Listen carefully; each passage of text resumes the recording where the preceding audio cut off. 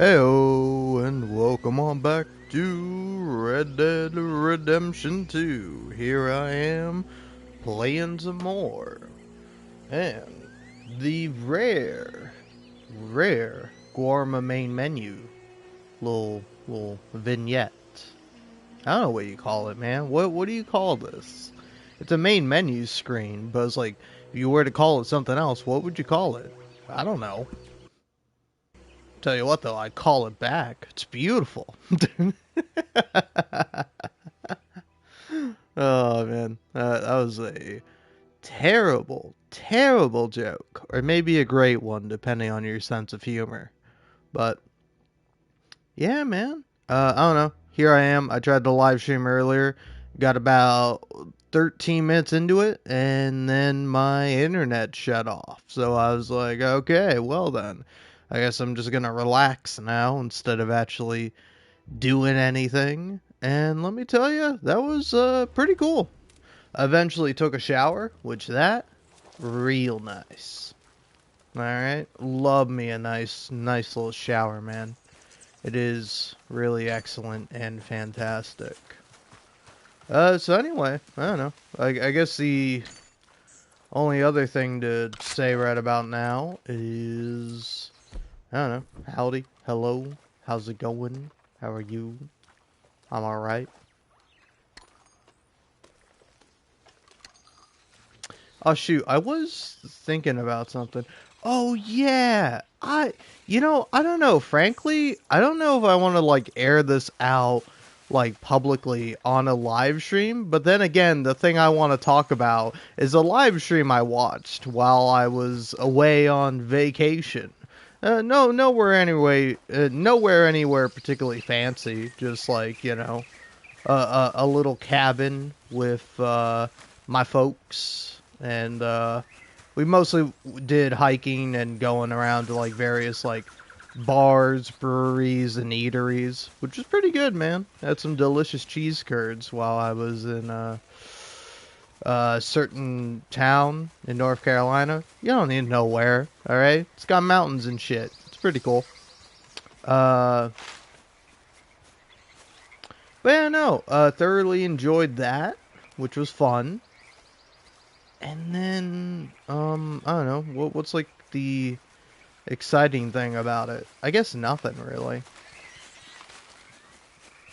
I don't know. I just hiked, took pictures. That was fun. I always like taking pictures, even if they're just for me. I don't know. I do want to post my pictures at some point, but then I'm always like, I don't know. I don't know where's like the best place to post pictures, because you might think, oh, it's Instagram, right? No, Instagram is garbage, because also I'm like an asshole walking around like this like beautiful like state nature area with like my Galaxy S22 or whatever I got, and I'm just like taking like .6 like camera lens shots, and it's like they look like so good and pretty. Like every time I go on vacation with like my family, they're always like, "Oh my god, your pictures are so good." I'm like, "They are. They're really nice." But it's like it's not like me or nothing. Like, I mean, yeah, I'm like making the shot, but it's like it's my phone's doing all the heavy lifting. It's the one taking the photos and making them look pretty. Whee. ¡Muévete, muévete! ¡Moverlo! ¡Muy bien, disparen! Forward to killing the rest of you bastards.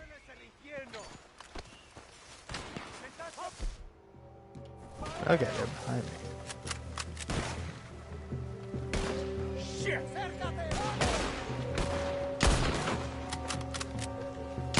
¡Come mierda, imbécil!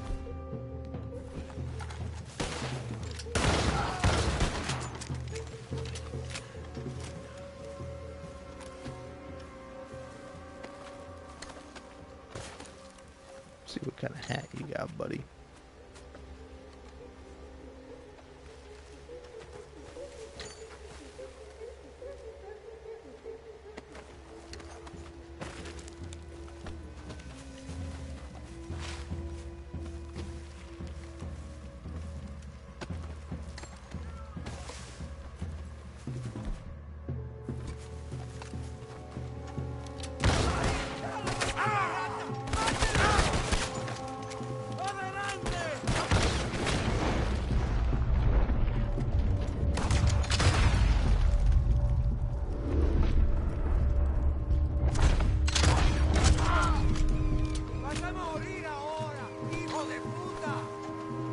Damn, look at him. He's got a shot face. Cross.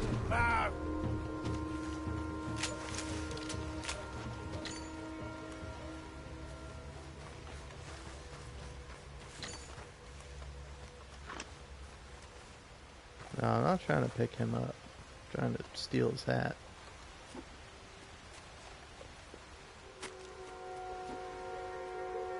See, now that looks a bit better.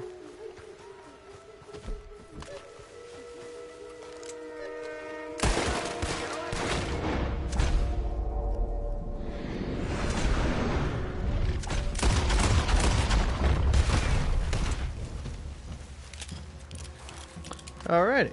Well, anyway, the thing I wanted to talk about before I got preoccupied shooting all these dudes was, I'll be honest, there's a YouTuber I don't really watch much of. Like, I don't think she makes bad content or nothing, but, like, I don't know, I just, like, never watched, like, a lot of her videos, you know? I definitely know of her, but I'm very much not, like, a very frequent watcher. But, like, I remember I did see her live streaming at one point, and I was like, oh, hey, I know that person. And then I was just like, I just started, like, watching them, and then it was, like, fun to watch them, like, play stuff. And that person is Girlfriend Reviews.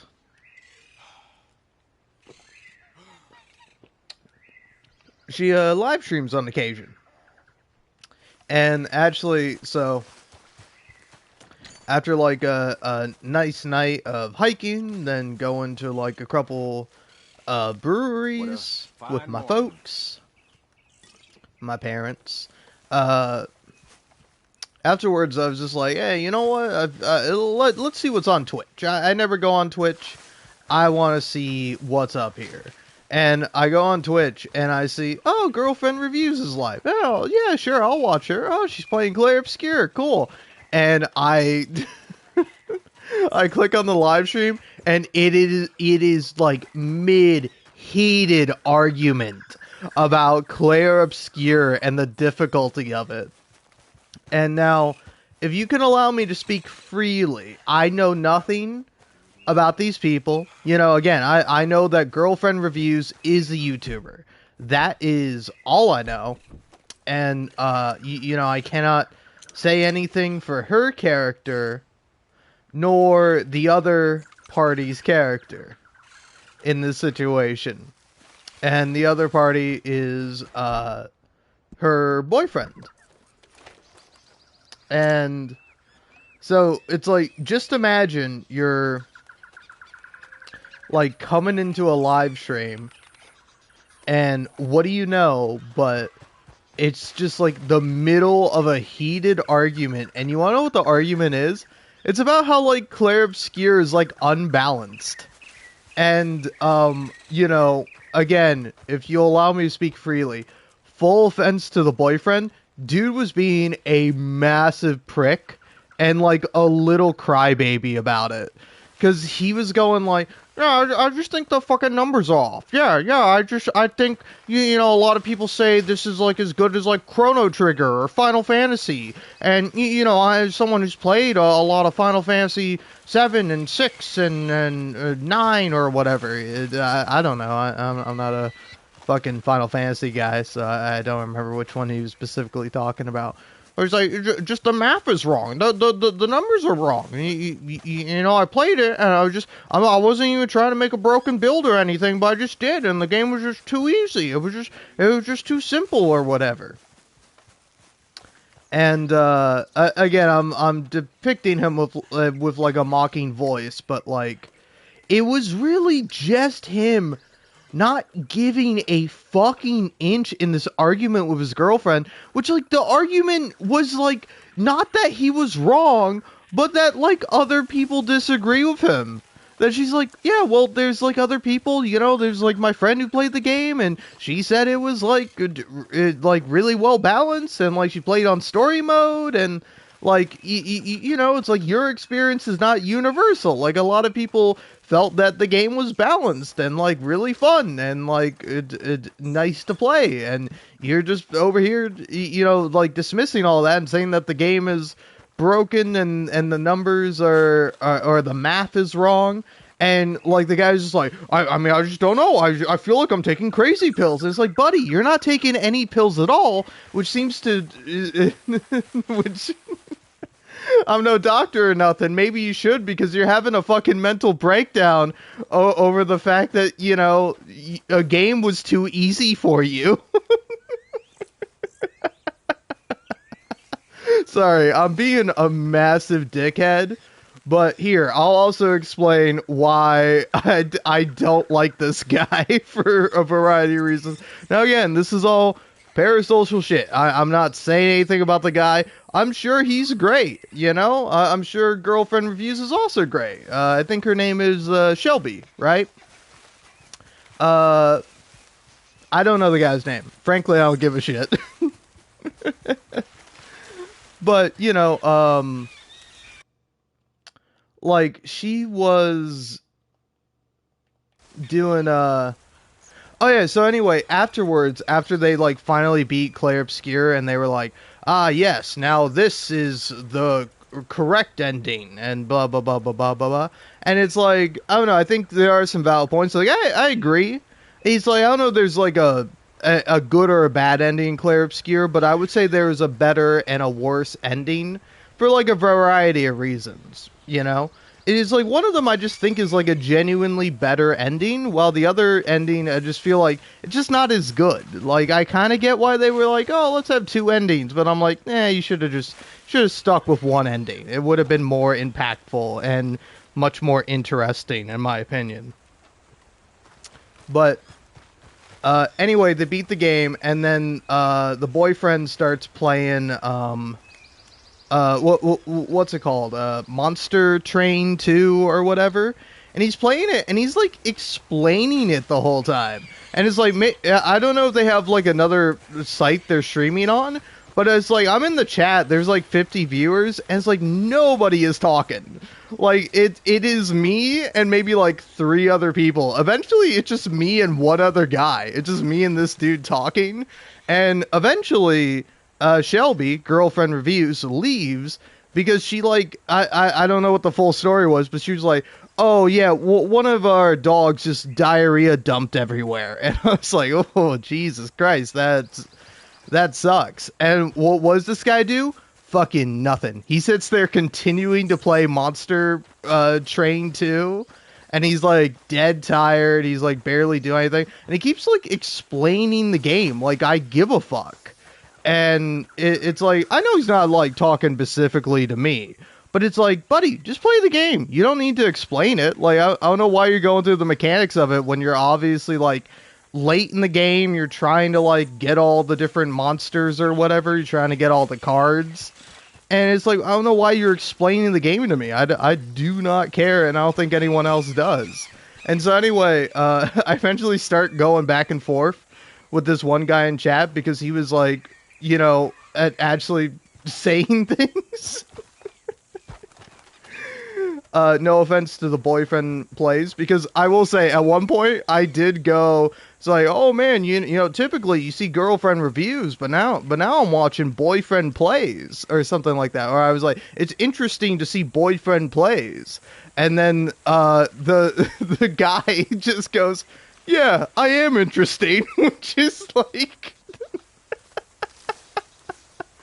it's like the saddest shit in the world, because it's like, I was being sarcastic, dude. When I left that comment, what I really wanted to say was, like, hey man, I came here to watch Girlfriend Reviews. I didn't come here to watch fucking shitty Boyfriend Plays.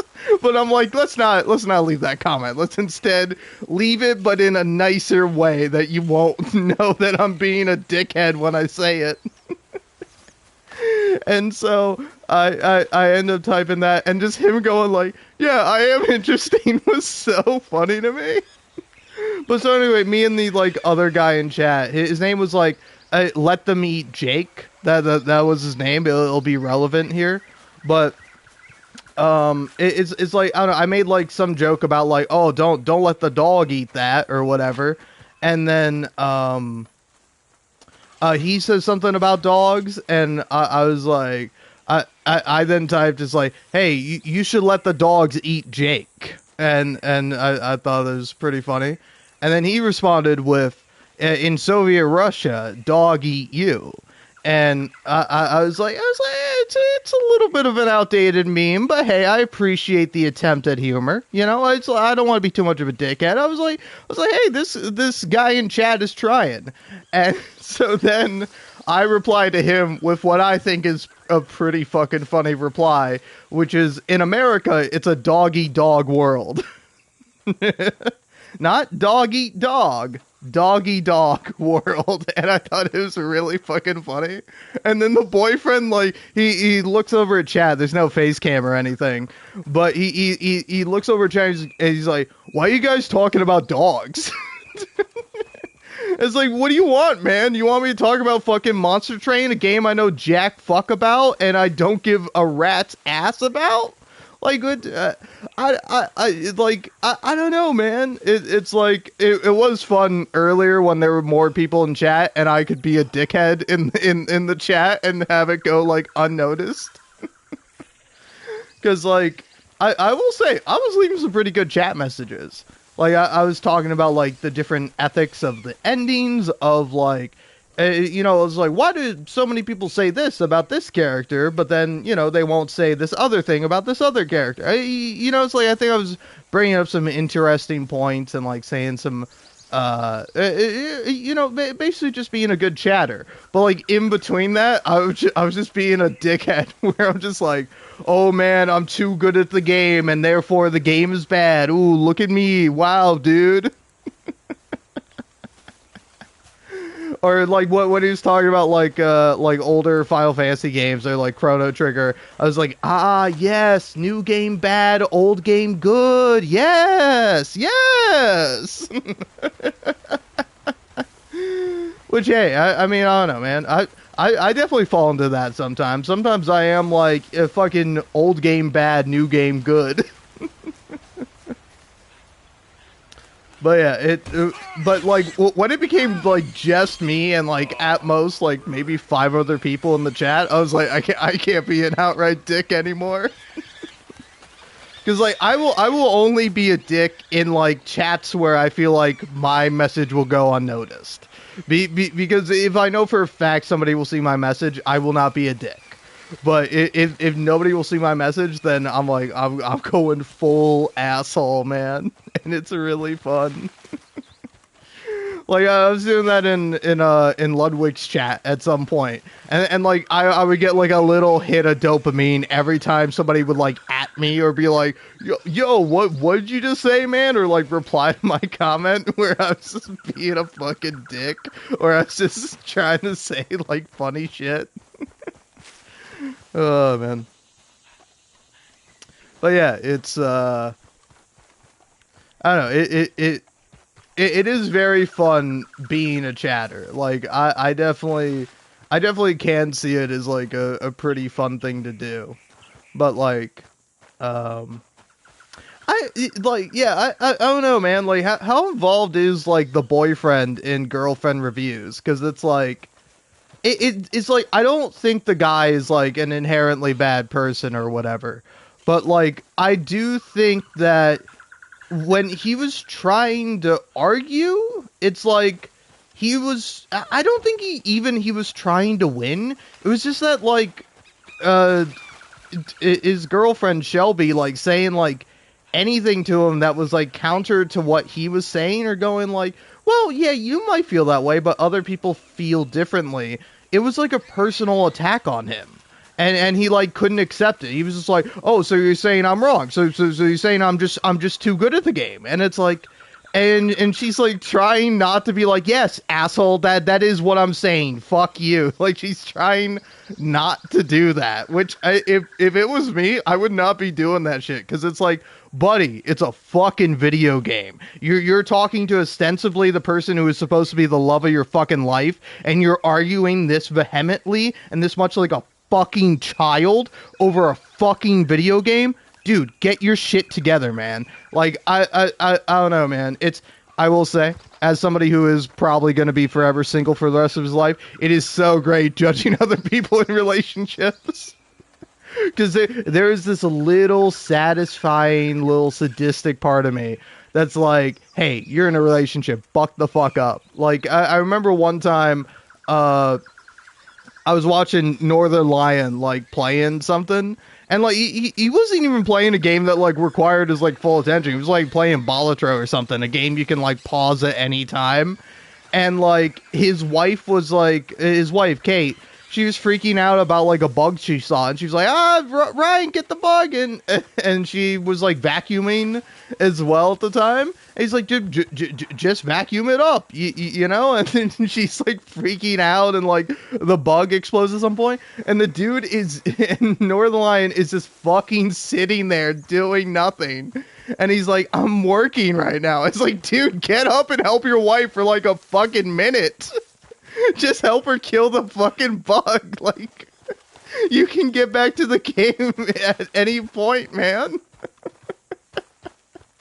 Like, there's not this, like, depressing time element. Like, maybe if he was playing, like, a multiplayer game or something that was, like, add a ticking clock element to it, I would get it a little bit more.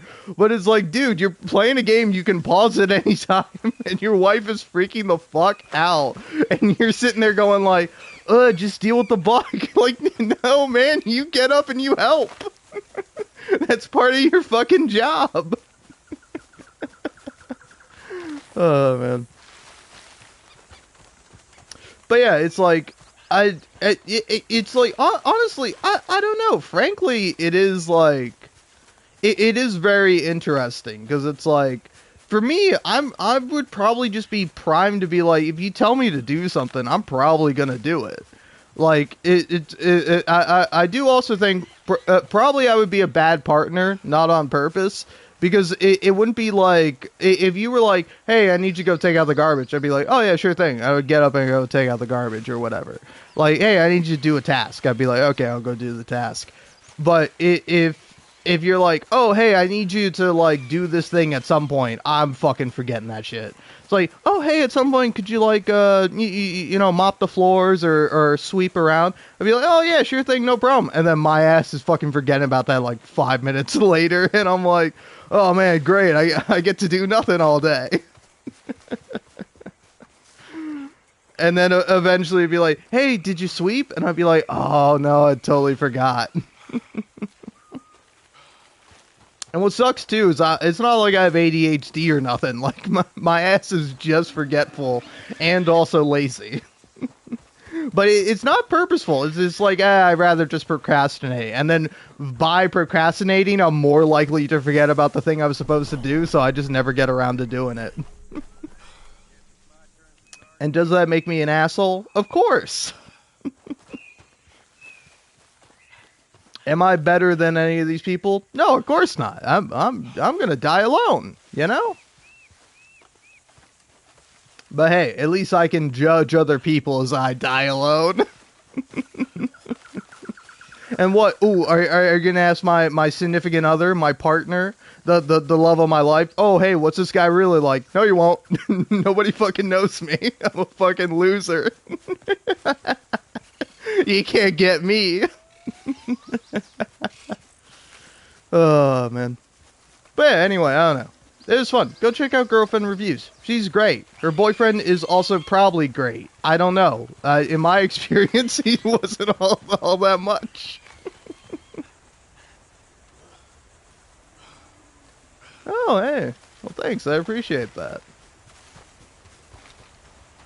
I'm surprised that the algorithm is giving me a little boost. I mean, I do appreciate it. Like, honestly, when I was playing Death Stranding 2, I was getting a pretty decent boost on my live streams, which was nice. And I played Red Dead Redemption 2, a game I love, and immediately my views started tanking. Which is alright, but the only thing that annoyed me about it was that I was playing Dredge, a really great game. Like, I really love Dredge. It was fantastic. And I was playing, and some guy was like, Oh man, I liked it. Oh, he also came into like my Persona 4 live stream, and it was like, man, I liked it way better when you were playing Red Dead Redemption. Oh man, this channel's gone downhill since you last played Red Dead Redemption. And so I was like, hey, you know what? I feel like playing Red Dead Redemption. It's been like several months. I'll play it again. And then that guy nowhere to be found.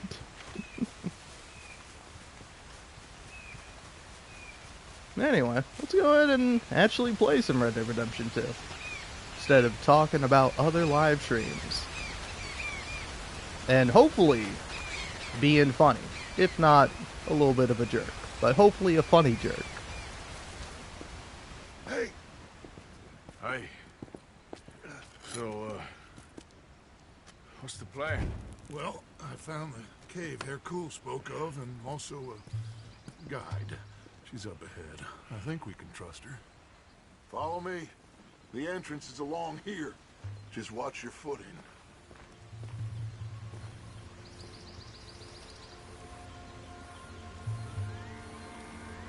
So, what do we do when we get Javier? Well, we're gonna get the hell out of here.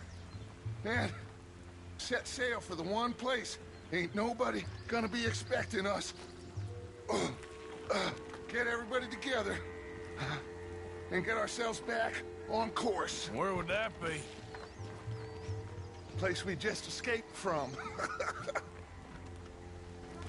You want to go back to Saint Denis? If it was you got left, you'd want us to go back. I'd want it, but I wouldn't expect it. That's the point. Ain't no one gonna expect it. We come back from the dead, gather everyone, and we leave before anyone realizes we've even resurrected. An insect bite you or something? Cause you gone, friend. We look like what we are. A bunch of desperados on the run.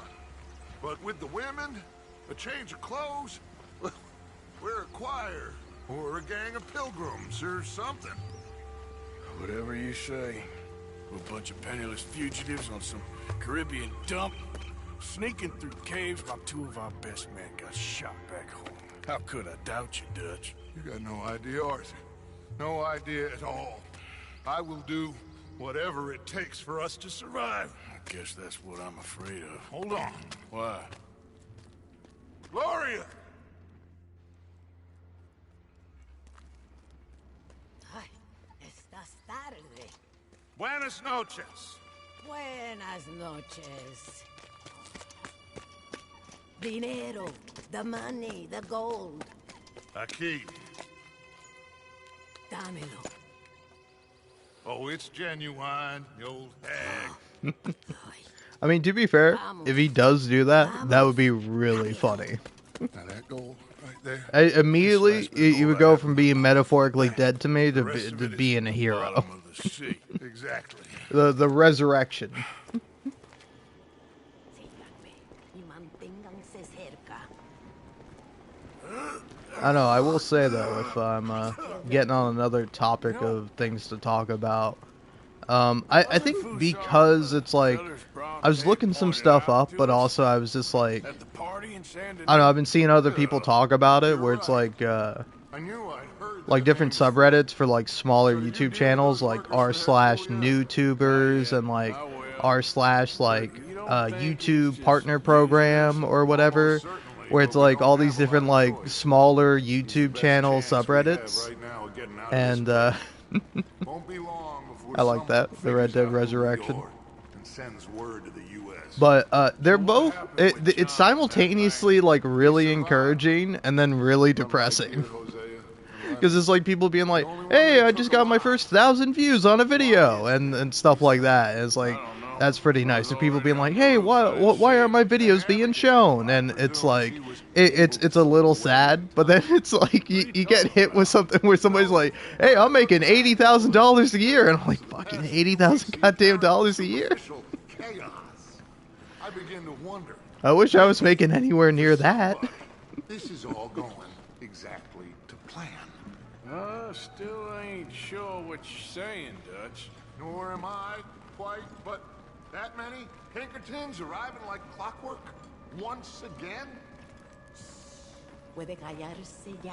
I don't know. It Está made cerca. me make that kind of money. I got to do the thing YouTube's been bugging me about, which is like, hey, why don't you share your analytics with Pardon me, my advertisers? And it's queen. like, YouTube, I don't want to share shit with advertisers. I hate them. Arthur, come help me with this. Just lift it. Okay, then. Like, obviously, no offense to YouTube and or advertisers, but every advertisement is a scam. Buy what you need, and it's like, advertising doesn't work on me, and it shouldn't work on you either. Anyway, here's some ads.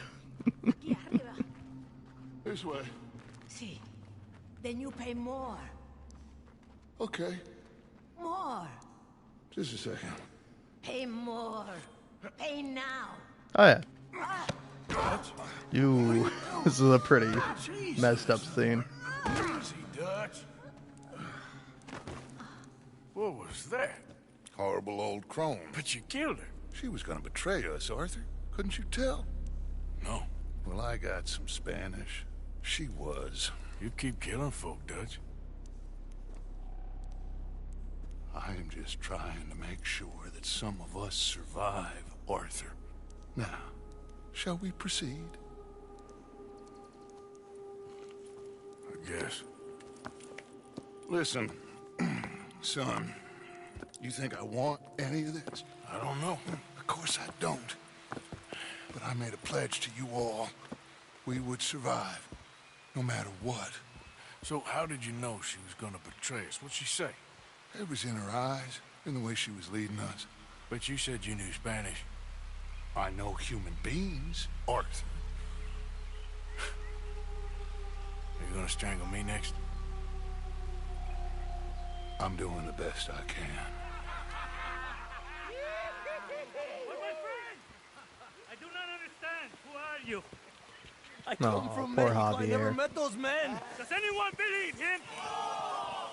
But yeah, I will say also on the topic of YouTube advertisements, one thing I don't necessarily mind is like a little bit of like self-promotion, where it's like, I was recently watching a regular Eye Patch Wolf video. You might know him more as Super Eye Patch Wolf. I've seen like a couple of his videos. Honestly, I know him mostly from like guesting on like podcasts I listen to. But he had this he had this one video where he was talking about like, I don't know if it was like Megan or if it was like another video of his that I was watching. But it's like I was watching it and like he talks about like, hey, I recently released this book all about like fake video games after I made my video about it. I'm really excited about it. And I'm like, okay, that's cool. And then he like started then like talking about, I was like, oh hey, and also here's like my live stream schedule or whatever. And I'm like, I'm watching it and I'm like 2.5 minutes into the video and I'm like, buddy, I'm glad that this is all going well for you, but I'm 2.5 minutes into this video. You haven't even begun to talk about the topic of the video. And then a subtle thing I like here. 3, 2, 1.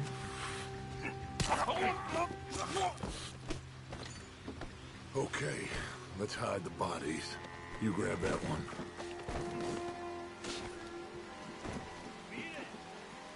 Because, like, I will say this game is guilty of it sometimes, where it's like you're right next to a bunch of guys while stealthing, and it's like, hey, go ahead and kill that guy.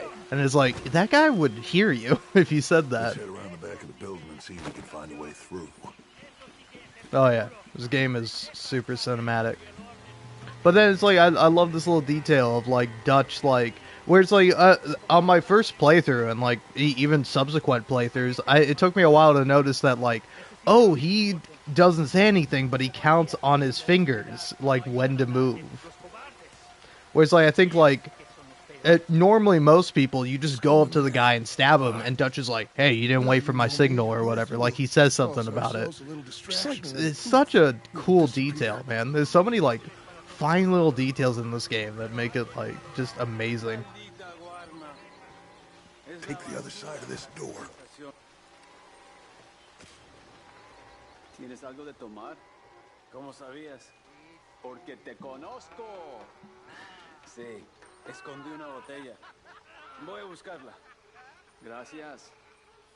Okay, you take the nearest one on the left.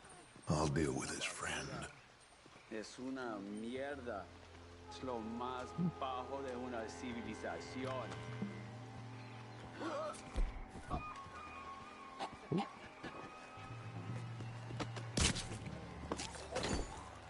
Over here. But yeah, also, nothing wrong with watching someone play a game. It's like, I feel like people tend to kind of look down on it. Because, like, I think Now there we is a need to difference create a between diversion. playing What do and you watching a think? game, Find but it's another not lady to much. strangle? That is enough, Arthur. This is a war. Well, if this is a war, then we need to start blowing some stuff up. Exactly. Oh, yeah. Dynamite? Oh, no, we don't need dynamite. We got a furnace. And lots of sugar. Sugar? Oh, yeah. BetterHelp is definitely You'll see. definitely like a terrible, like, I don't even want to call it like a product. It's more a scam than anything else. It's a scam. It's also like a health code violation.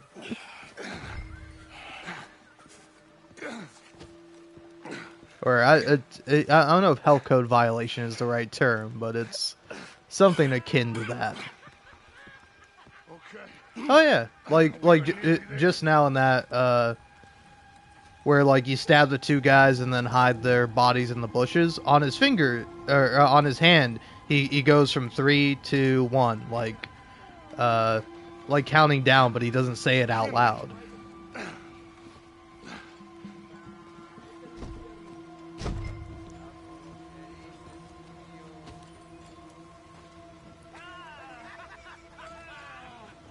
All right. HIPAA Gather laws, around and wait yeah. For me. I'll get this going.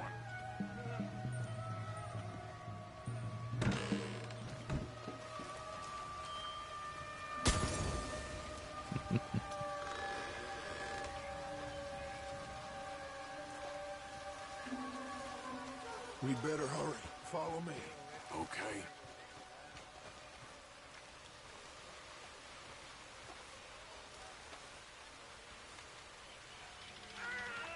I don't want to be too close to that building when it goes up.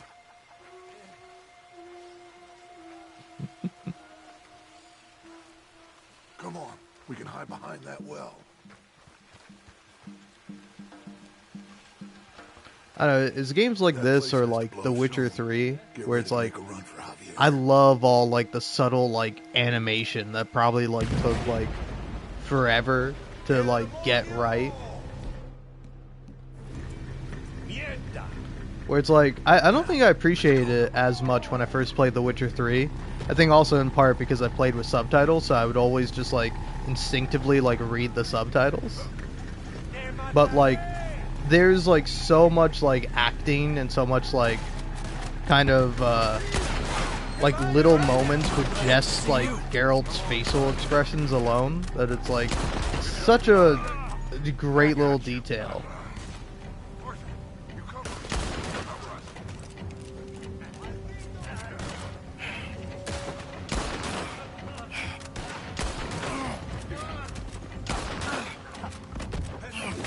And I'm gonna get this guy. We're gonna have to deal with these bastards first, Arthur. What do you think I've been doing, Dutch? Stay there, Javier. Arthur and I'll hold them off. There's more coming. I'll grab Javier. You shoot us some space, Arthur.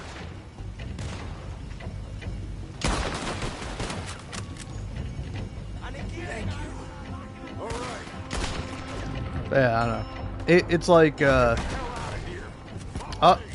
honestly, Red Dead Redemption is one of those games that, like, I really love because it's a game that gets better on repeat playthroughs.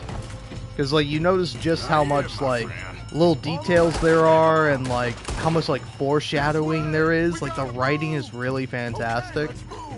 Because, like, I think something that is good, like, you play it through the first time and you love it.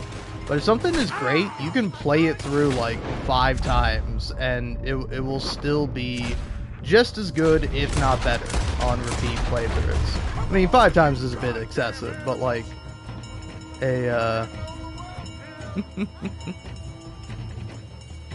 Hey, go for it.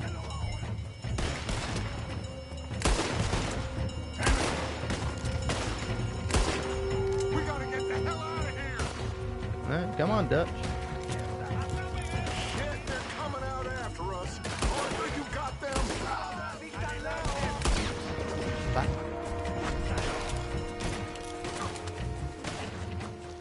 Bye. You missed it at the beginning, but I was talking about how like I really like the main menu screens in this game, where it, like shows you like a little vignette of like whatever area you're in, and it's like I've almost never seen like the Guarma one, because usually when I get to Guarma, I'm usually just like kind of jamming through it, where it doesn't take very long to get through Guarma. But it's nice that they included the main menu screen for Guarma, and it also just looks gorgeous.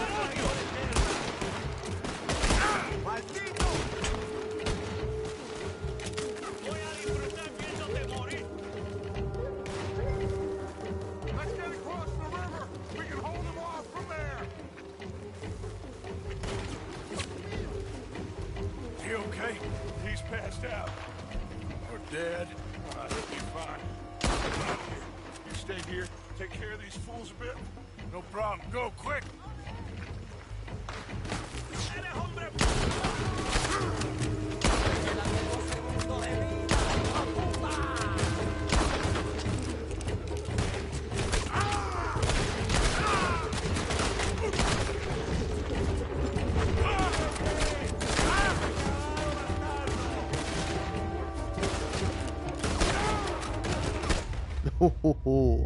I felt that coming.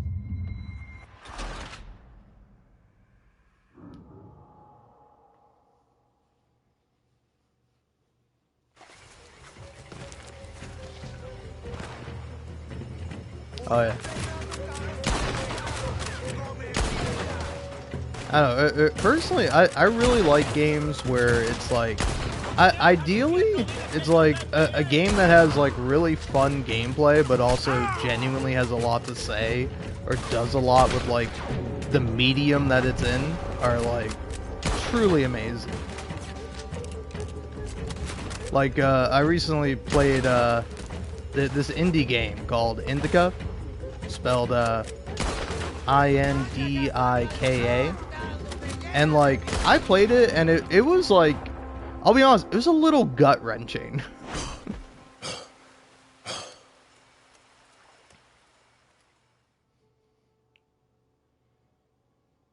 It was like a very, it's like there's like one particular scene that is just like kind of heartbreaking when you play it, but it's like I finished the game, and it's like it left me a little bit empty on the inside, but I was like, man, holy shit, like I don't even want to say that was a good game, because like there were like little puzzles throughout it which were pretty neat, but just like the then the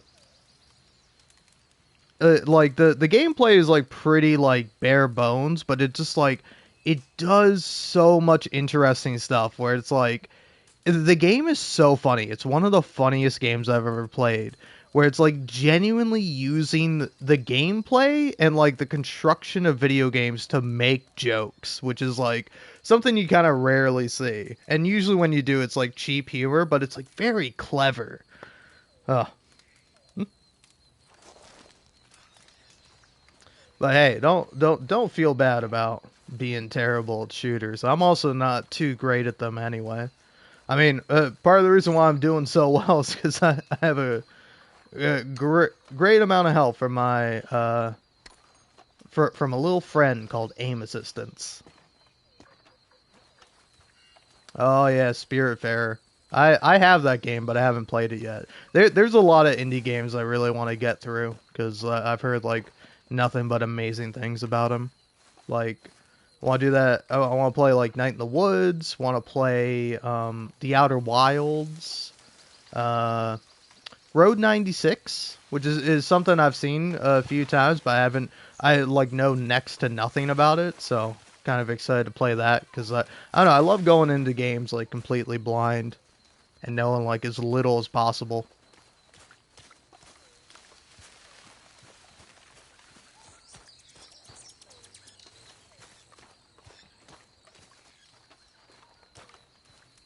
How you feeling?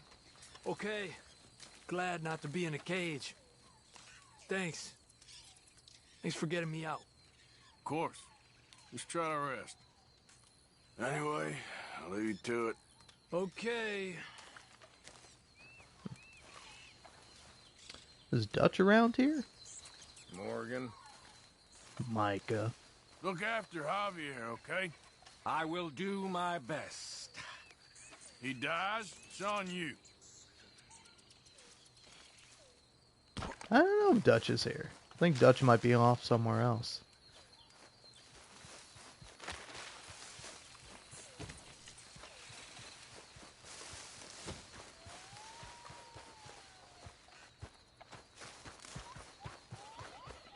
Anyway, let's go do the the second of the 4 missions in Gorma.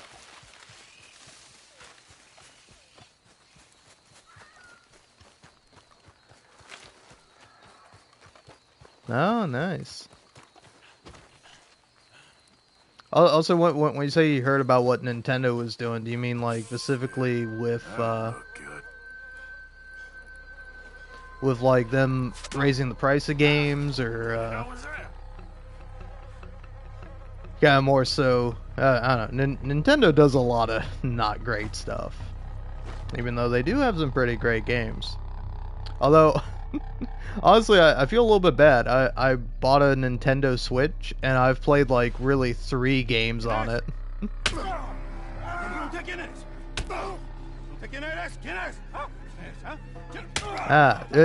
Dutch is the main guy. He was the one leading us through the mission, guy with the mustache. Typically, he has, like, a black and red vest on and, like, a fedora, which lets you know that maybe he's not the best guy in the world. Where you from? Where you from, I'm asking you? What are you doing here? What are you doing here? Huh? What are you doing here? What are you doing here? Come on. I'm an American. My name is Leviticus Cornwall.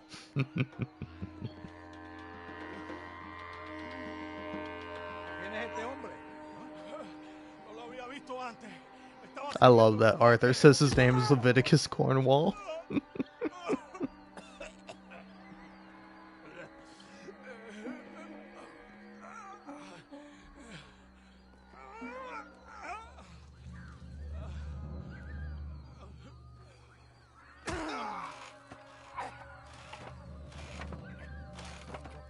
I will say though, another thing I really like about Red Dead Redemption 2 is that it's really great if you've played the first game, but like by no means do you have to have played it. Whereas like I know a lot of people played Red Dead Redemption 2 as their first game, and like there's absolutely no problem with that, but it is a shame only because you do miss out on some like subtle jokes and references to the first I game. think I hear voices coming from the other ruins down there. Let's sneak down and take a look. Which way? I'll show you. Oh yeah. East. You don't look good. You should rest here.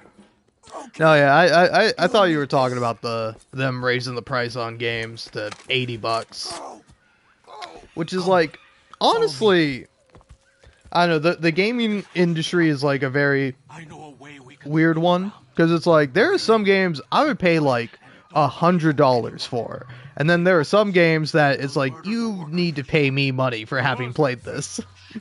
one of her guildsmen. Oh yeah. I will say, I don't want to get too deep into, like, spoilers or anything like that, but I did recently watch a video of someone analyzing Red Dead Redemption 2 having not played the first game, and, like, they talked about how, like, they never really liked Dutch. Like, they always thought he was shady, and they always thought he was bad. And, like, I thought it was an interesting perspective, because if you had played the first Red Dead Redemption, it's like you kind of know that Dutch is a bit shady, that he's not the best guy in the world. But like, if you haven't played it, I can totally see playing this game and then never liking him or trusting him.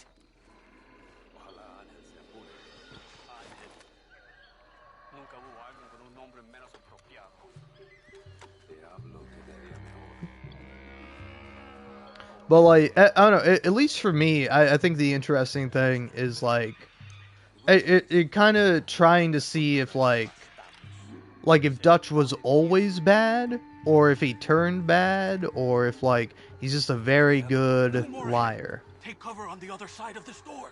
Ratas. Criado por el mismo diablo.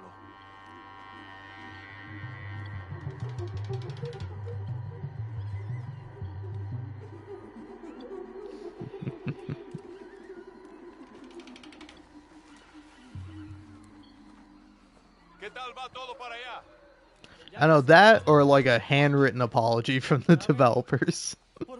Like, there are some games I play that I've loved, but then I get to a certain point or a certain part, and I'm like, you need to apologize for this. Because either you made it bad on purpose and you wanted me to suffer, or you didn't, and somehow you made something that was so bad I thought you were like intentionally trying to make me miserable.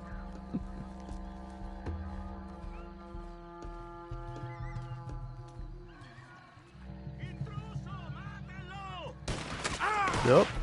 Alright.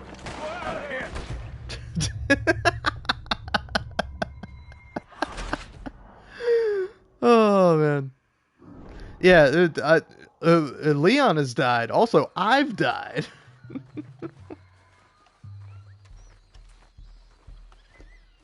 ¿Qué tal va todo para allá? Ya casi acabo. ¿Saben? Por mucho que disfruto viendo socialista colgando, ahorcar es un trabajo tedioso, ¿ah? Toma demasiado tiempo. Estás enfermo.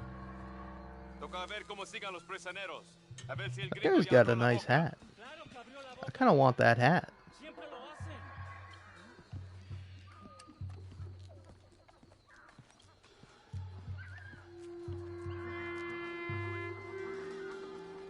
¡Un prisionero escapado!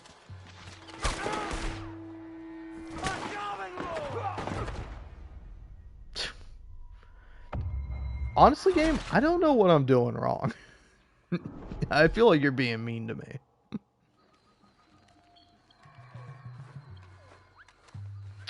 I do think it's definitely a little bit of that with Dutch. I think like Dutch's like greatest character flaw is also like tied into why he's so great, or the fact that he is so great, is that like, especially you see in this game, like anytime anyone challenges Dutch or tries to call him out, he gets so like pissed off with it.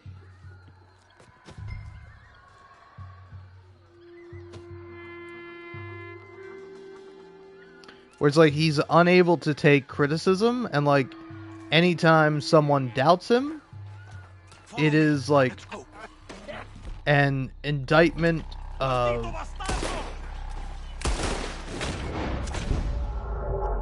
it's like an indictment of him and of them, you know?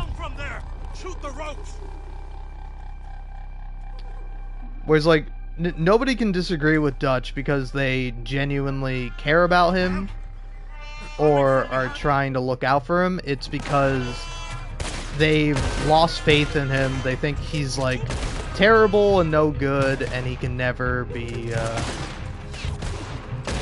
and like he's unable to be redeemed. Like he's just unable to take criticism because he always thinks he knows the right thing to do. And sometimes he does know the right thing to do, but like you should still be open to questions and concerns from your closest allies.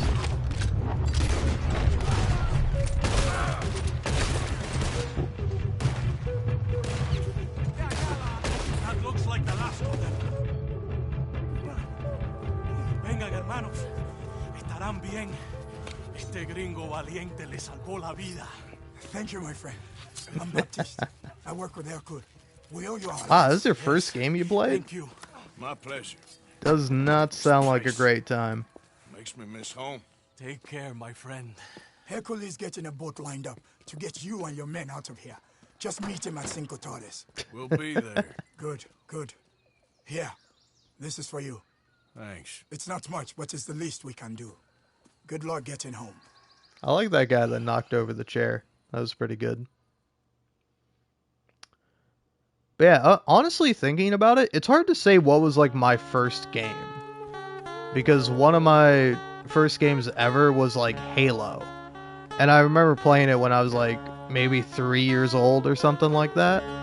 But then eventually I like started playing games like Crash Bandicoot or like SpongeBob Battle for Bikini Bottom and stuff like that. And I remember I would like come home from school and I would like turn on the Xbox and I would be like annoyed because my dad had like played Halo at some point. And I was like, why is Halo in here? I don't want to play this.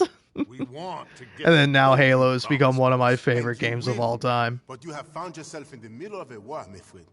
Fuso has called in the Navy from Cuba. There's no way a boat could leave right now. Hercule! Hercule, s'il vous plaît! Vite! Vite! Come. Follow me.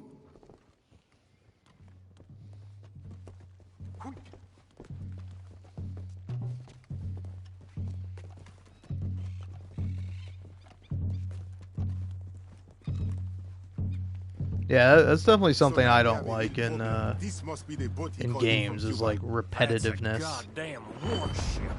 You kinda have to hand it to this feller. Because also it's like, there's a difference between me repeatedly doing something or repeating something versus like a game getting repetitive. So what do we do? I will go get the cannon ready. Okay, let's get to it.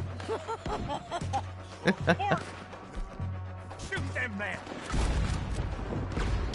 Shoot them! Oh yeah. Fellas on the beach! I see them. There's more coming down the right side of the... Let's prepare the Western part. Why the hell are we doing this? I don't know, I love that game, but I also remember getting like stuck at some parts. He's using us! Like I would say I'm pretty decent at games for the most part, but like one thing I am terrible at and always have been is button mashing.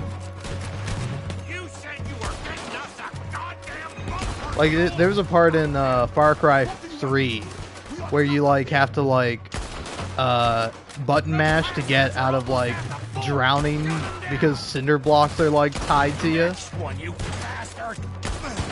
And, like, I got stuck on that part for so long until eventually I, like, looked up a strategy.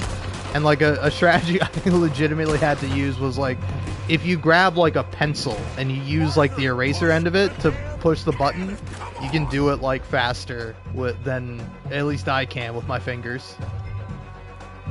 Oh, gotta push the cannon. Arthur, are you going to help Hercule?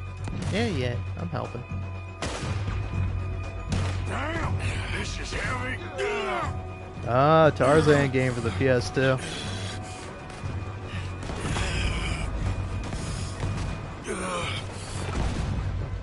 Yeah, sadly I never had a PS2. I was always an Xbox kid, you know? Had the Xbox when I was younger, then eventually I got the 360. Loved that.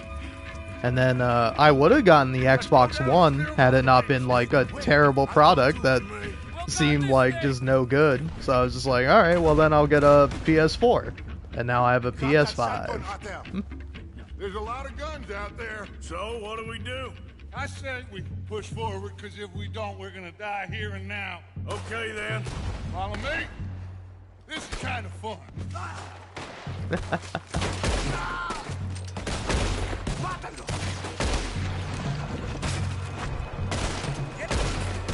I can definitely see that. Oh, don't stab me. Okay, I think we can move. Let's go. We need to stay together, Andre. Okay, where are we going? No, down here. Look, I turned off my HUD. I don't know where we're all going at all times. Come on. Let's move down! Yes! We need to push them back! Adelante! Let's do things, buddy! The ship just hit their own men! Very kind of you, Mr. Fusar! There are boats coming from both sides. Damn it! What do we do now? Hercule, you take the left. Okay. You go left too. Hit them hard on that side. All right. Good luck, gentlemen. There's another boat coming in on the left!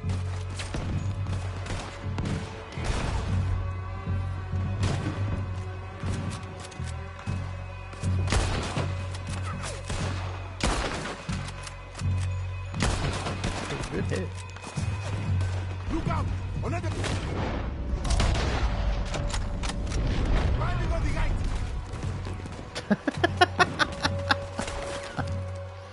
Oh, man.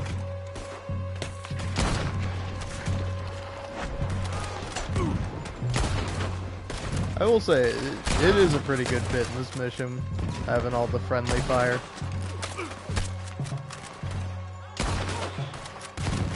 Keep going! Just a few left now!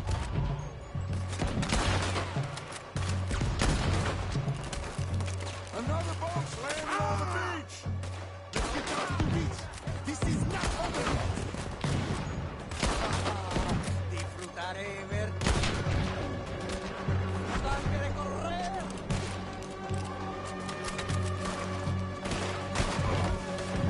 Just one more! Take him out!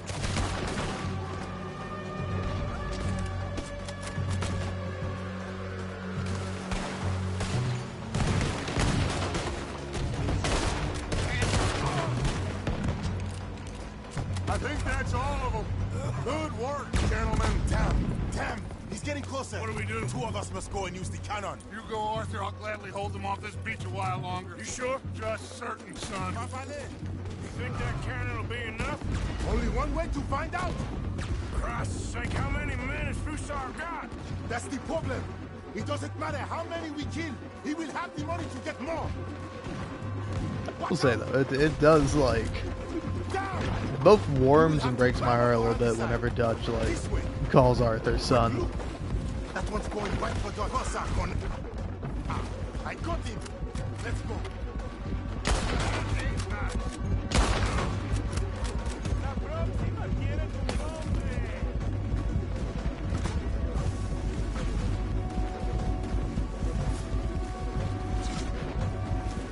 Oh yeah. Personally, I love the Nintendo DS. That was like really fun. I remember like moving when I was like in the first grade, and like the after school program I went to, like most of the kids there had a DS, and I was like, oh, I was like begging my mom to get me a DS for Christmas.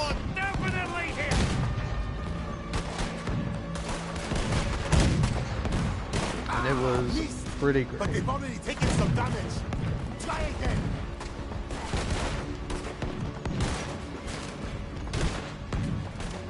Oh, reload. Look, it's taking on water. Keep firing.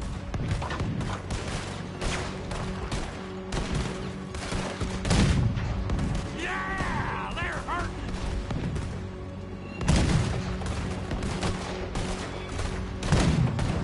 There we go. Yes, they're going down.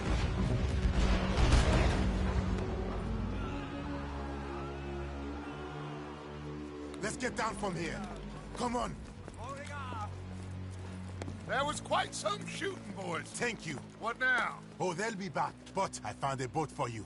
And he should be arriving on the dock any time now. Great. Micah, go meet with the captain. If he's amenable and discreet, tell him we'll be ready to set sail soon. Bill, come help me collect poor old Javier. Sure. Hercule, it was a great pleasure to make your acquaintance.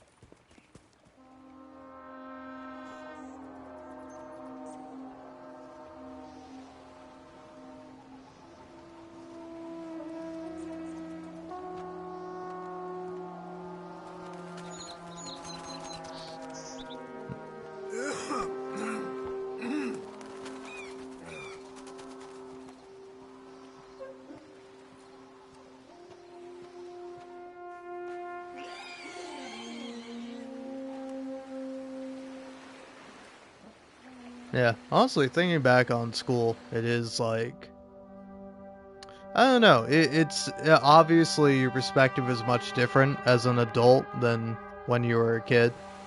But it's like I always liked learning. I just never really liked school all that often. We got a Like, I got pretty real decent problem. grades, Nice like Mr. mostly Fuso don't want A's. us going nowhere. He knows just who we are. If he can keep us here for a few more days, well. And what about the captain of the ship here? But I don't know. I do wish schools were like better at like encouraging actual learning rather than just like memorization and like, Is really you know. beginning to try my patience. He ain't even had you tortured yet. I like the man's style. He's thorough, nasty, and vindictive. However, in this instance, I don't see we got any alternative, but we go and free our friendly captain and destroy the artillery. For once, I agree with you. They're cool? Oh, I'll fight Alberto Fusa every day I can. All right. Bill, you're gonna guard Javier on the ship here. Micah, Arthur, let's get to work. They're cool? We follow you. Anale, this way.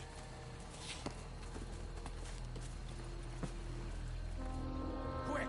Let's get up around the back of that artillery post.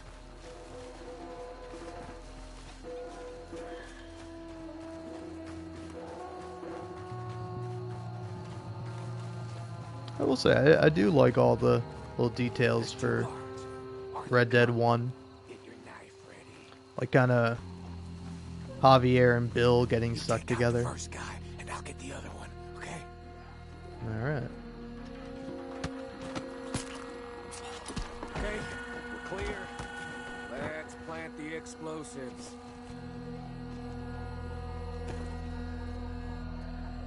You got it secured properly, cowpoke? I think so. Knowing you, I have my doubts. Shut up, Micah. Come on, run! Also, Micah, button up your fucking shirt, man. What are you doing? I forgot about that. Oh god, that's one of the funniest scenes in the game. I forgot them like fighting like children, trying to push past each other. Oh man. That's how you want to do it? I'm sorry, that was so good. Oh man. This gang really is a family. Push forward!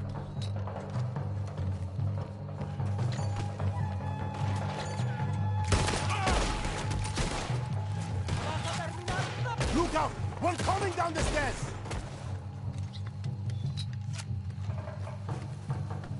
Head up the stairs and get the rest of them. Damn it! Wait here for a second for the others to catch up. I'll get the dynamite rigged on these cannons. There'll be more coming. We'll hold them off. Up here, Arthur. We'll have a better view. Look! More people coming through the fields. Okay, come on. Let's pick them off before they get too close.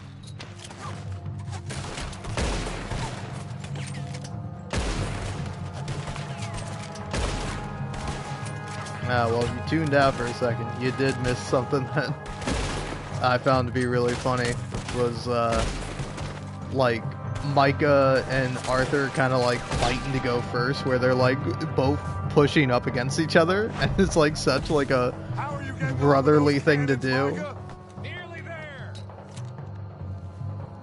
Of his, like, this very sibling thing of, like, oh, I'm going first. No, I'm going first.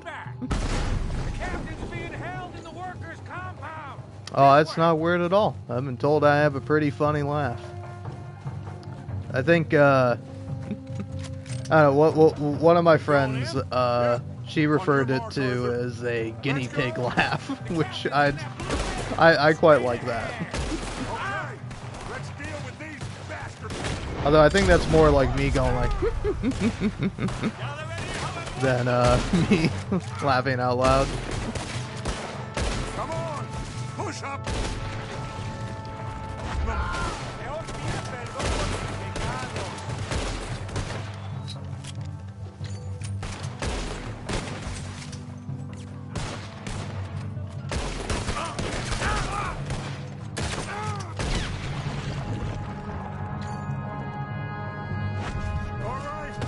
get the captain out of that cabin, we'll cover things out here. I will say I also have another friend who says she stole my laugh because I don't know. It's a fun way to laugh. But it's the only way I know how. I got you now, you bastard. We are all bastards, my friend. But only one of us is some would-be emperor's whore. We know who you are. And nobody knows who you are.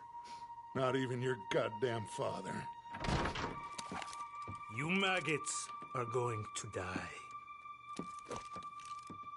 Eventually, I'm sure we will.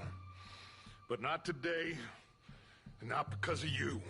The U.S. Navy is on the way. I am sure they are.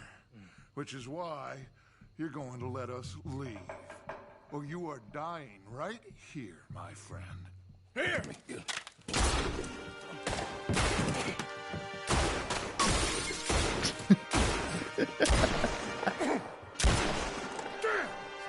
God, this mission is really funny. I forgot how many funny moments there are. Thank you, Captain. I suppose you men are my car. Also, Dutch, apropos of nothing, saying to the guy, and nobody knows who you are, not even your goddamn father, is so funny. Like, Dutch, do you even know that? Do you know this guy? Or are you just taking a shot in the dark? I didn't see him. You're just like, this guy gives off absent father energy.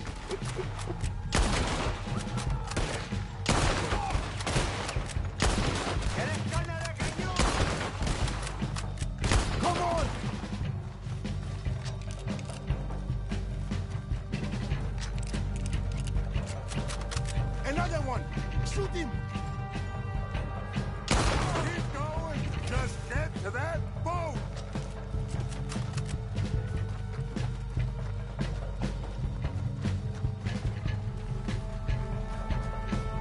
Look out on the left, there's one on the right!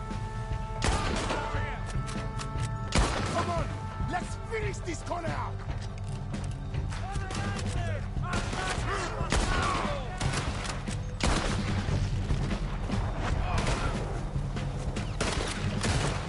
Let's go!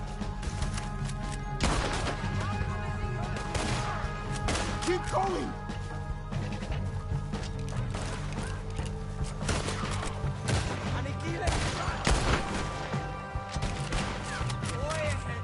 Let's move!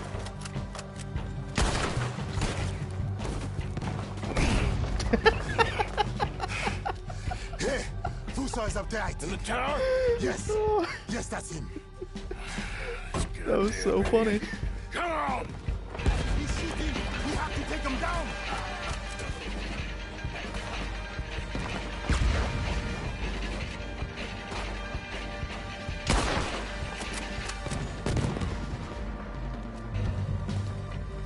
Arthur, there's another cannon up ahead on our left. Can you get to that? I'll try.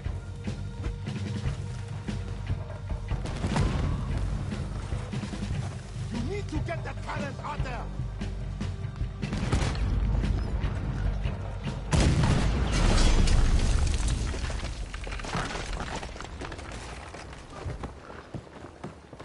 I got it for you, Javier.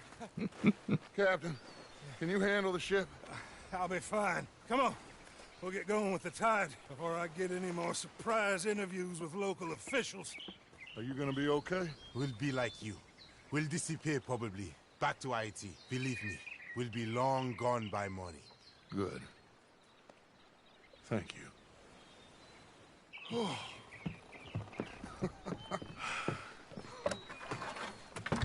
We survived. Just about.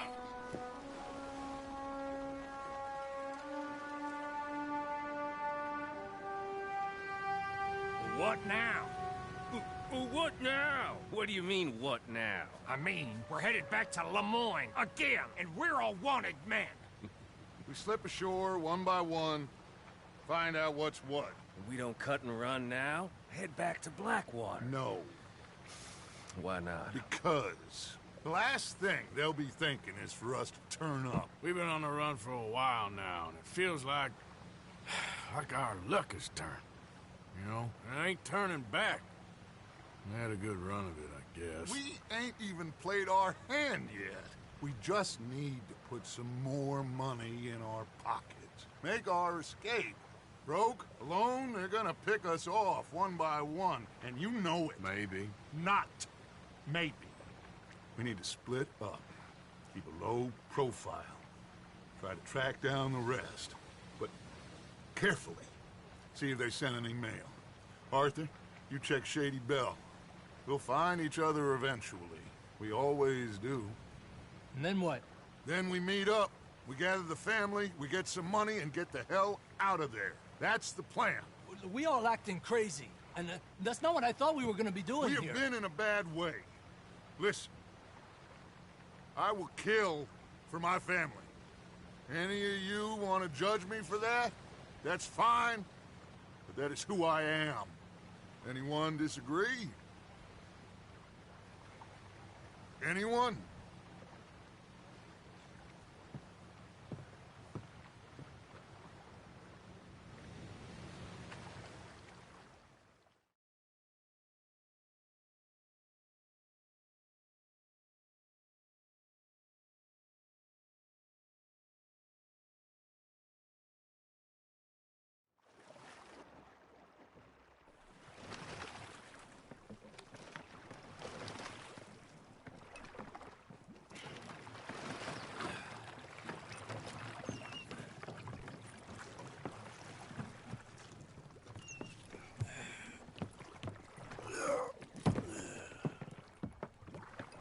You know, I've never really noticed the captain's cool hat. Also, anyway, hello. I returned. Sorry I wasn't talking. Saw my opportunity to use the restroom, and I took it. Anyway, cheers.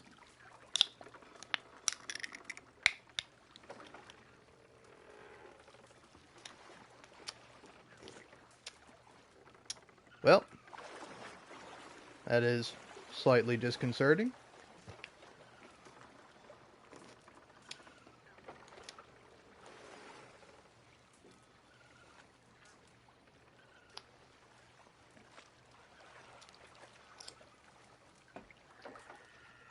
All right.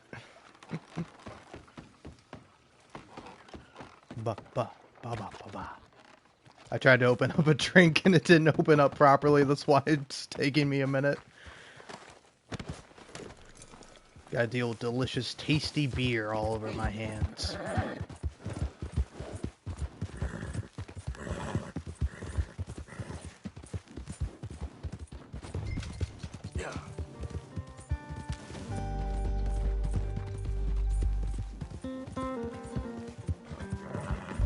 Alright, I think I have to do this legally. Oh no, we're just gonna keep going with it? Okay, it's fading out. Sorry, horsey. It had to be done. Yep, that's a good girl.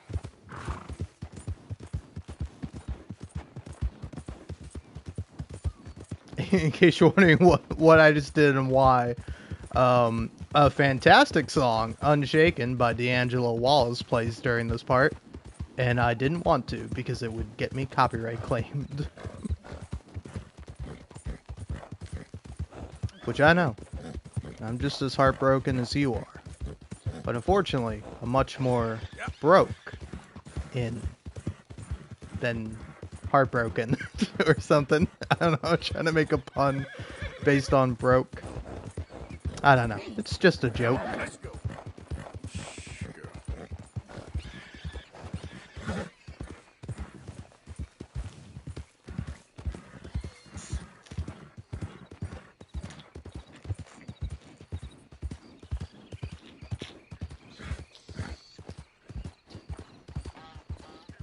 It is so hard to drink out of a beer can when it's not properly opened.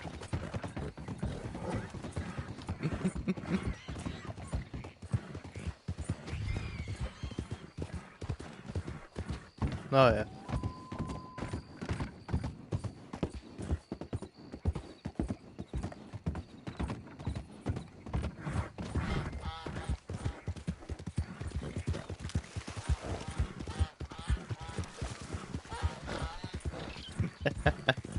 Yeah, exactly. Yeah.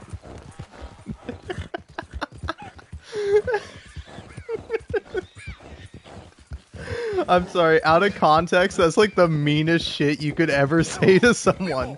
You really put the broken heart broken. That's so mean. Oh man. That's actually cracking me up. Huh, now here's something I've never done. What happens if you go here first? Because, not saying that I've played this game a billion times or nothing, but this is where the gang is. Calm down. Oh, yeah, look at that. You just show up here. Yeah. Oh god, oh no? What's wrong? Arthur's here. Oh, Arthur! Oh, you're alive. Just about. Come inside. Come on, it's raining.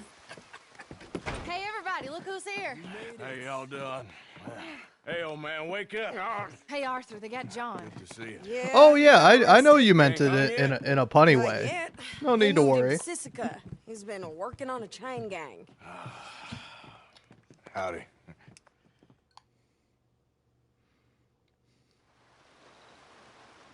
I know you didn't mean it that way. I was just thinking about it. It's really funny. Hey, that's like the only time you see Micah sleeping in the game. Okay. And he's barely even sleeping. How did you folks find each other? What happened?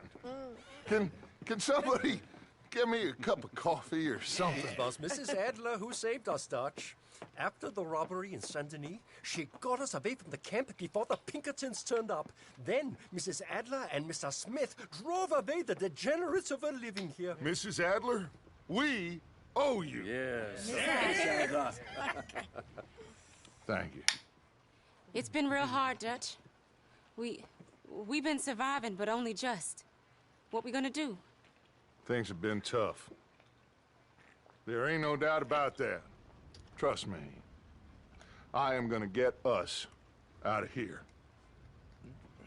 This ain't over. Ain't none of you folks interested in our adventures? Guess we're more interested in escaping the hangmen on our tail. Cheerful nymph of the prairie, wasn't you, Abigail? Oh, sure. My fair heart jumps for joy when I set eyes on you, Micah. We buried Hosea. I did. in I got it Dutch. open. Charles and I Sorry. stole his body from the law one night. I had to proper rip burial. the tab He's off from of the us. can, and then I was just like pressing down on it. Is. Well, I asked everyone I could find, and eventually someone new said you fools were out here. Shit. Give me a drink or something. Get your own damn drink. In our absence, Mrs. Adler here has been looking after things. Now sit down. This is Agent Milton with the Pinkerton Detective Agency. Already? On behalf of Cornwall, Kerosene, and Tar, the United States government, and the Commonwealth of West Elizabeth. Here we go. We are here to arrest you. Come out with your hands up. Give them to a count of 5, then give them everything. Actually, let them have it. Get down. After everyone you could find, did you? Arthur, follow me. This is real bad. Just stay down, Ollie. God damn it. Arthur, follow me.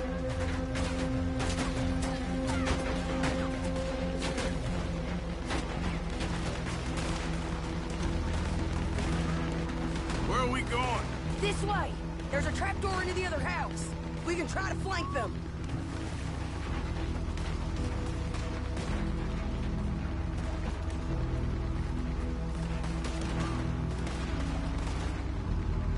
Get up here! Keep shooting until nothing moves. Okay, take the other side. You mistook it for Why weakness. stop shooting? Now I will show strength, and you may mistake it for brutality. There is no escape for any of you. I shall hunt you to the ends of the earth and the end of time. I killed your friends. Really starting to irritate me. Each and every one of you.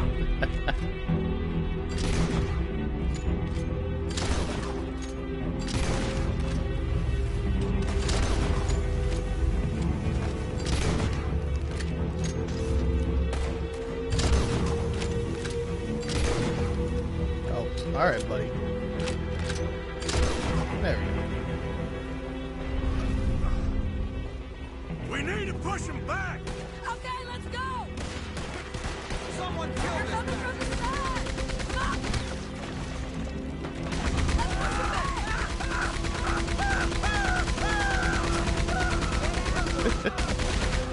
Oh, man.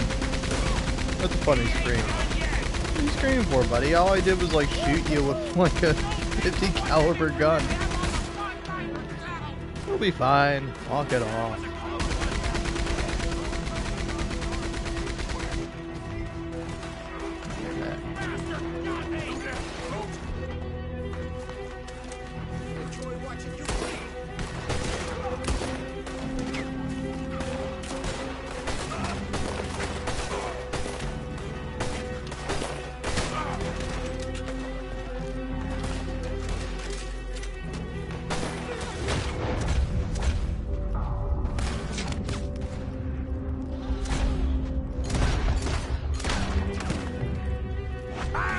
Trees, get after him! Gotcha, buddy. So, any last words? No? Hey, I'll let you go, man. There's more of them! Get on that Gatling gun, Arthur! No. Oh, what game are you playing where you gotta stop dinosaurs from killing people? Which, I'll be honest with you, don't know what kind of people you're protecting, but push comes to shove, honestly, I currently find myself siding with the dinosaurs.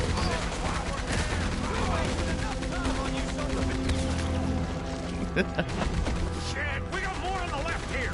Keep your head down. I'm swinging this around. Where are you going to run from that? More coming this way, Arthur! To your right! There's more of them moving in. Drop that man!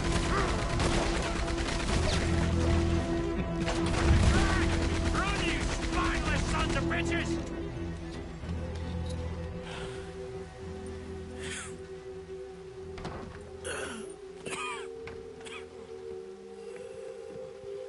You saved us, Arthur.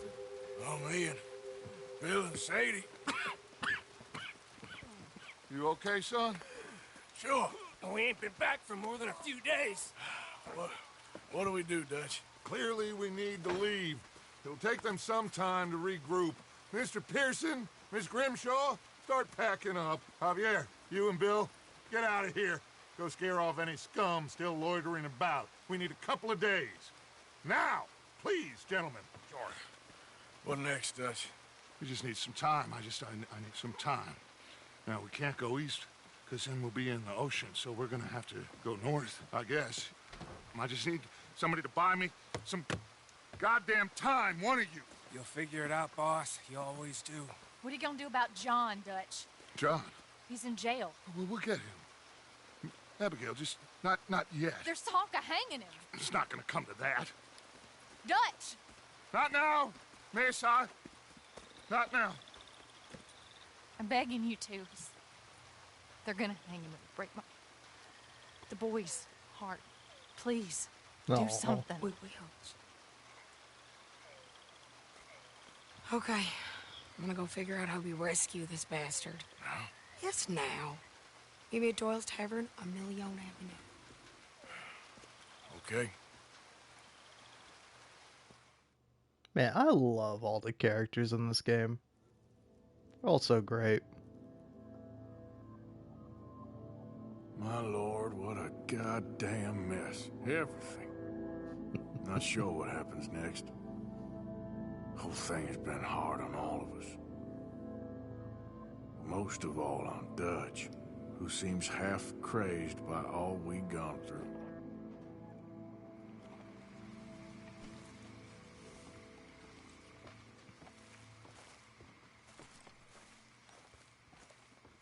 Come on, game. Let me say hi to Charles.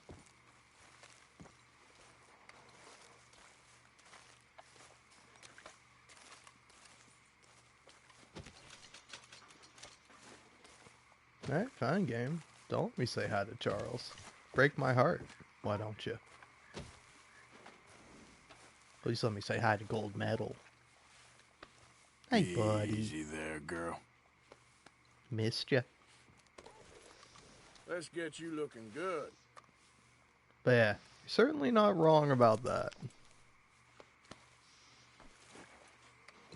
I think of a number of creatures to possibly feed billionaires to. Metaphorically, of course. Definitely not literally.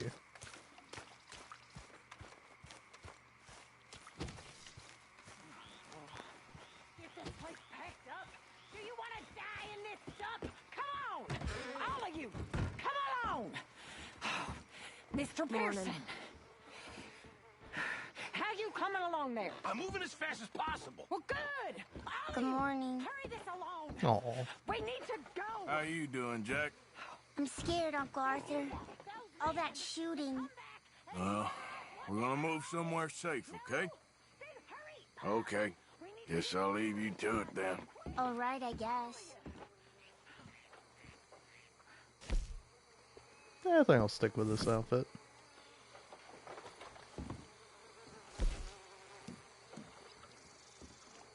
Are you holding up? I'm breathing.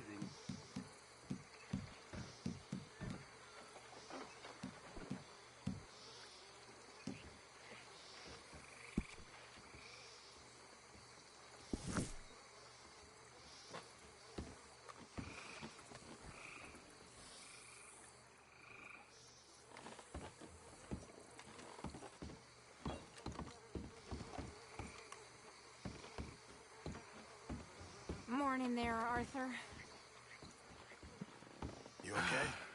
It's good to see you again, despite the circumstances. I'm with you. You too.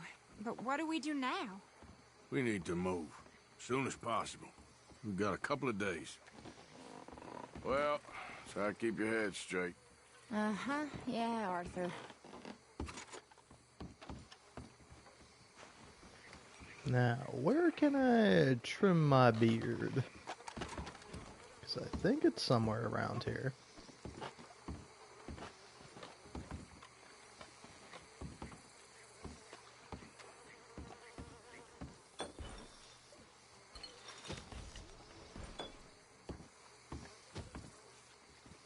I don't know. Maybe I can't. Maybe I gotta go into town. Some reunion, huh? Well, at least you're alive. So what now? We got a couple of days to work that out. Okay. Guess I'll see you later then. Okay. You okay, Abigail? What are we gonna do? We can't stay here. I know. I'll speak to Dutch.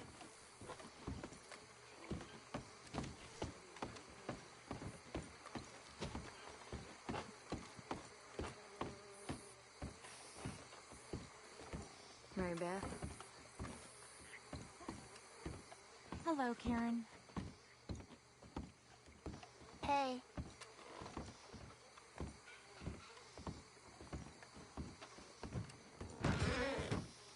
Hello, Mr. Morgan. Reverend, it's good to see you again. You too. But this is a mess. A real mess. I know.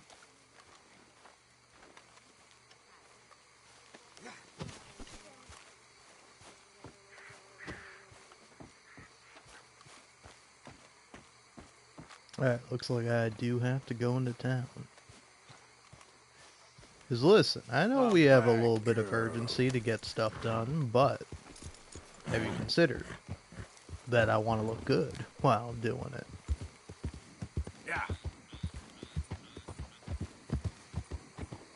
I will say though, it's I do not think I would have replayed Red Dead Redemption 2 as many times as I have if I couldn't customize Arthur Morgan. It's honestly, I think, a little bit of an underrated feature in some games. Like, even if you just give me a little bit of customization, I don't know, I'm always gonna love it. Like, another game I've played a ton of times, Insomniac Spider-Man. Like, I love, like, putting on the different spider suits for, like, different missions or whatever. It's, like, so fun. Was like, if for me at least, if you want a game to have replayability, you gotta have customization. It can still be replayable without it, but makes it all the better. Hey there!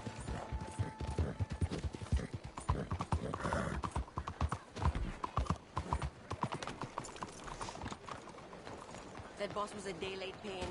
He said since he told me You lose the scissors in your house? Grab a seat, let's get to work. I don't have a house. Got an idea of what you want? That looks better.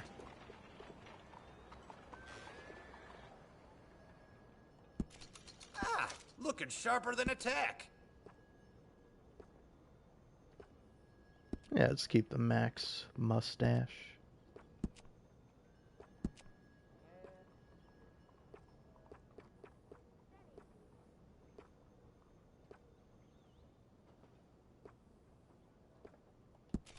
Stylish and clean.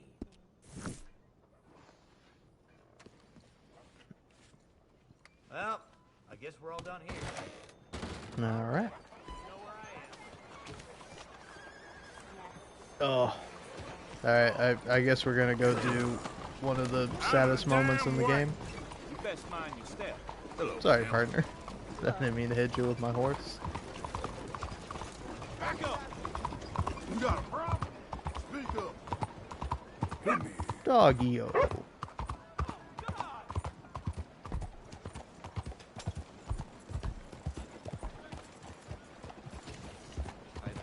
Hello, sir. Oh, you know what? Let's do this mission.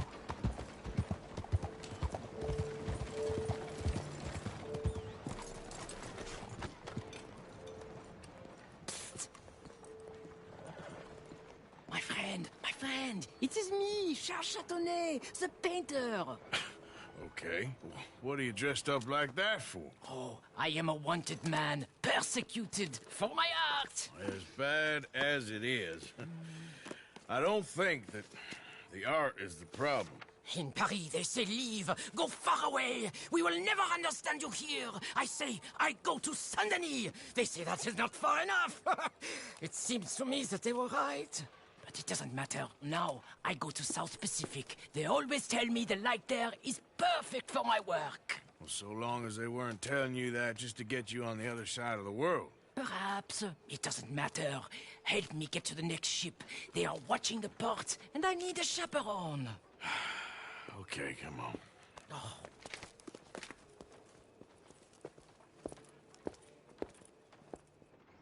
I'll tell you what I won't miss. Civilization. So repressive, so stifling. I can hardly breathe in this city. Yeah, I kinda know what you mean. Why I thought I would find my way in a country founded by Puritans, I'll never know. I know those men. Oh, I shot on a bar. Quick, behind here. But yeah, I definitely think that that's a valid criteria for a game.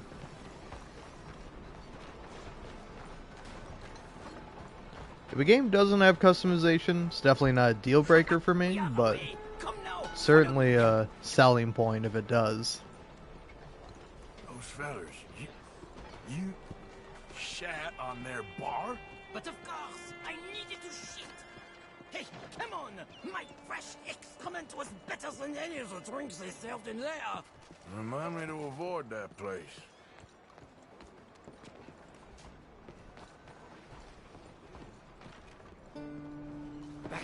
Back. The moneylenders. We go another way. We go through here. What's this? Quickly! Oh, it's nothing. I thought I knew him. Please do not do that again. Now get moving, come on. Aw, poor Arthur. So, he's such a good soul. You ain't sold none of your work.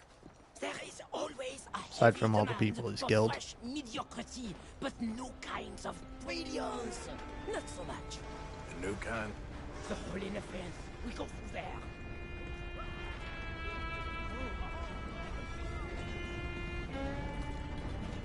Where you going, pretty lady? Anywhere you want, mon ami. Oh my goodness. His loss.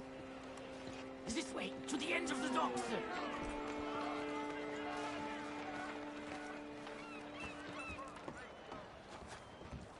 I was going to buy the red ones to bring out the colors in your cheeks, but then I thought the Hush! Hey, I may know these people. But maybe something gayer. A purple, perhaps? We are in Saint Denis, after all. What are you looking at? Bar shitting, money borrowing, wife stealing. You sure got a way of ingratiating yourself with people. If the purpose of life was to be liked, it would be very boring indeed. I've developed the feeling the purpose ain't to be hated. Hate, love, they are the same.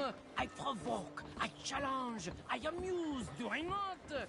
With my impropriety, a mediocre life is meaningless. A bold life, filled with art and truth, dirty truth, that is... Look at you, pretty little thing! Woo! Hello, boys.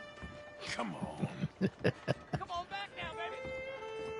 I fucking love that line. Hello, boys.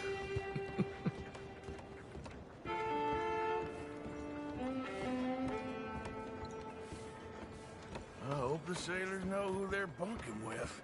We have many weeks together. We will get to know each other well. Well, good luck to all of you. Relax. Hey, up here. She is my ship. We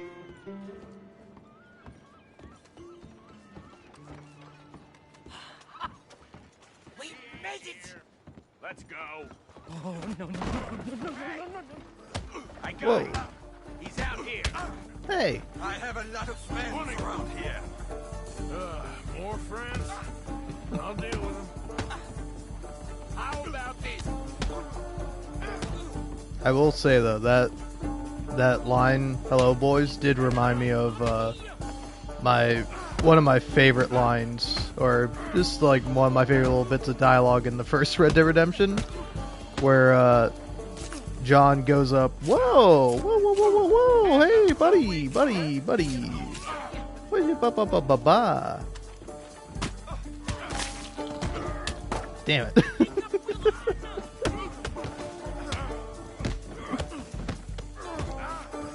I was about to say you brought a knife to a gunfight, but nope, back to a fist fight.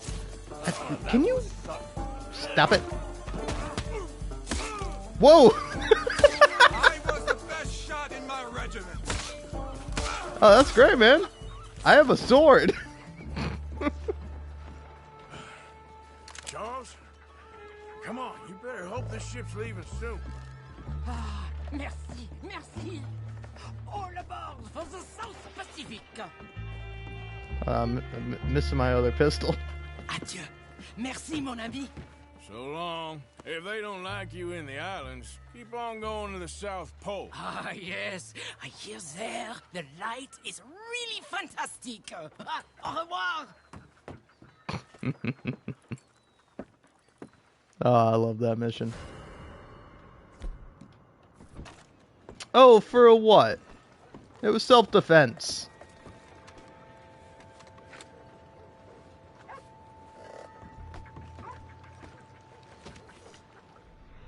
Also, is my gun just not here? Did it disappear on me? Well, probably ought to make like my gun and disappear myself. Nope, need that hat. Oh, relax, buddy. You got me. You can take me in. Easy I'll go now, to you're gonna come jail. along with me, quietly.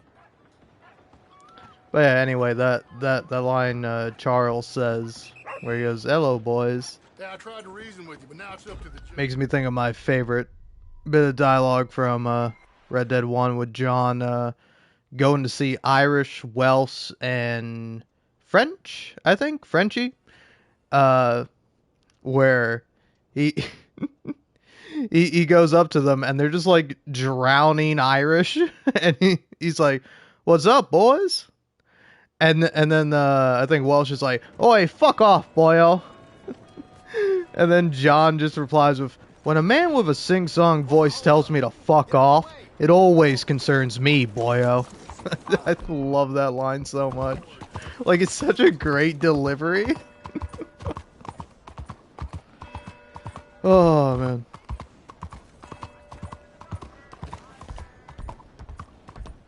Oh, yeah. And now let's do another fun mission with Sadie. And I'm sure nothing will go wrong along the way. Because Arthur is healthy, and he's gonna be totally fine. I know this to be true, or so I keep telling myself, and I drink to forget otherwise. Hey, got an oyster bar. That's pretty cool. Morning to you.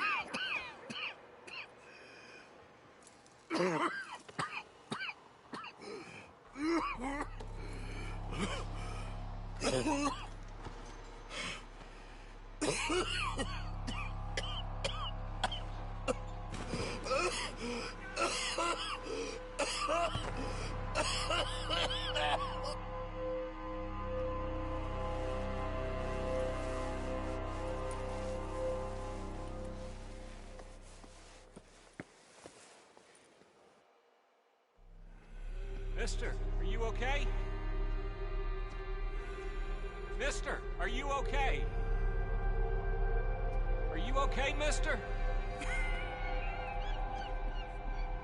Mister, you don't look so good. Let's get you to a doctor.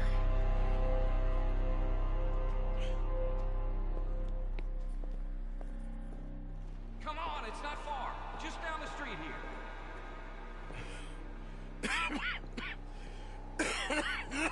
Give me a minute. Give me a minute. I'll be fine in a minute. There.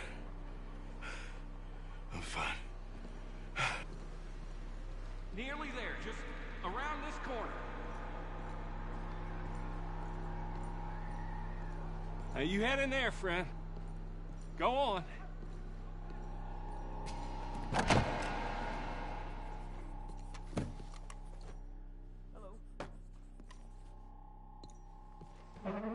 Can I help you? I need a doctor. Oh, just 1 second, sir. Come in, pal. Come in.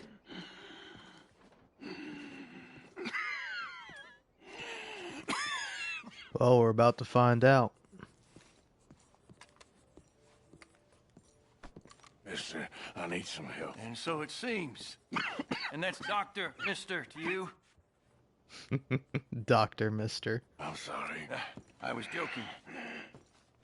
Look, friend, I don't mean nothing, but you got money? I mean, before I start treating you, because I got a family. I understand. Here, that do you? Sure. Thank you.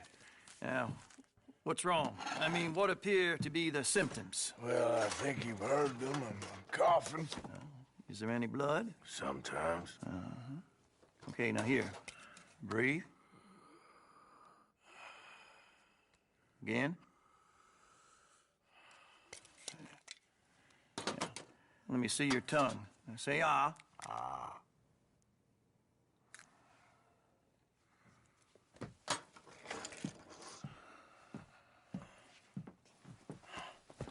What is it? It's not good news. I guess that. You got tuberculosis. I'm really sorry for you, son. It's a hell of a thing. What you mean? You're real sick. It's a progressive disease, and you'll be... Now, the best thing is rest, and getting somewhere warm and dry, and taking it easy. Now, is that possible? Sure, I can just take my winters in my country club in California. No, it's not possible. Well, like I said, I'm real sorry. Yeah, well... Yeah, wait. Let me get you a little bit more energy today.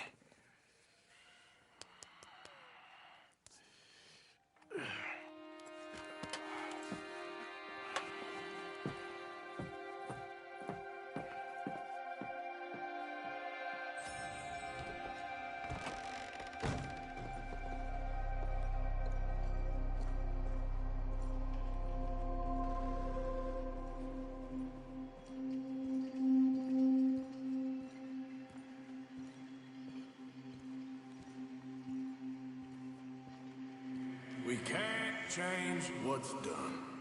We can only move on.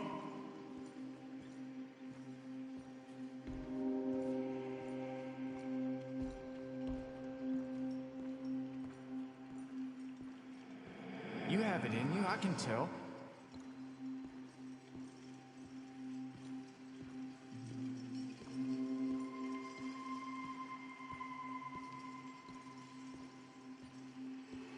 He didn't have a choice. He was good and he did good.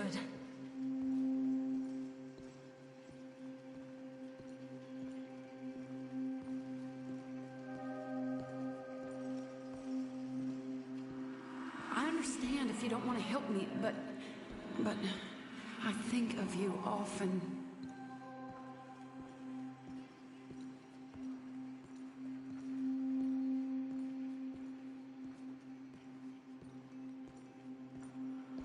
If we don't stop soon, we'll all be dying.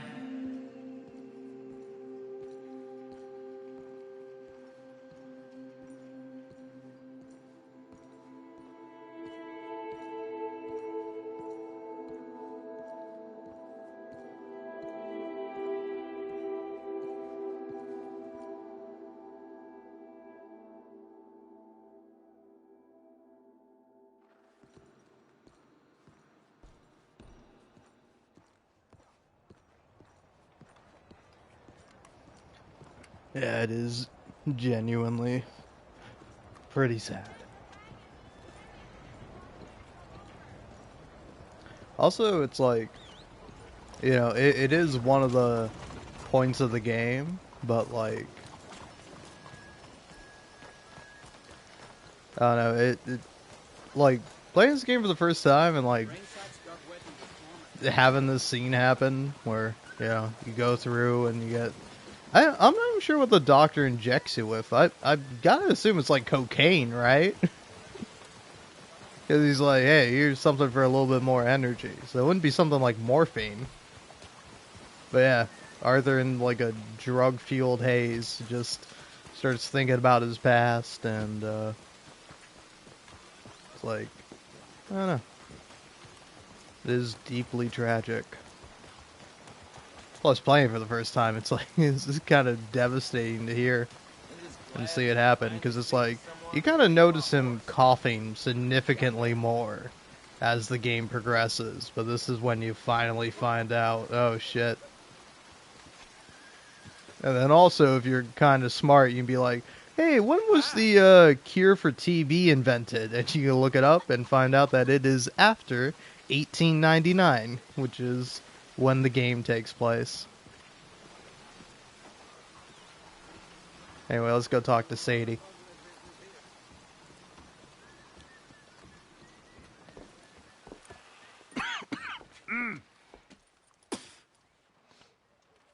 Any problems coming in?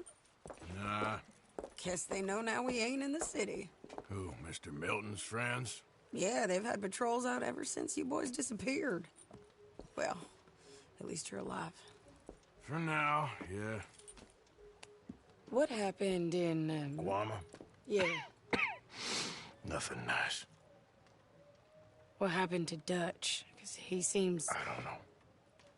Seems as what began happening in Blackwater began happening years ago, maybe. A slow decline, I guess.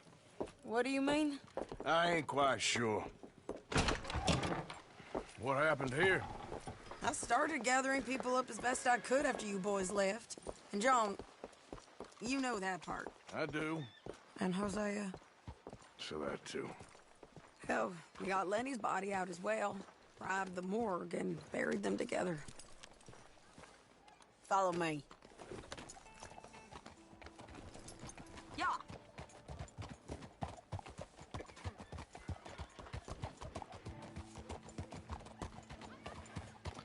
Also, it is kind of funny that immediately after, like, diagnosing Arthur with, like, a lung disease, the guy just immediately starts smoking a pipe in front of him. Well, I figure before we do anything, we need to make sure John's even still at this prison. And how do we do that? We need to get up high enough to get a proper look at the place. Oh, yeah. Arthur has a great It's hat. on an island, ain't it? Unless you're planning on learning how to fly. That's I know some people make it, but it's probably going to set you back like a couple $100 if you do want, like, a genuine article. Whatever you call him. He thinks we're just in it for a lesson. Bit of a tour. He's quite the character. I think you'll like him. You know, I'm impressed. You really stepped things up, ain't you? Hey, we didn't know if you was even coming back. Whole thing hit folks real hard. You can see it. Perrin's gone falling fully into the bottle. Strauss is a bag of nerves. Swanson's actually gone and cleaned up his act. So I guess it ain't all gone to shit. I'm just happy you boys were able to find us. Javier said he got the letter I left at the post office. That was a good idea. Until the Pinkertons showed up. Oh, by the way, I've been hunting O'Driscoll boys. Killed 2 of the sons of bitches at a campsite last week. What? Yeah. Seems they've drifted down this way now. You're a busy woman, Sadie Adler. Oh, she a beauty, ain't she? From here on the ground, yes. Mr. Bullard? Mr. Bullard. Ah, Mrs. Adler. It's good to see you. Good to see you. This is my friend I told you about, Mr. Morgan. Ah, yes, Arturo Bullard. At your service, sir. At your service. Arthur Morgan. Well, it's a nice, fresh day for flying, sir. A day like today, an Icarus would have made it across the sea. Have you ever flown before, sir? No. Oh, it's quite a thing. Quite a thing. Now, put these on and hop in. Well, ain't she coming? Well, women can't fly, sir. Are you insane? They can't. Oh, no, sir. It does terrible damage to them, to their vapors. I thought everyone knew about that. Why, a delicate flower like Mrs. Adler? Heavens above. Or below. Where'd you find this guy? I told you two would get on. Are you sure about this? Certain, sir. Quite certain. Mrs., let us away.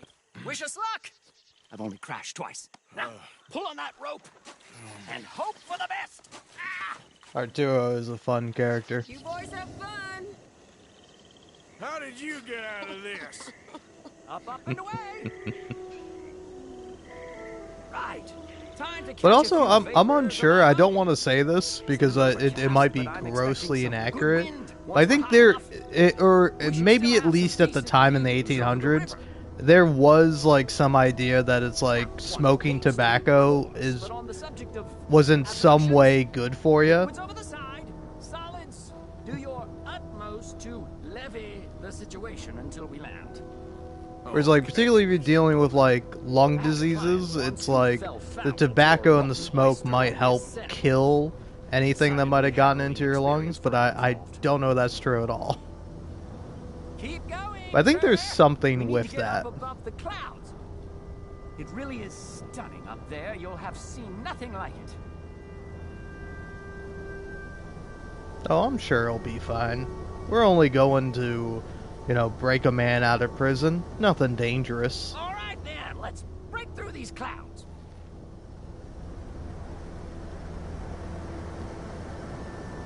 Oh, my God. Yes, heavenly indeed. Quite remarkable, isn't it? Feels like we have a nice westerly wind, so keep her around this height. This particular vessel is state-of-the-art, sir. Imported from Europe. Won't find more than a couple of these on this side of the pond. It's cool seeing the moon. Whoa there. No need to go any higher. Oh, sorry. please descend a little? There isn't enough wind at this height. I'm descending. I got distracted by the moon. And looks like we're moving again. You sure you shouldn't be doing this? Oh, not at all. A child could operate this with a little supervision. Besides, Mrs. Adler told me you were very keen to learn the ropes. We have plenty of those. She did she?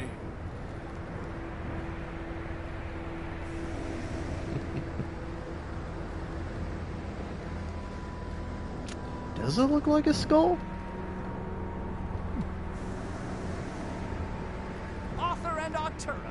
How perfect is this? I can see it a little bit. My mother was a keen student of the Italianate. My brother's called Baldessario, so you could say I got off lightly. Look, I'm trying to concentrate here.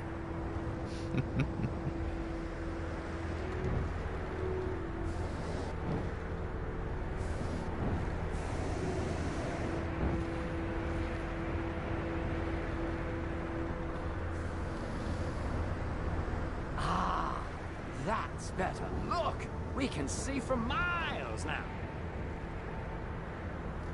Did you breakfast in the city this morning, Mr. Morgan? Not exactly. Well, I have a boiled egg in my pocket here that you're very welcome to.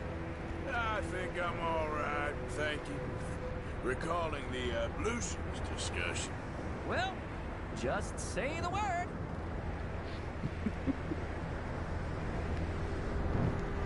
So, if I may ask, what got you interested in the pursuit of aviation?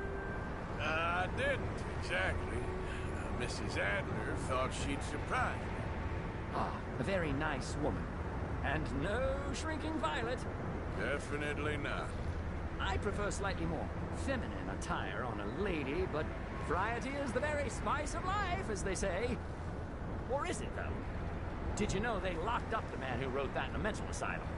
I did not, Mr. Bullard.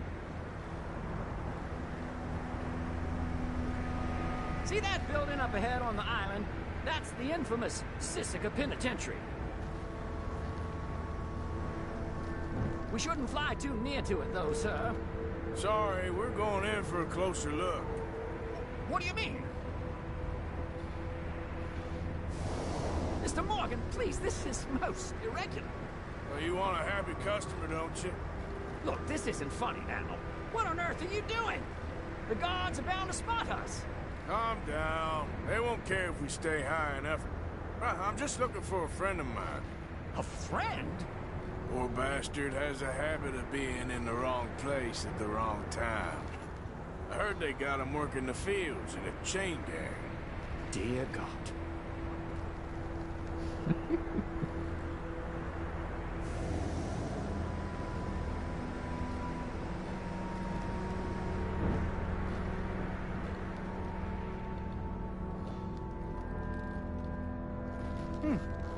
The wind.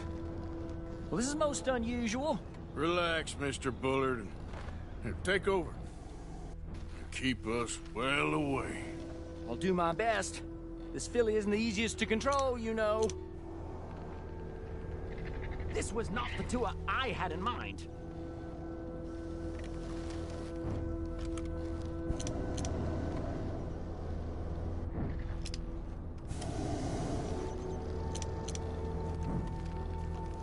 I can't believe we're doing this.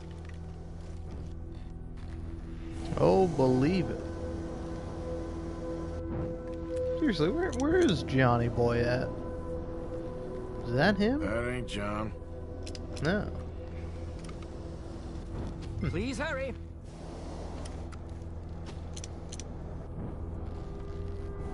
Nope, not there. Oh, there he is. That could be him. Yep, that's him. I just realized he's the only one working. My God! What are you doing? They're shooting at us!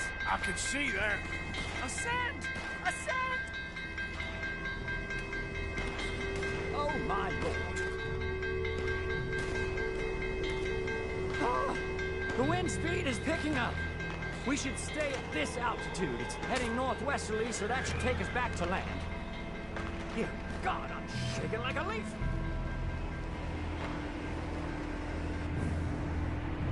Alright, we're in the clear now, Mr. Bullard. Get up. Good Lord! My heart is pounding. I must say, the specifics of this job were not described to me at all sufficiently. Well, it's done now.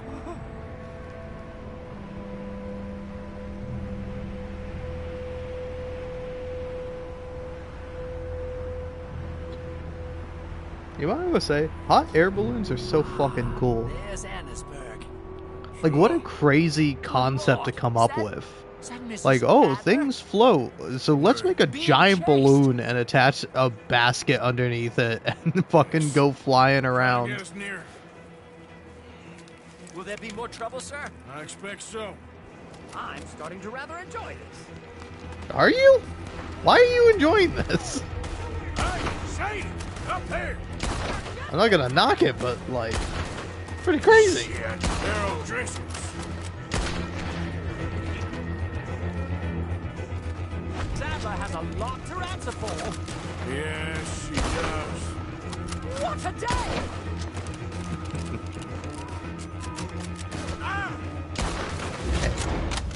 Let's shoot me.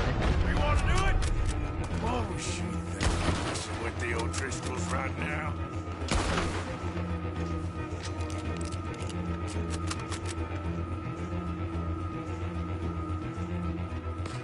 Oh dear, that boiled egg feels decidedly scrambled.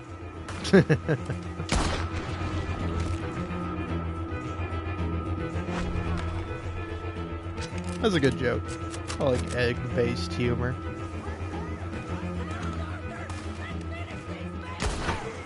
Just right, I'll deal with him.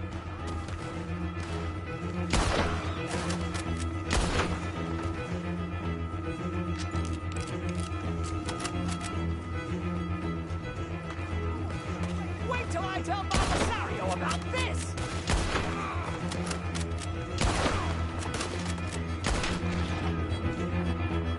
I was gonna tell his mom all about this.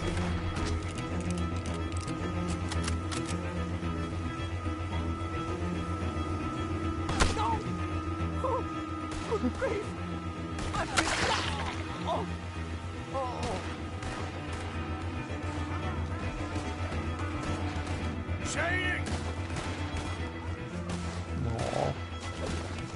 Grab the rope, come on! Rest in peace, Arturo.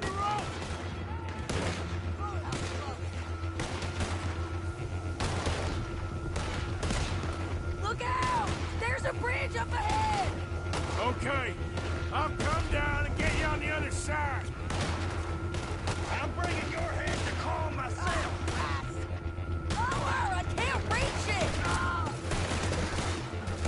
Hold that high! I'm coming! Alright, hold it there, Arthur! Got it! Up. Let's get out of here! This is such a terrible plan.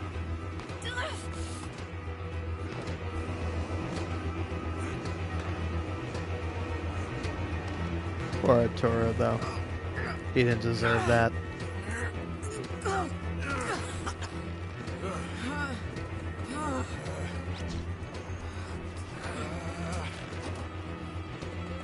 think we're gonna crash. We have a real habit of stating the obvious, Arthur. Hold on.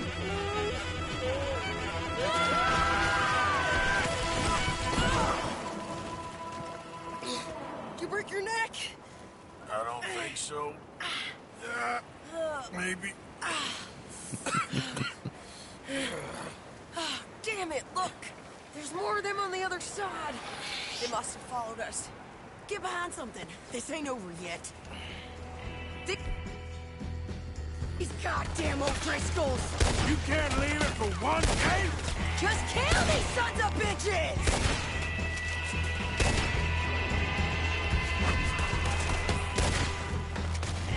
Look out! More coming in behind us! Damn it! Wait a minute! You ain't goddamn man! Shit! There's even more of them coming out of the woods!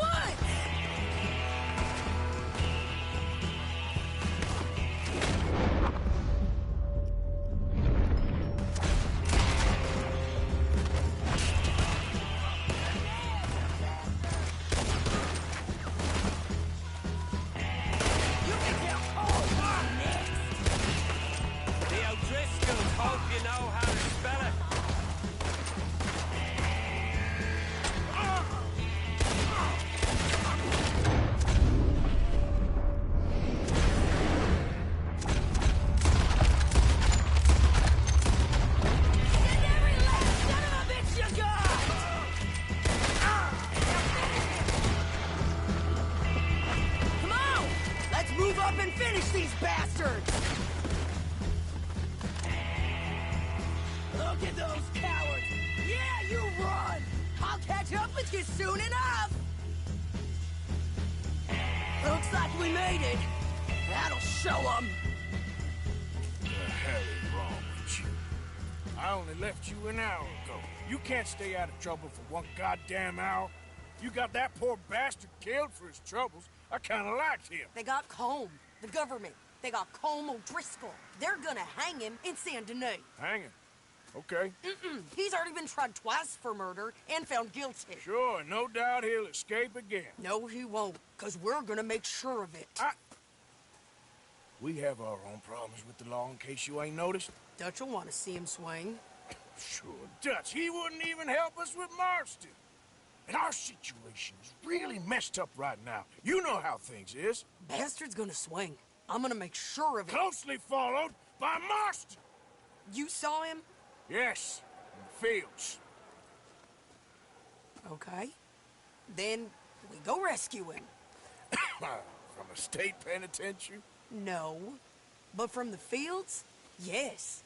That we can manage. It's well guarded. Guarded, sure, but not behind bars. No, it's not behind bars. So, that's how we'll do it.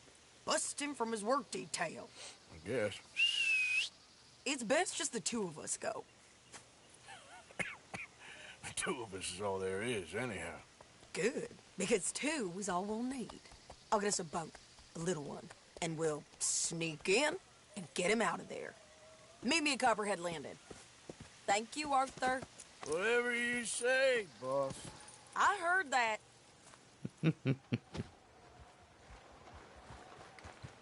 This is a sad mission for several reasons, but I will say I do love both the "thank you, Arthur," yeah, then whatever you say, boss.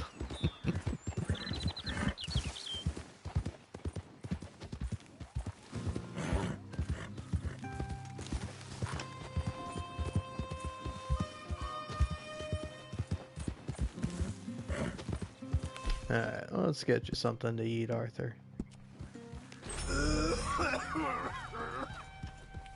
Damn. Poor guy. You better have a goddamn good reputation. Sorry, man. Didn't mean to come on your property. Just saw a road. Didn't think about it.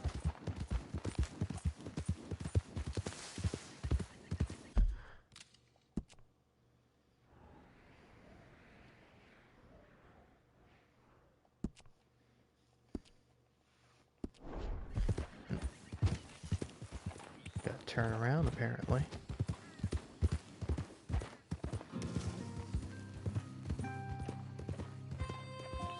Let's get moving.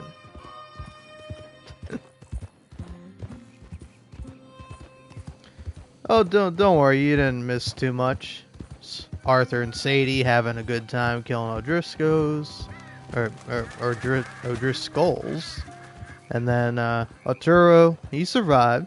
He made it, just barely, but you know, he made an early escape. Was talking about how he was going to tell his mother all about the experience. I do love that. Thank you, Arthur. Sadie is so great, man. I think it's a tragedy that there's not like a Sadie Adler DLC. I almost thought she was going to be like a playable character in the main story, but sadly she is not.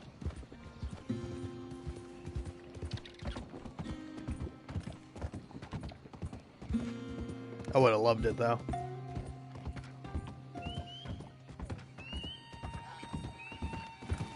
Either her or Charles would have been great as like DLC characters or like other characters to play as.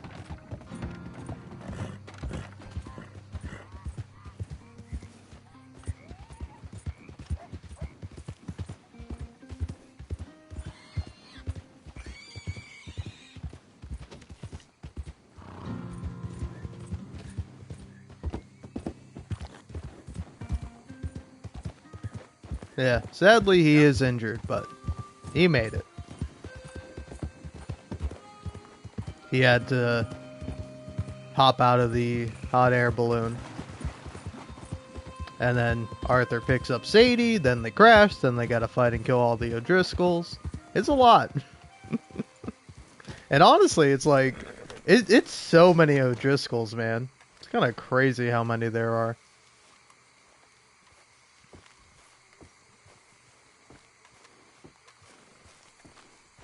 Alright, let's go talk to dear old Dutch.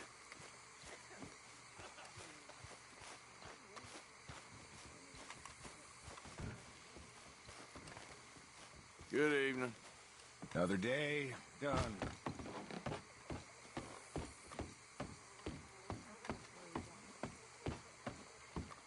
Quite too deep. You okay there?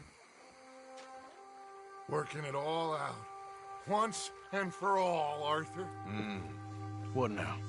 We're back, and I'm sitting here, and I am contemplating the great journey of the sun and considering a famous chess move. Those oily enactors of a mediocre justice, the Pinkertons, and their benefactor, the depressing millionaire Leviticus Cornwall, they want us, Arthur. They want us. And they are going to have us. Maybe they ain't the problem. Meaning? I don't know. It's just, well, I can't help but feel we would have been better running off someplace else. But the game ain't over, Arthur. I mean, I ain't played my final move, but I guess I'm more interested in saving lives than winning at chess. And maybe life ain't such a thing to cling on to so tightly. No doubt. What about the women? You sound like Hosea. I miss him. I asked you a question. What do you think? We can't stay here. That much is obvious. Where are we gonna run to? I mean, they chased us from the west. They chased us over the mountains. They ran us into the sea. Arthur, do you have my back? Always, Dutch. But there's more than your back to worry about. We need more money. We've been on the run for months now, and I seen you killing folk in cold blood like you always told me not to. And I'm sorry, but I can't help but think that if we There is country in Roanoke Ridge past Butcher Creek I believe we could hold. Okay. You and Charles, you could take folks up that way. Micah and I need to do some reconnaissance. I ain't got a final plan yet. Arthur, I ain't got it. I just need time. I need time and no traitors.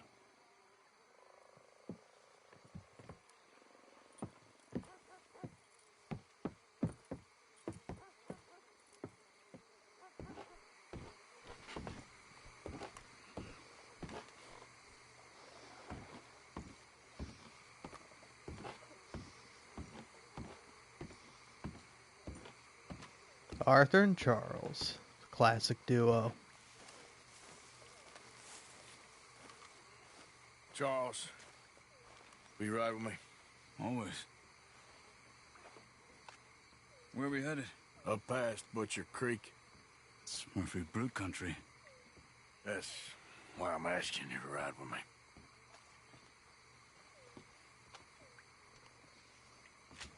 I understand. What are we doing there? We're looking for a place to hole up. Even the law won't follow us up there too willingly. Yeah. I did some scouting up there while you boys were away. And? You'll see.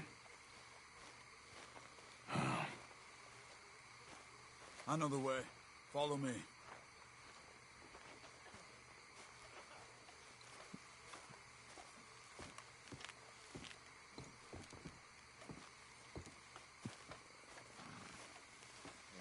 I will say that the scene with Arthur and Dutch is really sad.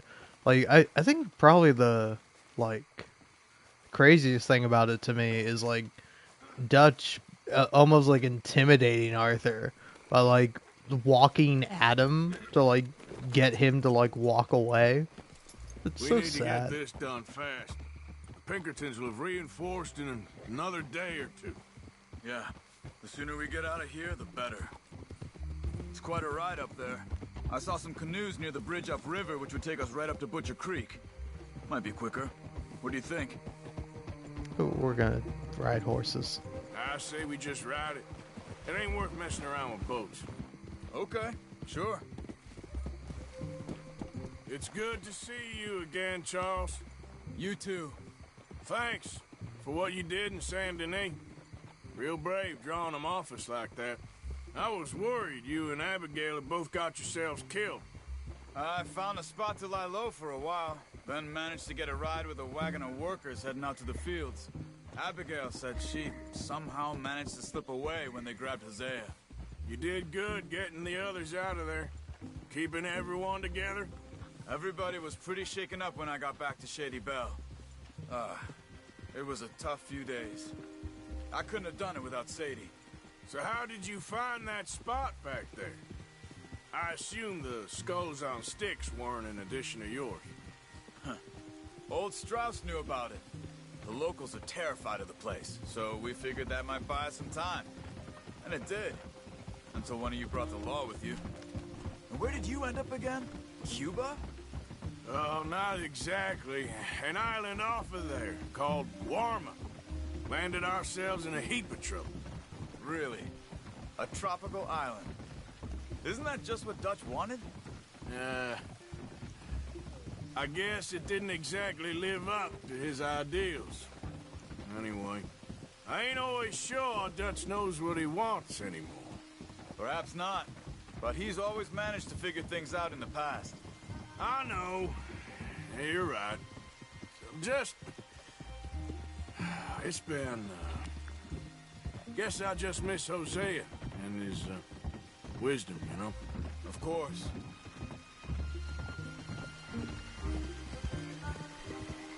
Oh, man.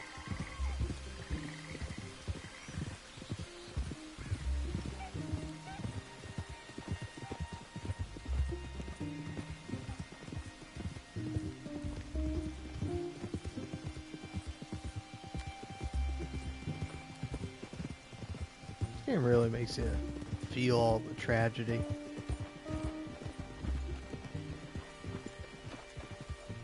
There's the bridge.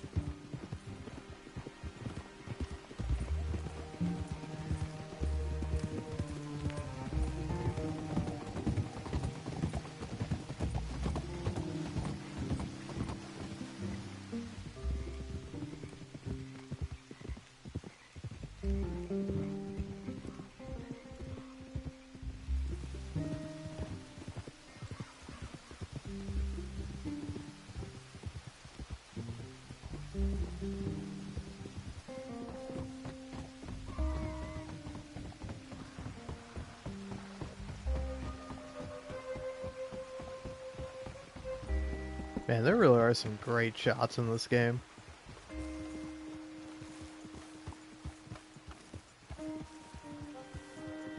It's not much further now.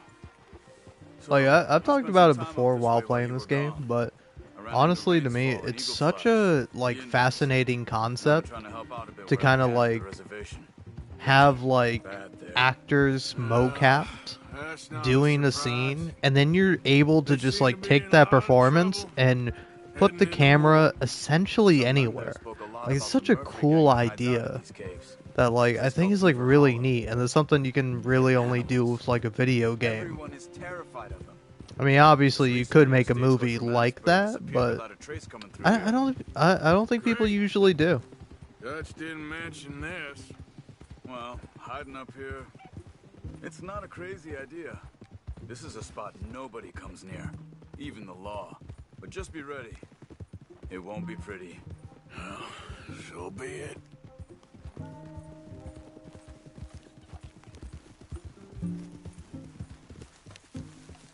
You see that up ahead?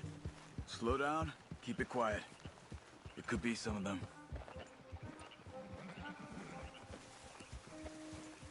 I say we dismount here and follow them on foot. See where they're going. Follow me and stay quiet.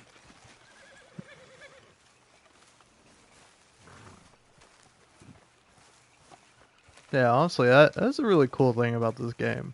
It's just like, I don't know how realistic the conversations feel sometimes.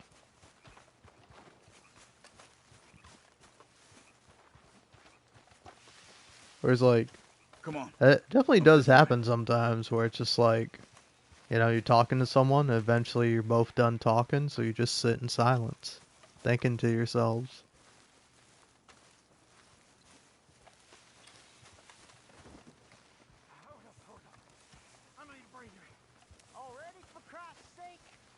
Definitely Murphy's.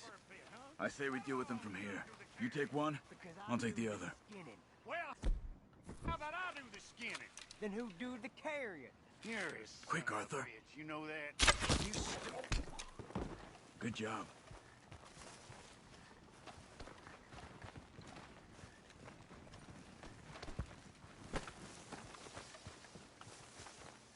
We must be close now. Let's stop and have a look from the top of this hill there.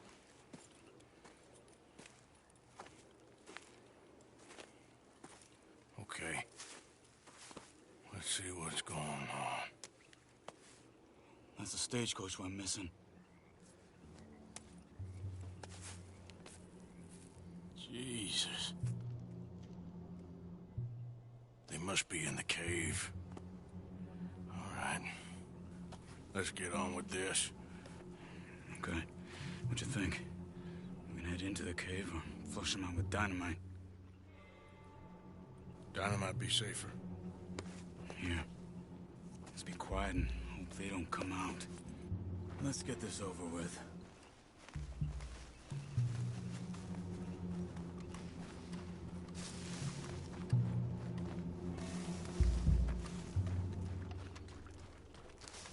Okay. Get in a bit closer and then throw it into the cave.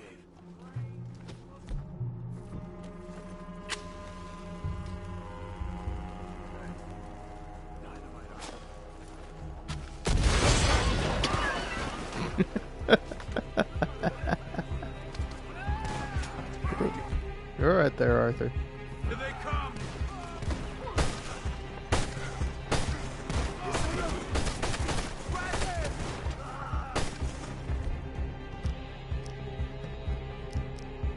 Let's get in there! Keep them back, damn it! Here, baby piggy! Okay, Arthur? You were wrong about these... Oh, shit.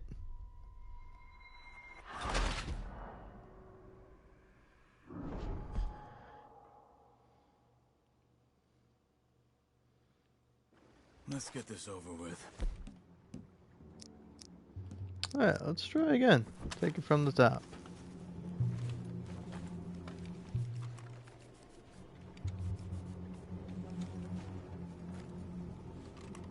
Clean gun number 1.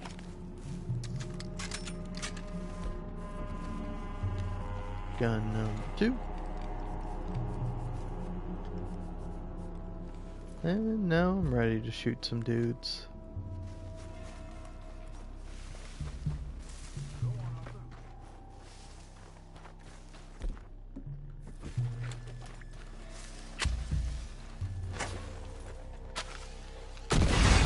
Looks like it's on then, Charles!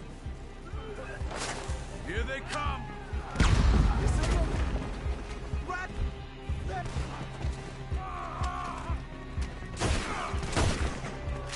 Let's get in there!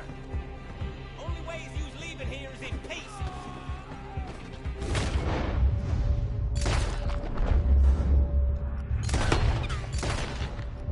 Okay, Arthur? You were wrong about these crazy sons of bitches! Let's push in!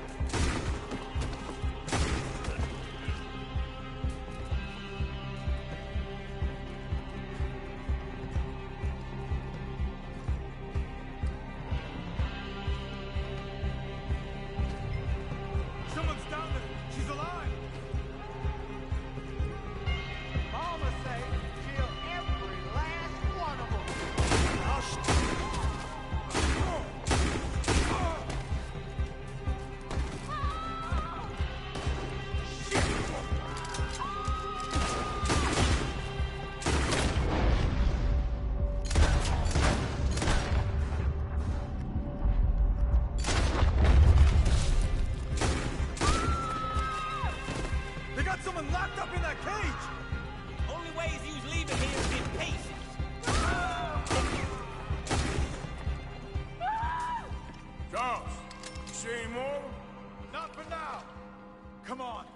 Let's get that poor girl out of the cage. Please don't kill me. Just calm down. We ain't gonna hurt you. Don't touch me. It's okay, miss. Stay away from me. Hey. It's okay. It's okay. Shh. You're safe. It's okay. Come on. It's time to go. It's okay.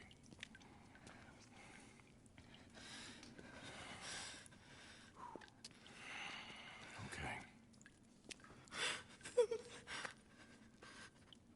Let's go.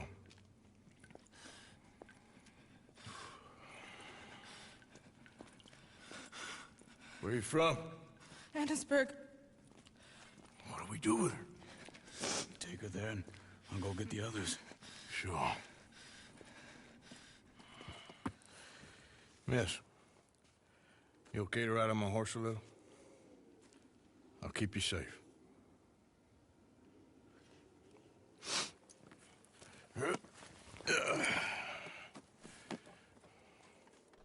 Annisburg, right? Yes. They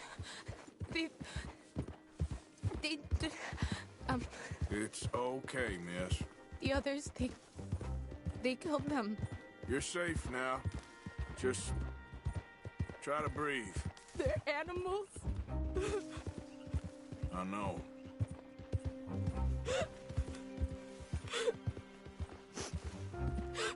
It's all right, miss. Why would they?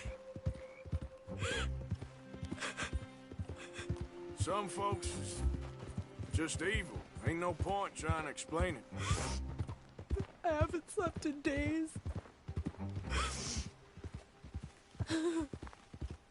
I know. What's your name, miss? It's okay. Meredith. You're gonna be home soon, Meredith. And this'll all be over. Thank you.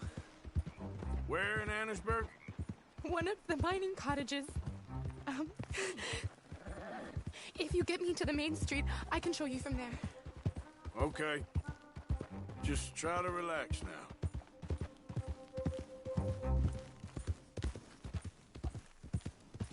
Yeah.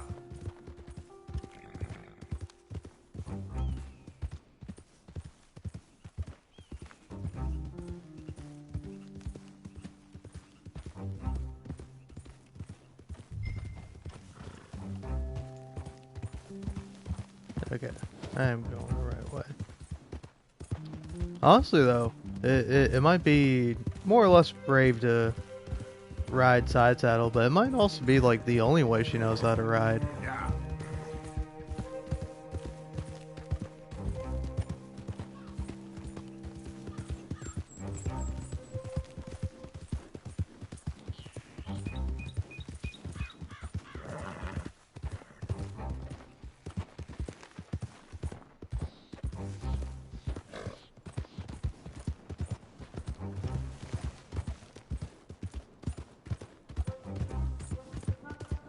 Just head for the main street.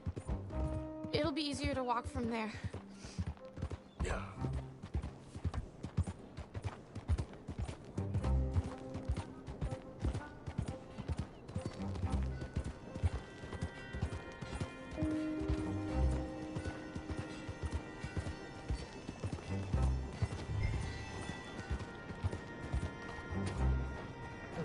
Oh, is it not up here? I gotta worry about you. Nah, man, I gotta worry about the arbitrary spot I'm supposed to go to.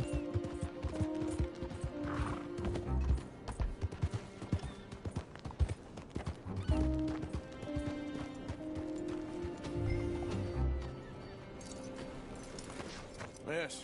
Oh. Here. Oh. Thank God. Which place is yours? Up at the top of the hill. It's near the blacksmith. Come on now. Ma! Ma! Meredith! She's alive! Oh, she's alive! She saw some pretty bad things, I'm afraid, ma'am. Murphy Brood got Oh, her. my darling. How did you manage I to? just ran into them and found her. Oh, thank you. Here, let me give you this. Oh, that's okay, ma'am. You just keep her warm and keep her safe.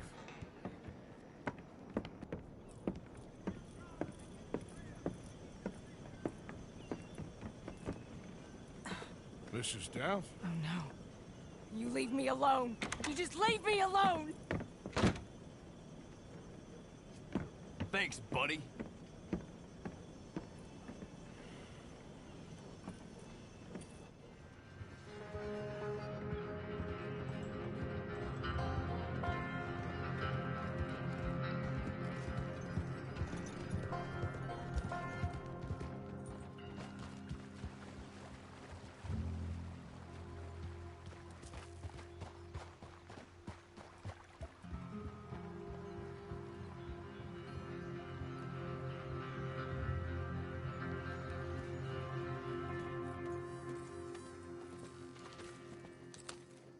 How you get on? Okay. Found a girl. Took her home. Oh. You and Micah find anything? Maybe. I think maybe I found our old friend, Mr. Cornwall. You did? Yeah, he's buying a stake in the mine in Annisburg. Relentlessly ambitious fella, isn't he? Mike and I'll sniff about, see if he knows we're here, and exactly what his plans are. So, Dutch, did you miss me? I found her drunk in Saint Denis. You're back. How jolly, Miss O'Shea. It's funny, you sack of shit. Back Who are and you? drunk. The Master, the Lord Molly. God Almighty. Calm down. I won't be ignored. Dutch Vanderlyn, I am him. I ain't her. Or any of your stooges. Calm You yourself. don't know me nothing. Miss. I don't know you nothing. Nothing. Okay. I'll spit in your eye. I did. I told them. I'm sorry? Yeah, I told them and I tell them again. Now I've got God's ear. You told who what? Mr. Milton and Mr. Ross about the bank robbery, and I wanted them to kill you. You did what? I loved you, you goddamn bastard! Go on, She's shoot me! crazy. She ain't worth it. You told on me. Oh, you're You not so betrayed big now, me. are you? What? Just calm down. Arthur? She's a fool. Get her out of here. You know the Oh, rules. not so big now. Are we, Your Majesty? You...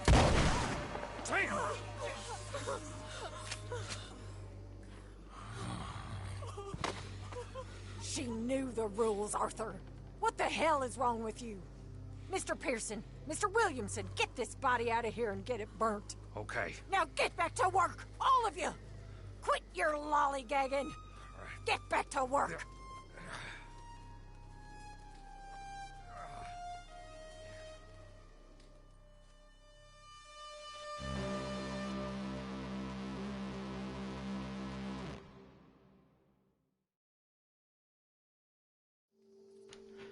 What a fucking start to a chapter, huh?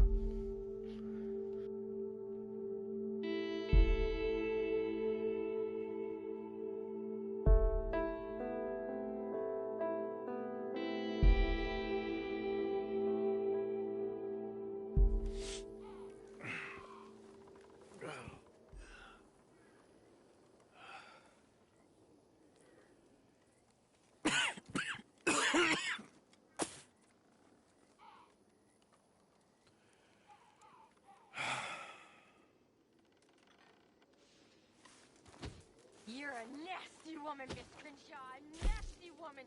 You think I wanted to shoot her? You seem to like it. I saw that beady look in your eye. You're drunk again. And you're a fucking murderer. She broke the rules. She did no such thing. She was in love. Yes, hello. You Morning. sour-faced old crone. Goddamn you. Murderer! Murderer! Morning, I suppose.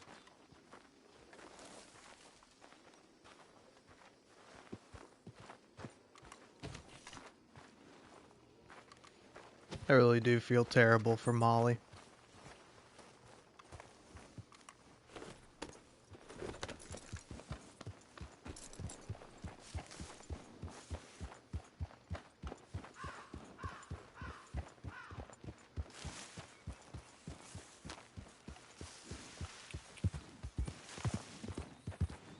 Yeah. Like, Molly's story really is a tragic one, and it's also like, it's also even more like kind of sad, or I don't know if poignant is the right word, but that she's eventually killed by Miss Grimshaw.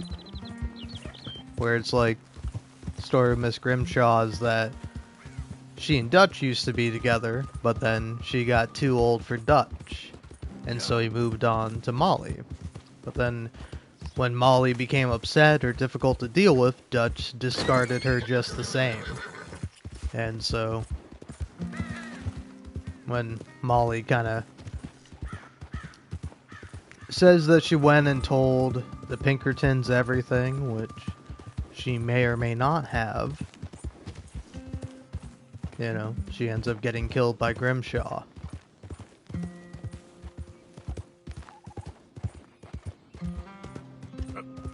So just this, like, really sad series of events where it's like the woman that Dutch originally discarded disposes of Dutch's new woman. And it's like this, like, kind of sick cycle that will continue on and on until someone breaks it. Or until there's no one left to continue the cycle.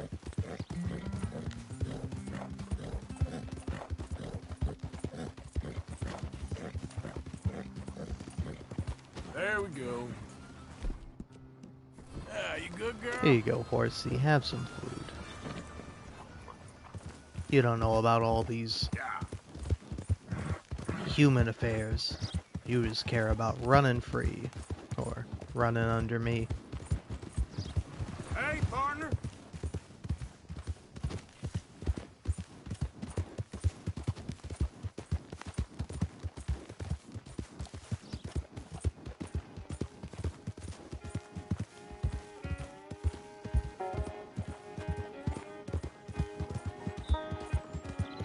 Anyway, time to lighten the mood a bit with this mission, which is pretty great.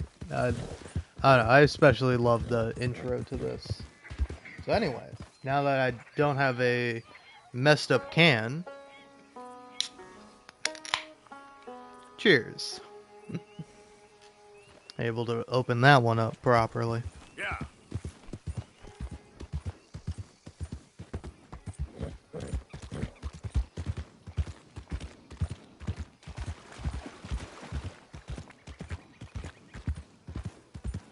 Yeah, I don't know. Honestly, I feel so bad for Molly because it's like there's one mission in the game where it's like, you know, the game will sort of direct you with missions where it's like, hey, here's a mission with Sadie Adler, or here's a mission with Dutch Vanderlyn, and there's one with Molly O'Shea in the game.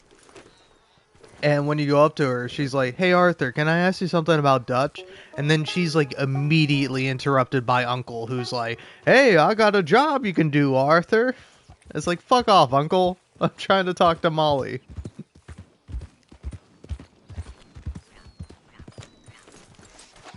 The thing is, Sadie, I really can't... I must come. He's my husband. I know he's your husband, but it's gonna be... Well, it's gonna be violent. I insist. Insist all you like. Ain't happening.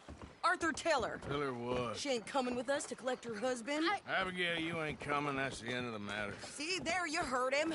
Now let's go. But nothing. It'll be quicker and easier with just the two of us. Plus, John will be calmer without worrying about you. Ain't complicated. Well, I ain't the crying sort, but I'm real grateful. Yeah, we know you are. We'll bring him back to you. Thank you. Thank you both. All right, here goes nothing. The place is surrounded by marshland.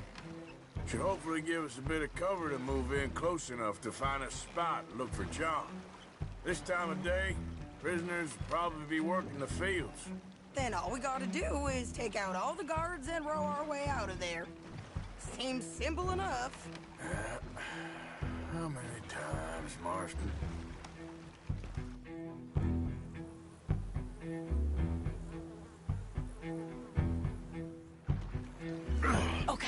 us over.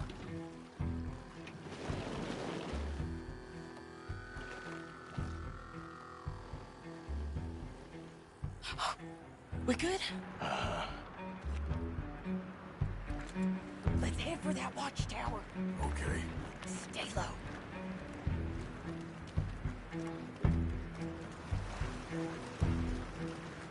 There's a guard up there. I'll deal with him.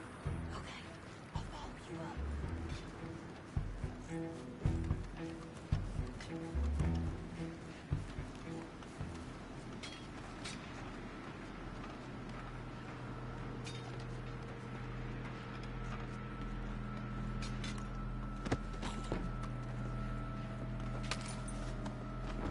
Okay, come on up.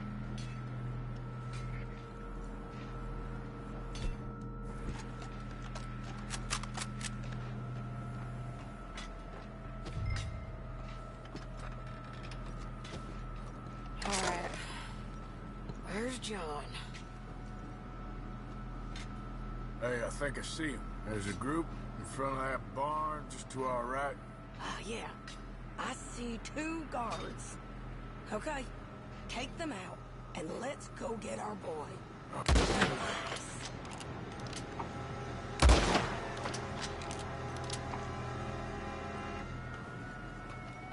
Wait, shit! I don't think that was John. Let's go over there and see.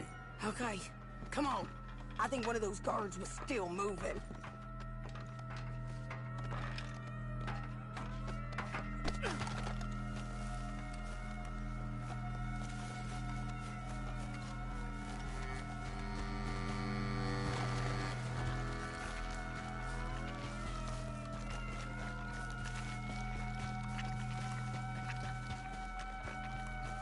Come on, Arthur. Let's keep moving. Where is he? You see him? No. You. Mister. You know John Marsden? He ain't working today. Put the gun down, lady.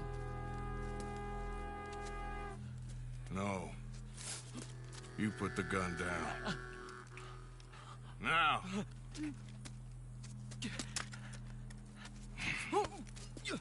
Where's John Marston? He ain't in the work detail today. Okay, well, I guess we'll go and get him together. Try anything, I'll blow your damn head off. You clear on that? Yes. Very clear. Oh, no, you don't.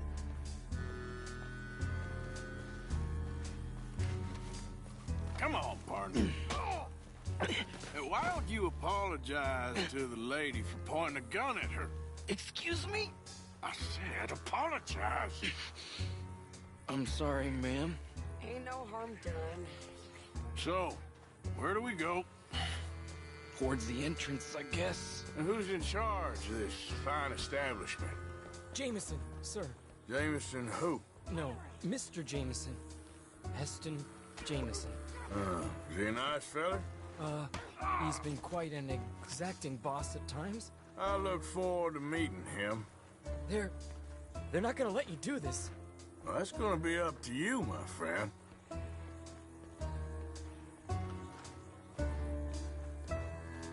Yeah, there's a bit of a classic Red Dead 2ism where, oh my god. like, So, somebody will say the most, like, dramatic, employee, my friend? serious thing ever, and then if you just, Well, I like, guess talk we're to them, about to Arthur will find be out. like, you'll talk to someone and be like, yeah, I can't believe we've lost so many, it's really tragic. It's like, yeah, I know, the gang will never be the same. And then you say greet again, and then Arthur's like, okay, catch you later then. We're gonna have to shoot our way out of here regardless.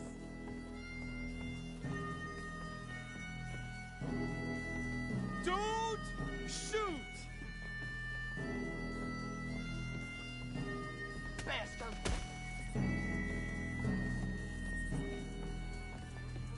Shit. No. Okay, friend, be cool now. Just do as I say. Put the weapons down, now!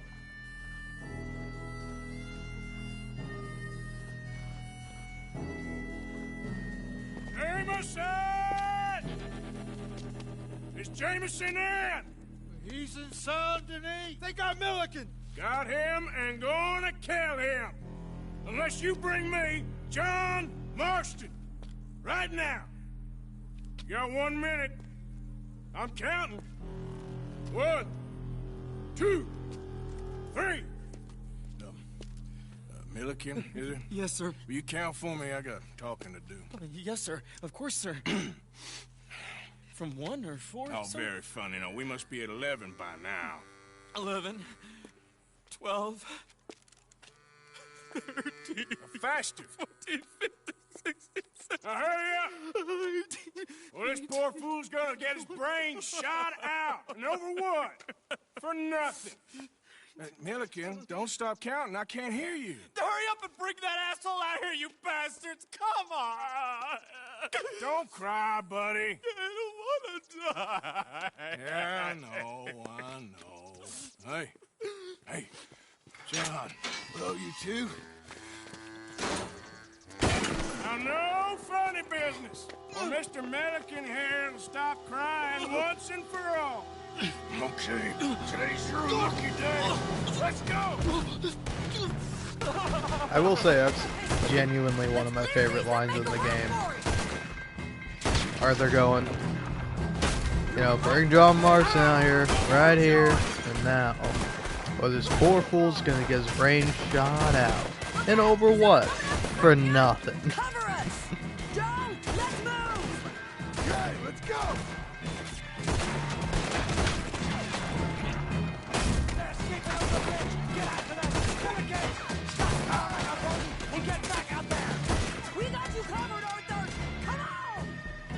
And they really should have hired better shots. Get this hat. Okay, we're good. Come on. Here comes some more. Get down. Little how, John? You're telling me? What took you so long? I'll explode. Later. Was that you in the balloon? Ah! Yeah. Believe me, that was my one and only time flying. You're breathing your last breath. How about this car?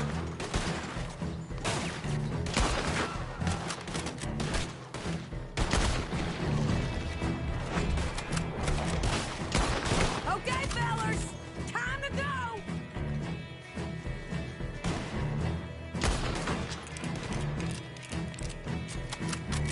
Look out on the left! Coming from the board! Okay, go. I gotta move!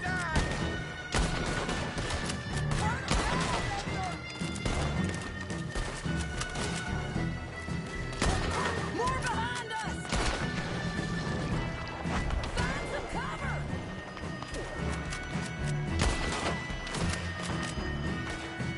We gotta move!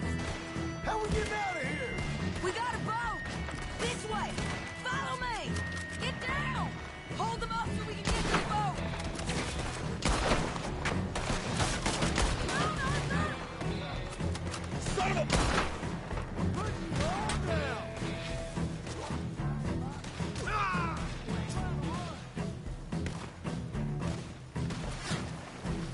Clark! You've forgotten how to use that gun! Got him! Punch your back!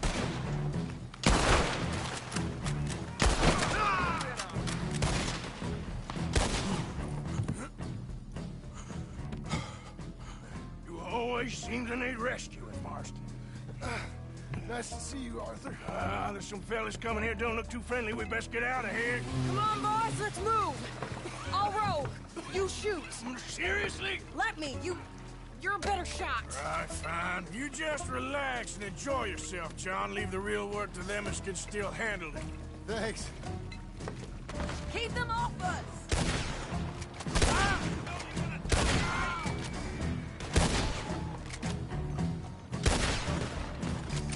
Thanks for the hospitality, boys!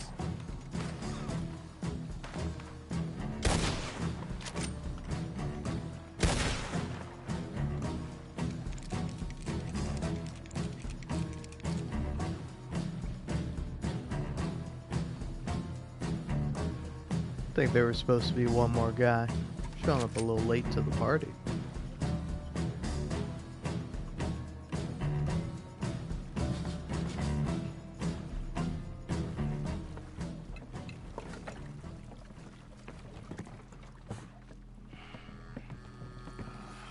You know, I think I liked you better when you was all trussed up like a prize chicken. No doubt. Oh, hurry up!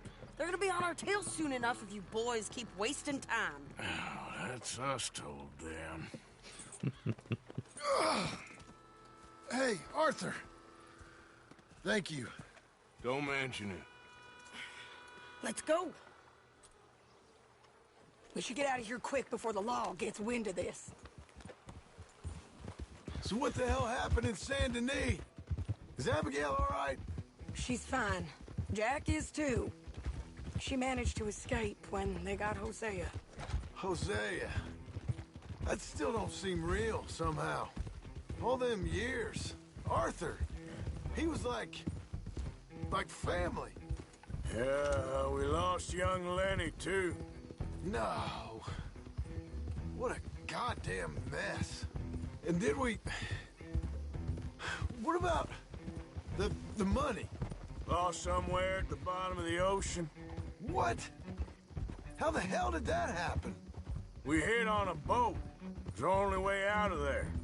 The boat went down in a storm, and we ended up stranded on an island somewhere near Cuba. Cuba?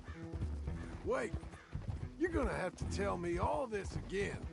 It's a long story, but things ain't been good, John.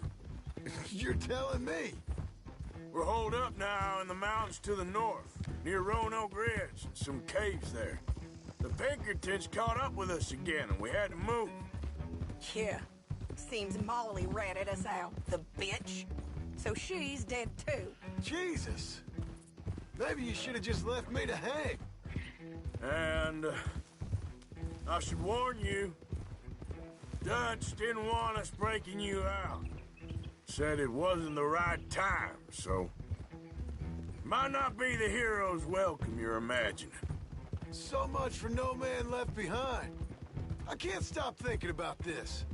In the bank, when they grabbed me, he saw it. Felt almost like he had a moment to do something and didn't. Dutch ain't himself right now. Or maybe he just ain't who we thought he was. Guess we don't need to worry about who's his favorite no more. Huh. Guess not.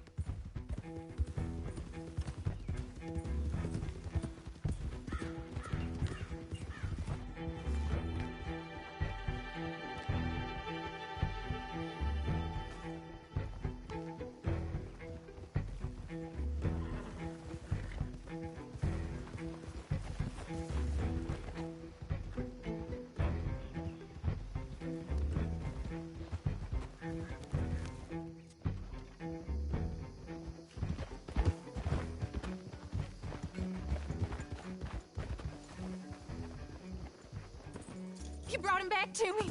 We told you we would. John! What are you doing here? It's good to see you too, partner. I meant I hadn't sent for you yet. I went.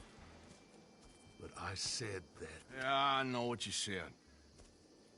I felt different. Is that so? Yes.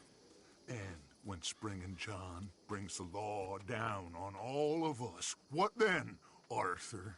Well, I guess we'll have another fight on our hands. Loyalty, Arthur, it ain't.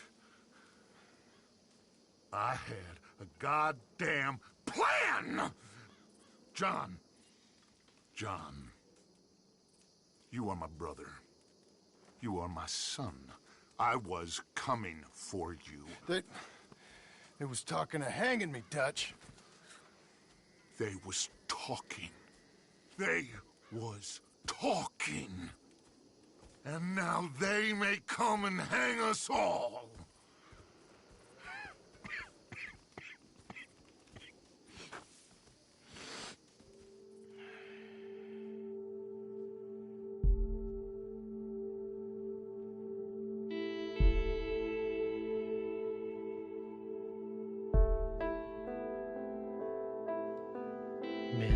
performances in this game are so good. Like Dutch and Micah slinking away like snakes. Oh.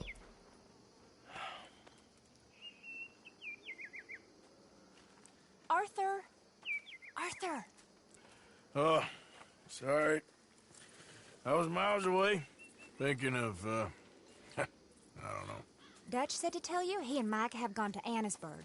Something about Mr. Cornwall. Cornwall. Okay. Thanks, Mary Beth.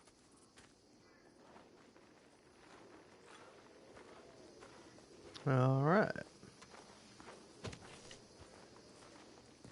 As much as I love this look, I think it's about time to change. Arthur. Thank you. Thank you so much. Oh, he ain't done yet, Abigail. Dutch seems... To have lost his mind? And no, Just be careful. I don't have to be careful. I have you as a friend. Aw. My mistake, Abigail. Kane. Where's Kane? Miss Grimshaw, have you seen Kane? No, son, sorry I haven't. I'm sure he'll turn up, though. He's a wanderer. I'm really worried. Kane! Come on! Kane! Kane! Aw. Mr. Morgan, How you feeling about Molly? I'm feeling she got exactly what she deserved. That's what I figured. Well, don't give up on everything just yet. Yes, yes.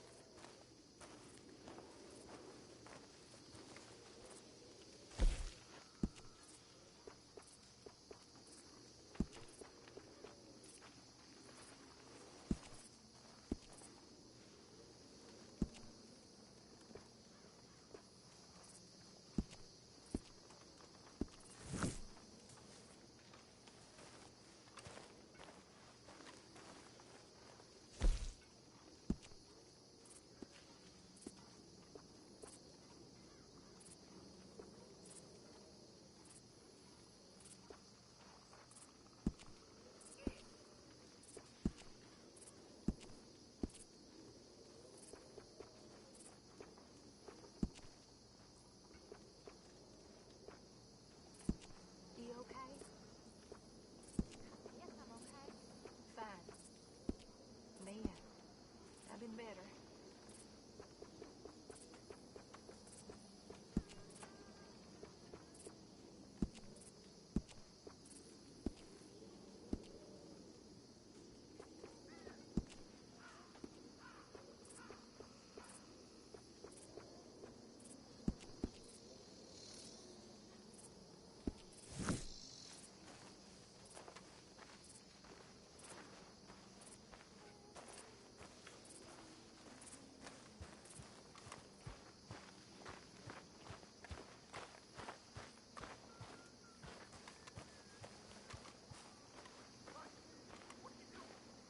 Mr. Morgan. Herr Strauss? How are you? About how I look. Okay. Are you perhaps available for some work? Debtors? Yes. I guess. Your commitment to your duties is admirable. You know, Mr. Morgan, you are... Well, I'm sorry for you. No, Huh? never mind. I didn't... Look, Strauss. You take care. I ain't dead yet. No, of course not. That's what I was saying. The debtor, Strauss. Who owes you money? Well, there's a deserter from Fort Wallace. Head to him first. They're looking for him out on the road near Three Sisters. Man's name is J. John Weathers. J. John Weathers. Then there's a miner over in Annisburg. He's called Arthur. Like you. Arthur Londonderry.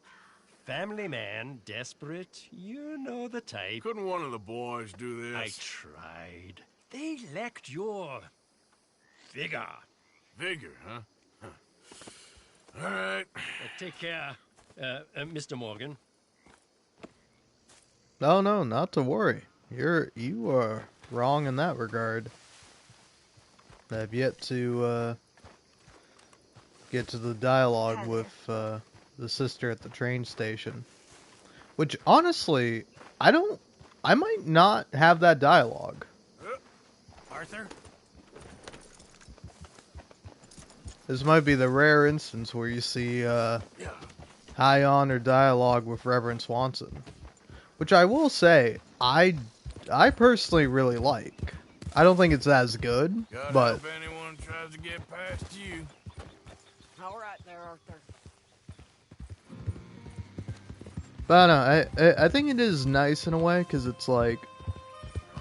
If you don't talk to Reverend Swanson at the station, then you kind of don't get like a conclusion for his character. But if you do, I don't know, it is pretty nice. Whoa, y'all look a little lost. Me and my brothers might be able to help you. I got the horse. This is Murphy Hills, mister. Folks get lost up in these parts, they don't come back. You get my meaning? Real subtle, but I think I'll read you. Let go of the horse. Let go! This boy's gonna be on his way, and he ain't coming back. Get the hell out now! That's right. Keep on till you're gone.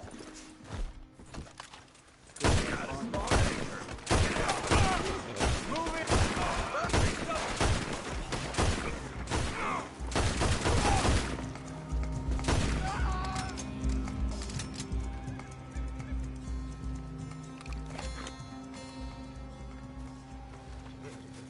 Here.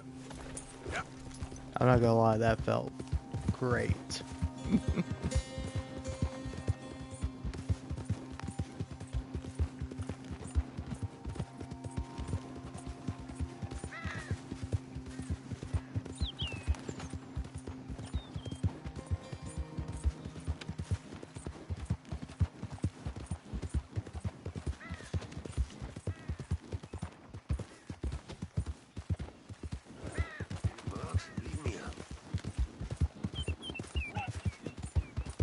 Yeah.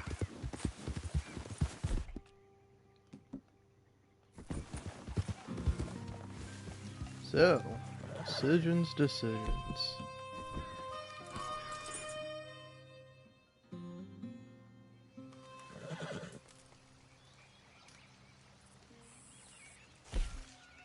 I think gonna head on down to Valentine briefly.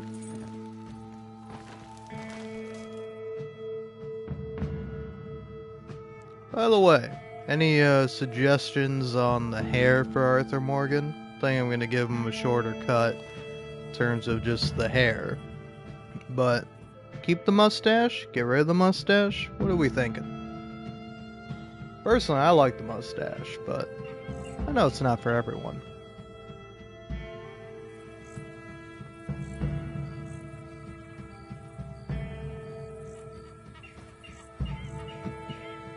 Oh yeah. I mean, a lot of people do that. Like, honestly, I think it is a very funny thing that, you know, oftentimes when people replay the game, you get to chapter 2, and then Dutch is like, hey, go rescue Micah from the jail. And it's like, nope, I'm not gonna do that. Just gonna go do everything else, and then maybe, I guess I'll do that if I have to. But why not? Just leave Micah in the jail forever. Let the bastard hang. Oh, were you back in town? Hell of a commotion. Are you in the mood for some fun? I mean, I like fun. Serious undergrowth up top there, friend. Right then, what'll it be?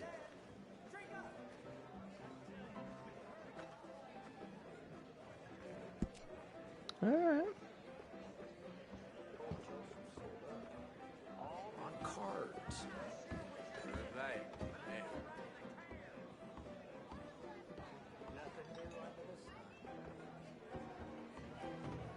I'm thinking this for now is good. Like yourself. Could also go for that. Yeah, let's go for that. Looks pretty good.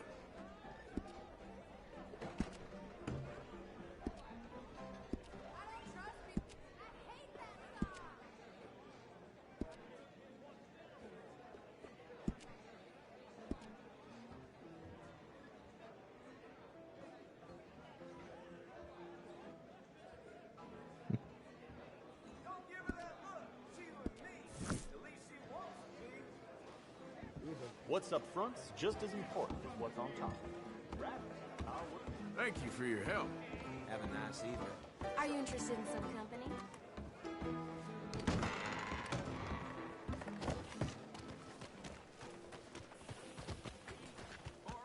Let's go, girl.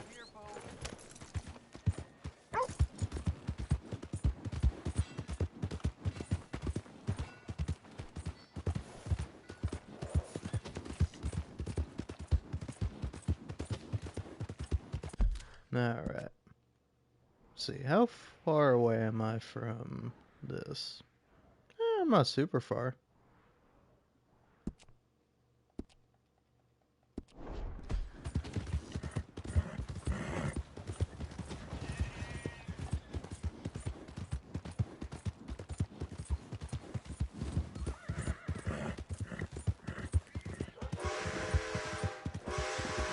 Nope, gotta beat the train.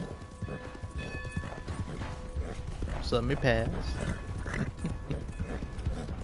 Yeah. Oh yeah, there are definitely rare horses in the game I can find. I know, I think ironically, even though it is like the rarest horse in the game, it is kind of the most common. I could go up to, where is it? It's up in the Grizzlies, right? Oh, I haven't gone to see Flaco Hernandez. But yeah, up here by Lake Isabel is a white Arabian horse, which is it's technically not the best horse in the game, but it's like from as soon as you're able to free roam as Arthur, it is one of the best horses you can get. Yeah.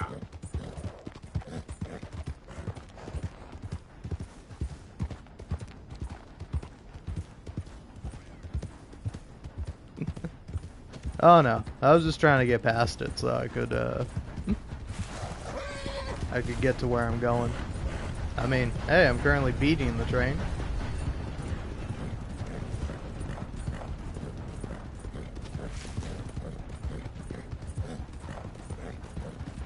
Yep.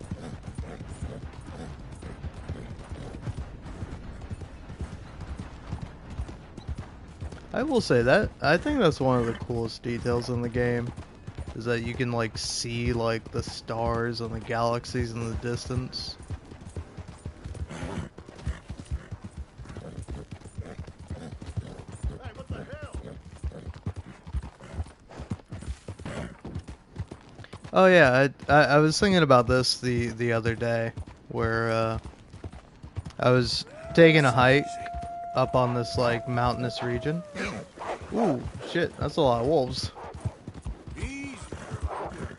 Come on, let's skedaddle. All right, girl. Yeah. But yeah, we were up on like a summit on a hiking trail, and like I was there with my parents, and we ran into like this couple, and like my parents and them were mostly talking where they were like, yeah, it's kind of a shame that you can still hear the cars going from like pretty far down, but you still hear the cars from like where we were on the mountain. And I was just thinking, it's like surprise civilization, where, you know, it's both a good thing and a terrible thing in more ways than one. It was like, I don't know, it is kind of a sad thing where it's like, it's pretty fucking awesome that we're able to harness electricity and power and able to have lights on all the time, but also it is a little sad in a way, because because of all the light pollution we have, you're not able to look up and see as many stars as you were once able to. Stay calm.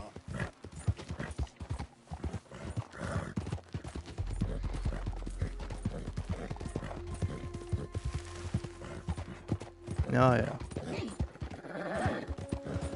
I mean, personally, when I can hear how silent nature is, I get really annoyed that I have fucking tinnitus. Take care of your ears, folks. If you can, listen to things at a low volume. It's not worth it. Although, to be honest, my tinnitus has gotten better. But for a while, I had really bad tinnitus. It really sucked. But it's gotten a bit better. I've just completely sworn off of like earbuds. No more for me. And it has genuinely improved. Like, I still have a little bit of tinnitus, but it is not nearly as bad as it was.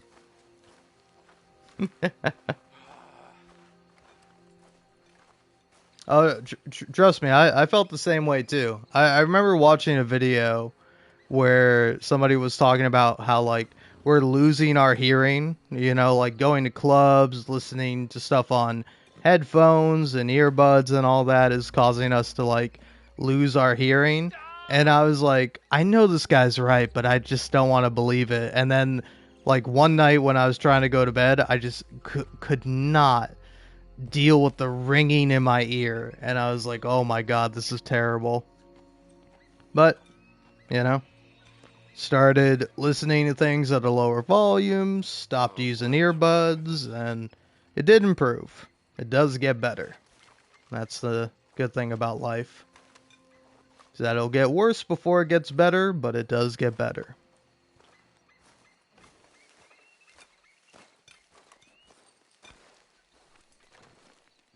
J. John Weathers. They call me Snow Goose now. Whatever they call you. You borrowed money off of Leopold Strauss. The bills come due. This ain't the best time, sir. This ain't the best time for anyone. Mr. Strauss knew it was a long-term proposition. The debt is due. Okay. I got supplies meant to last through the winter. You can take them. Just, is there any way you can help me? I stay out here, there won't be anyone to pay you. I ain't here to help. I'm here to collect. We're all of us up against it. Look, there's men after me. They're killers. I ain't a deserter, just an objector. It ain't right. If there was another way than running, I need your help. Shut up. Please. Up here, it's him. It's too late. Form up, we shoot on sight. I clear off, sir. Shit. Well, seeing as I'm here, I'll do what I can for you.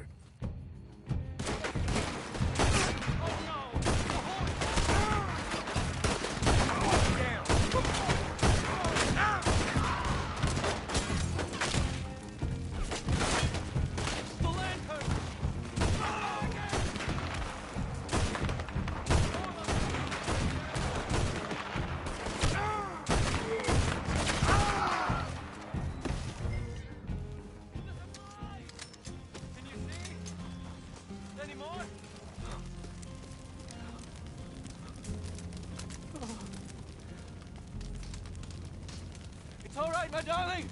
You can come out. Oh, crap. I probably should have helped you fix the damn wagon. We could probably still save something. Really now? Look, you can take the silver locket for the debt. Damn the dad. Just get her somewhere safe. Go on. Thank you, fella. You know, there ain't enough kindness in this world, that's for sure. But you... I don't know nothing about kindness.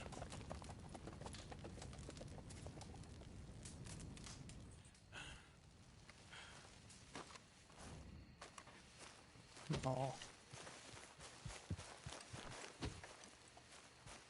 Hey there, girl. Get up. I do really love these final debt missions where you kind of go trying to collect the debt, and then like Arthur just does not want to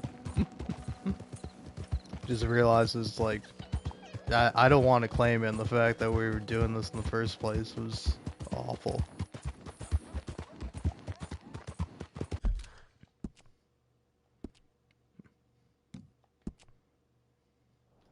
Anyway, where am I heading to next? Yeah. You know what I can? Let's go visit this guy. Actually not.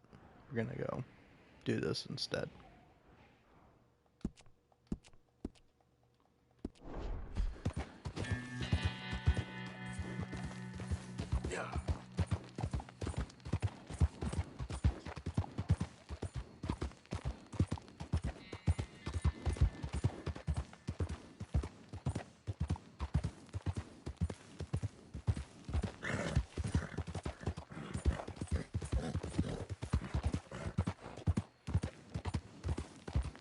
Well, I'm not even sure if you can.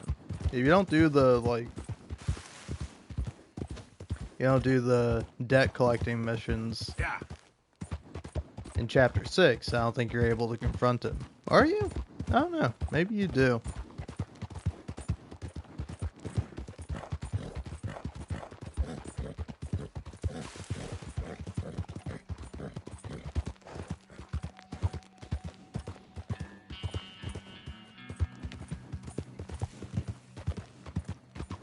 Yeah. I think it's also a bit poignant that, like, the last debt he's supposed to collect is from a man named Arthur, like himself. There's, like, quite literally, like, in your face, like, kind of empathy, where it's like, this guy could have literally been you, you know? I think Arthur Londonderry could have easily been Arthur Morgan, and vice versa.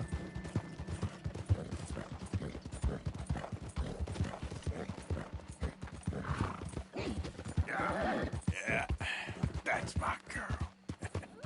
Get back. Man, wolves are always trying to come for me. I'm just minding my own business. God, the music fucking rules.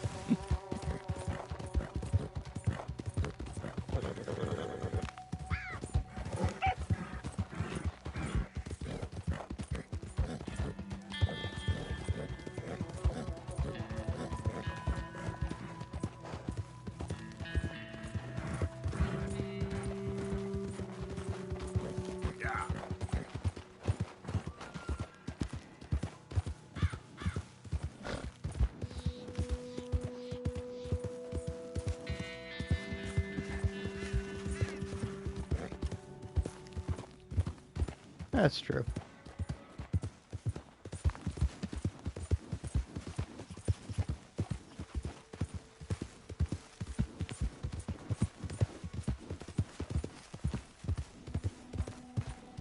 Yep. You done good, girl.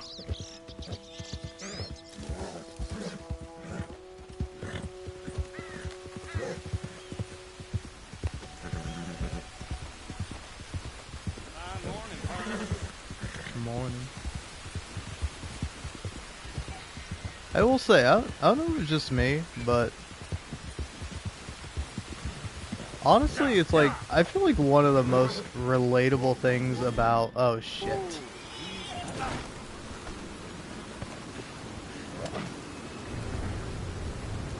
Don't do it. Don't you do it!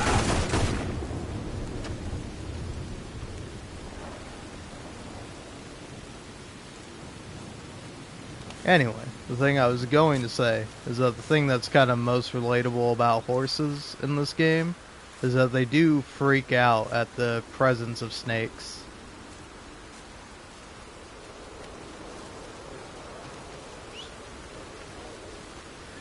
Whereas, like, I don't know, I have that same, like, inclination in me where, like, whenever there's a, like a little creature or critter that's like vast. I don't know, my brain always tends to kind of freak out at it most of the time.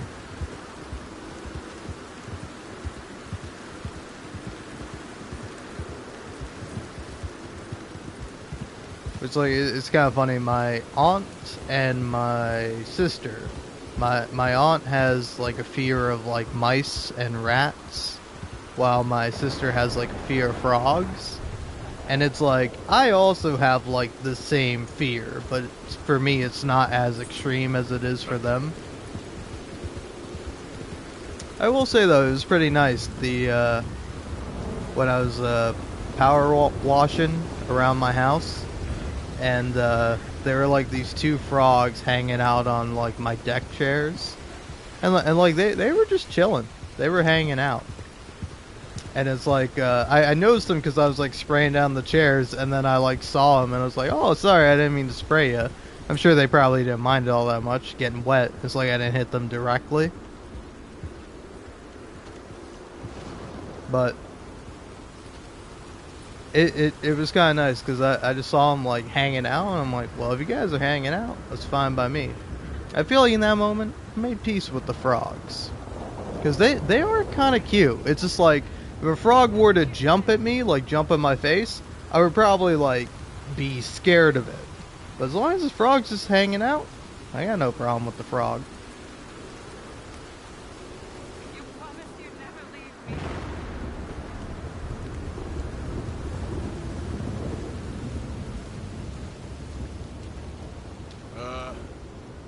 You all right there?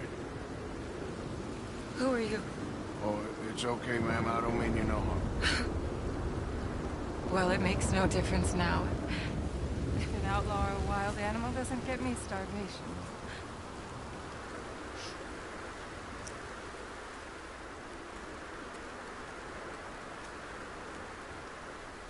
We came out here from the city in search of a different life. Something true, something real. All this squandering and indulgence, we wanted to strip it away, to find something authentic. What a pair of fools. Is there a train station or a town I can take you to? No, I can't give up now. He wouldn't want that. I can't have it. I'm gonna do this for you, Cal.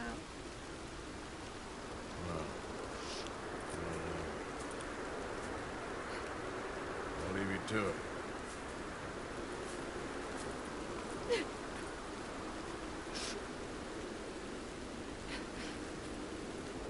Is there anything left for you to eat? Nothing. No, we didn't know the first thing about hunting.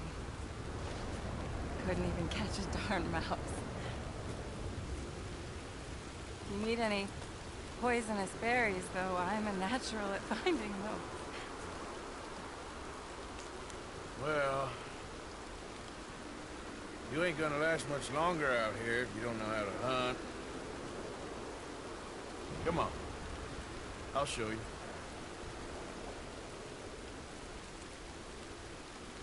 All right? But you better not try any funny business. I may be weak, but I still know how to stand up for myself. Oh, I don't doubt it. Come on.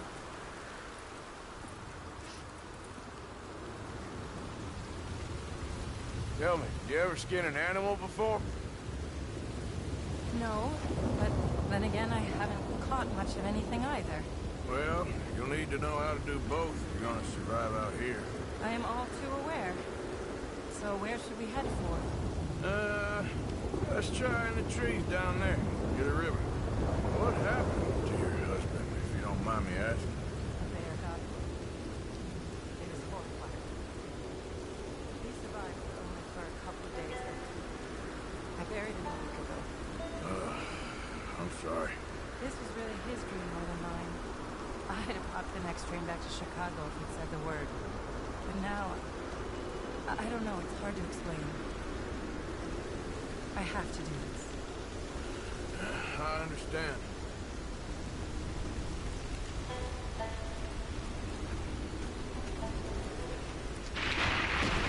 I don't know. I will say it's pretty cool being able to capture animals. It's like, even something like a lizard, where it's like, I know a lizard can't hurt me. You know, not like a snake or even like a venomous or poisonous frog or toad could. But like, yet nonetheless, it being like a fast little creature that could just like run around and skitter about, for whatever reason, it activates my brain's like flight instinct. Where it's like, I think lizards can be pretty cute, but like when I see them, like those tiny little guys, they scare the bejesus out of me. Look, a rabbit, right there. Yes, good eye. Sorry, bunny. Got it. Oh, good shot. Okay then, go on. Time to get your hands dirty. How do I mean, what do I do? Just hold the legs tight. Pull the skin away quickly. Should come right off.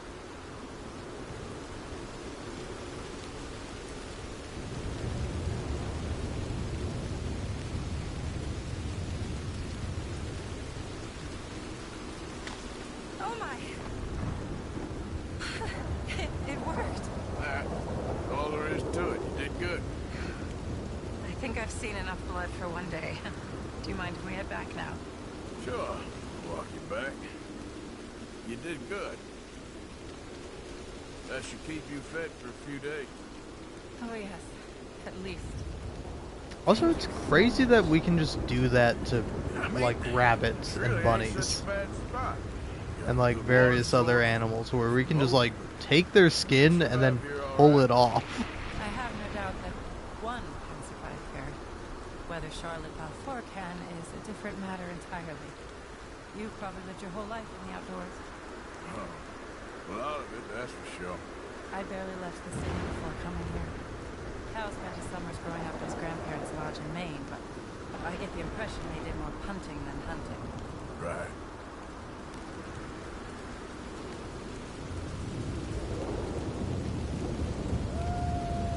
Oh, Lord.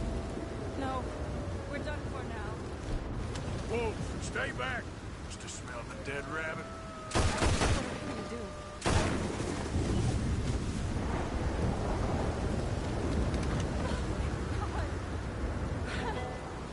You see, if you hadn't been here, I'd be dead now.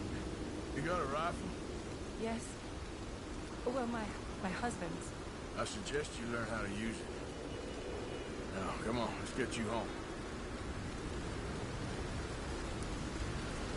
Since we got here, it feels like every step forward has come with 100 steps back. People always talk about the simplicity of country life, but there's nothing simple about any of this. I guess we only know what we know. Oh, please. I'm sure it wouldn't take you too long to adjust to a life of privilege and indolence in the big city. I don't know about that. It sounds awful. Oh, it is. A truly empty and boring existence. But an undeniably easy one. I still can't believe he's gone.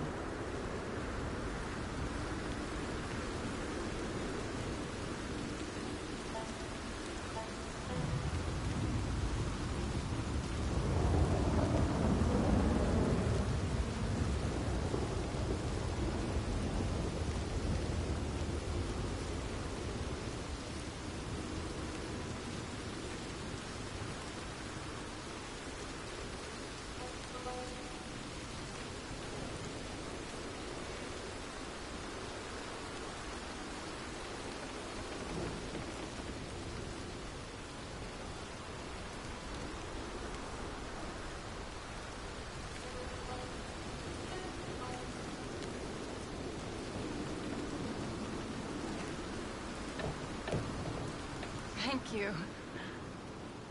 That was the first time anyone's done anything nice for us. For me. since we got here. Nature provides, but she sure don't always make it easy. That she doesn't. I'd invite you in, but I'm dead on my feet, if you'll forgive the pun. Please do call again sometime, though. A good rest, and hopefully I'll be a new woman. Take care, man.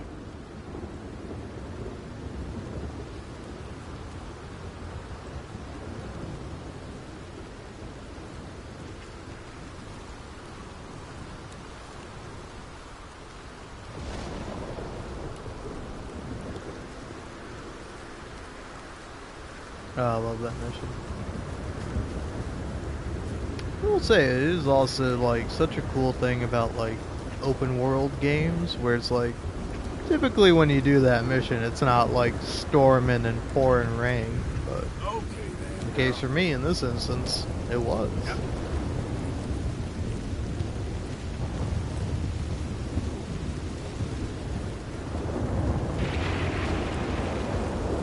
Which also for me, like, I don't know, I love the rain. I know everyone's not always into it, but it's like, I don't know, I don't know if this is the case, but it might be a byproduct of me growing up in Florida, where it rained pretty frequently, and at least for the most part for me, being a, you know, kind of, I don't know what exact my percentages are, but like, you know, roughly 50% Scottish, roughly 50% Irish, because I am, like, I have auburn hair, so I got like red hair and then brown hair, light brown. So it's like, in Florida I would like burn up all the time.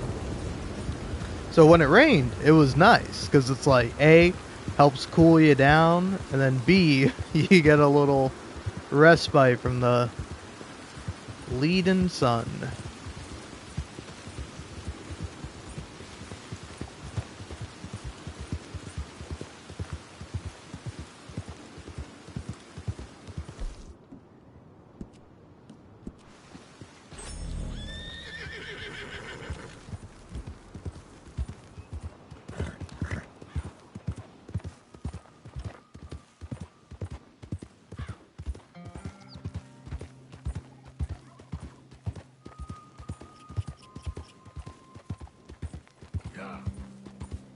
Yeah, the classic bit of Venom v Poisonous. Poison, you touch it or eat it, you die. Venomous, touches you, bites you, you die. Or at least you're sick. But yeah. I don't know, I always love the rain. It's like,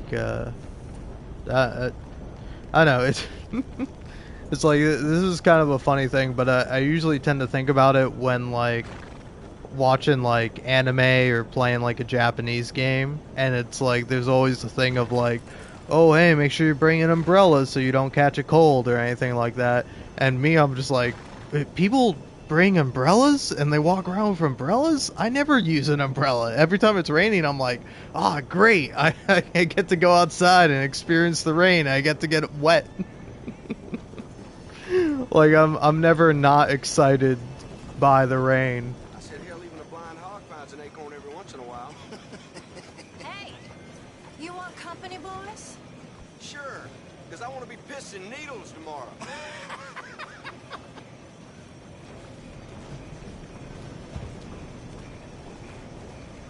Mrs. Down.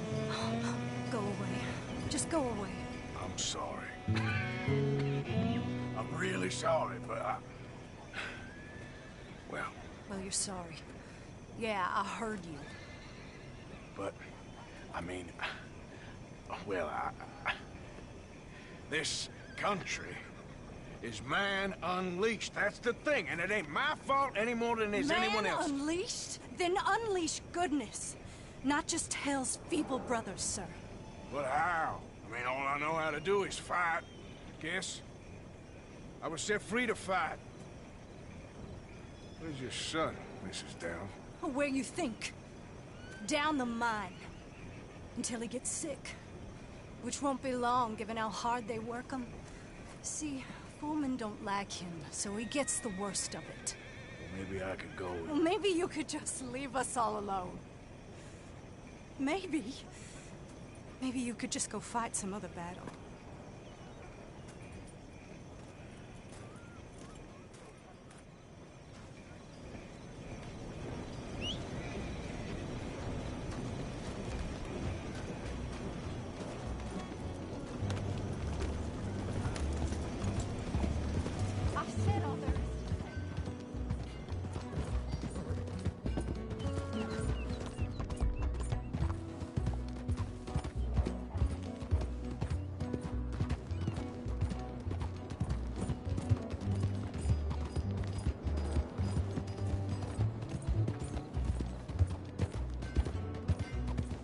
Causing trouble? Hey, boy! Hey, boy, your mom's a whore, little boy. Be quiet, Mr. Dockery. Oh. Why don't you shut up? Oh, all right. Who's this, your daddy? My daddy died. And this man, he killed him. What are you doing here? Leave the boy alone. Why'd you kill his daddy? You after his mama? Stop bullying the boy. Get out of my business, mister.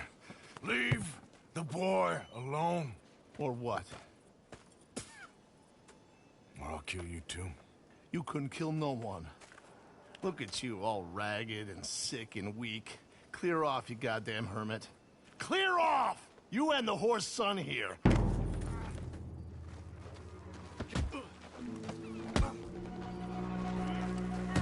Can't even fight you. Take your hands off me.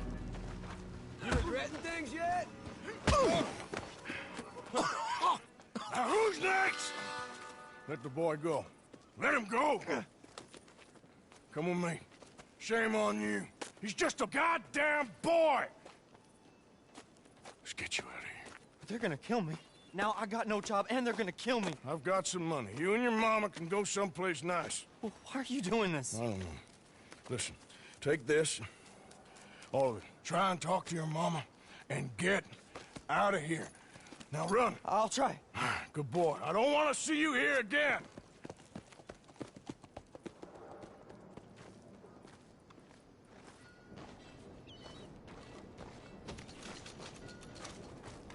No. Okay, girl.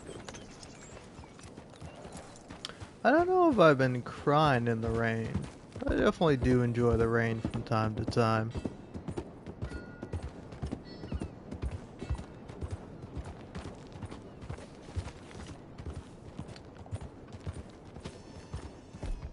I will say though, the last time where I went outside and it was pouring rain, like right before it started pouring rain, I was like, oh hey, I'm gonna go ahead and leaf blow my driveway, get all the debris off of it, and like right before I went out, it started like pouring rain. And I was just like, you know what? I'm already out here. I already got the leaf blower. Might as well just go through with it. And it was, I found it to be quite fun and funny. Leaf blowing in like the pouring rain. Anyway, let's go do this mission with terrible old Micah. Well, girl.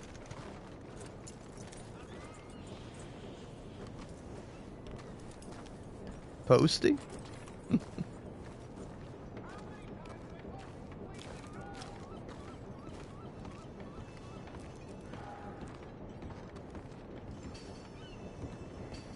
Oh, wrong set of houses. Is it here? Where is it? There's like just a point where you gotta go. Oh yeah, it was pretty funny. But I enjoyed it. Again, I like the whole time I was mostly laughing because I'm like, God damn it! Of course, the second I decided to leaf blow my driveway. It starts pouring rain. I'm like, well, I'm out here. It's been several days I've been meaning to do it, so might as well. Was you followed? No. Was you followed? I said no. Okay. What is your problem? What is your problem, partner? You don't look so good. What is wrong with you? Nothing wrong with me. I'm fit as a fiddle. And I inside you ain't. I'm just a realist, friend. Micah reckons there's a rat. Oh, does he? On what evidence? He's only back a minute. Pinkerton show up. We've been on the run since you two fools went crazy in Blackwater. We barely escaped with our lives in Saint Denis. Now we got a rat. Well, Molly clearly talked, but who else? Maybe we pushed things too hard. Whoa. Maybe time for folks like us is past. We don't need a rat. We got sloppier than the town drunk, and they know who we are, and where we are, and what we're doing. Way I see it, best thing we can do is let the week go. Move on, get our money, and start over. That ain't happening. Well, something's gotta happen, and fast. Otherwise, Cornwall, them Pinkertons, they've got us penned in here, and ain't none of them stopping. Well, Cornwall's why we're here. Shall we, Dutch? Yeah, it's time to go. Let's head to the river. Oh, leave Cornwall alone. He ain't... We need money, but revenge, now? Of course it's for money. Come on, Arthur.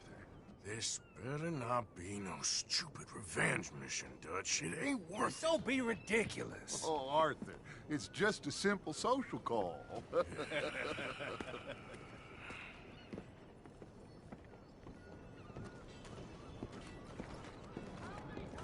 So, what are we gonna say to him that needs to be said?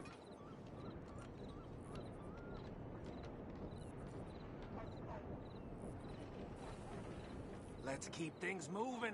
We look suspicious enough as it is.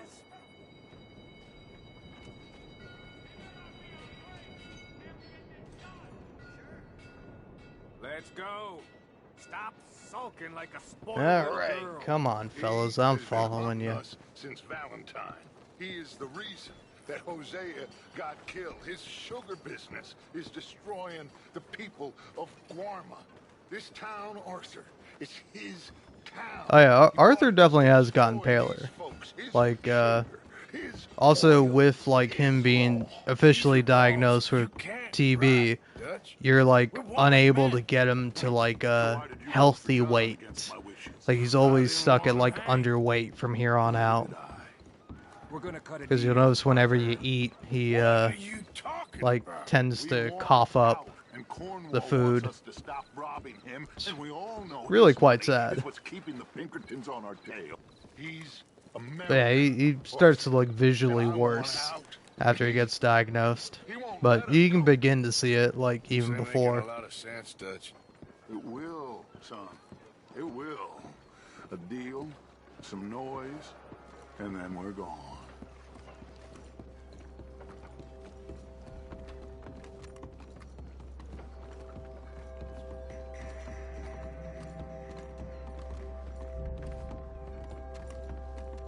Cornwall's boat is due in soon.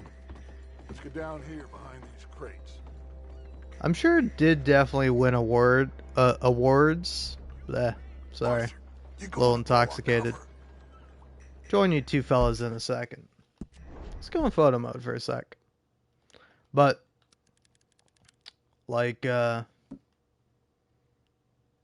before the game won any awards, or like in the year the game came out, I think the game of the year from the Game Awards was like God of War, which like honestly not a bad game. I haven't played it personally, but like I think Red Dead Redemption 2 should have won for sure. But also it's like I don't know. I think people put a little bit too much like what's the word for it? Too much stock in the Game Awards. Whereas, like, they're nice, but they're mostly there to be an advertisement for, like, new games that are coming up. I said get yourself hidden.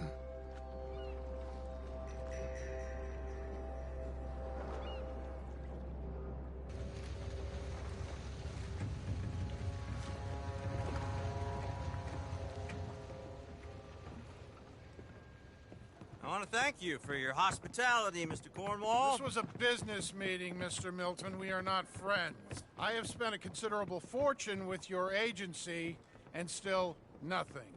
This Vanderlyn robs me and laughs at me. I asked for the best. I paid for the best. We are very close, Mr. Cornwall. I know you've heard this before. Chance, sir. Send a telegram to Goldberg in New York. Tell him I won't borrow it more than 3.2%. Sorry, no, I have heard it before. And get that army man to pay his portage charge. Yes, sir. We are doing all we can within the confines of the law. The law? I think we both know what you can do with your laws. Find me Dutch Vanderlyn. Bring him here. And leave the laws to them as need them. Good day, sir. Come along, Mr. Ross. We have work to do. Mr. Didsbury. Mr. Cornwall. Now listen up, Didsbury. What's all this about strikes?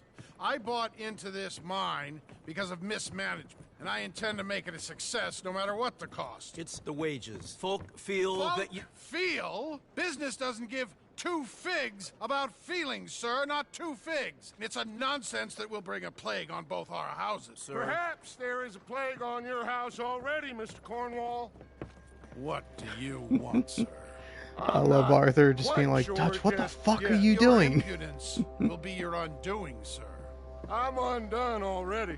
Even my best friend here, he thinks I'm crazy.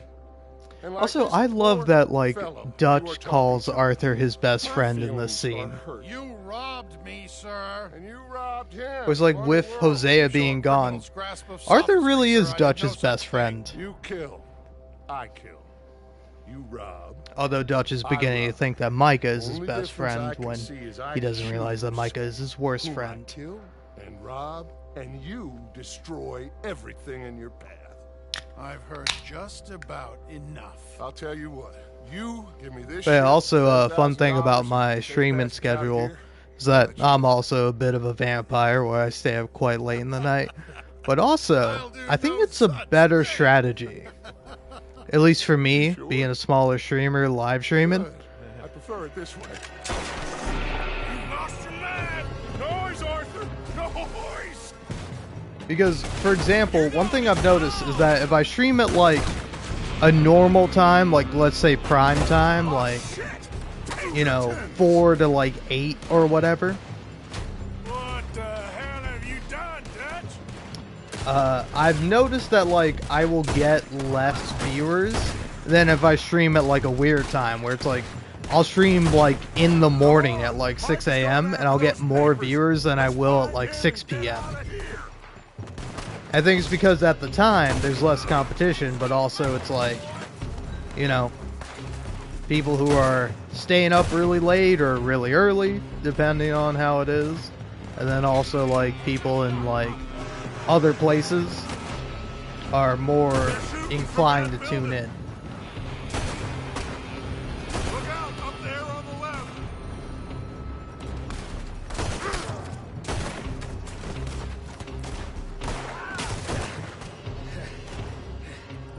I found something interesting. Come on, we gotta move.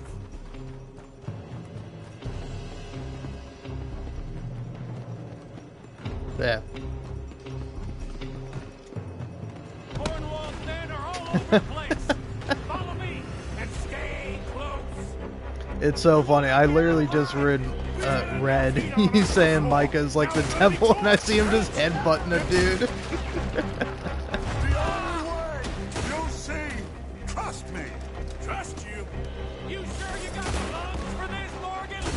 I will say though, Micah, like, very hateable as a character, but like I think he is like so well written and also like so well performed. Finally putting that bastard Cornwall out of business for good. Did you put Dutch up to this? Me? I just follow orders, Morgan. You're gonna burn. Let's go. Let's go. Yeah, I need one of you guys to knock this hat off my head. It wasn't. We got what we came for. Those papers.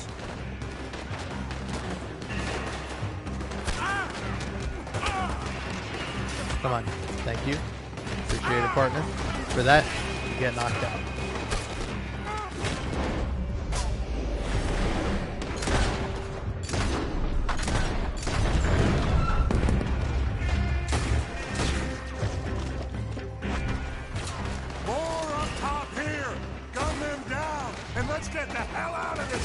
Yeah, like honestly, I don't see too many people talking about it, but one of my favorite scenes with Micah is when he's talking to Reverend Swanson, and it's like a missable interaction in the camp. But like, let's go. He goes up to Reverend Swanson and he's like, "Haven't you heard, Reverend? God is dead." And he's just being this like slimy piece of shit to Reverend Swanson. It's like such an interesting scene, especially when you know that like Reverend Swanson cleans up his act and has like a happier ending than Micah does. Where it's like Micah never changes, Micah just gets worse. And like it's interesting where it's like, you know, irregardless of what your religious beliefs are, like Micah is just being cruel for the sake of cruelty, but he's so good at it, you know? Where it's like such an interesting scene to watch.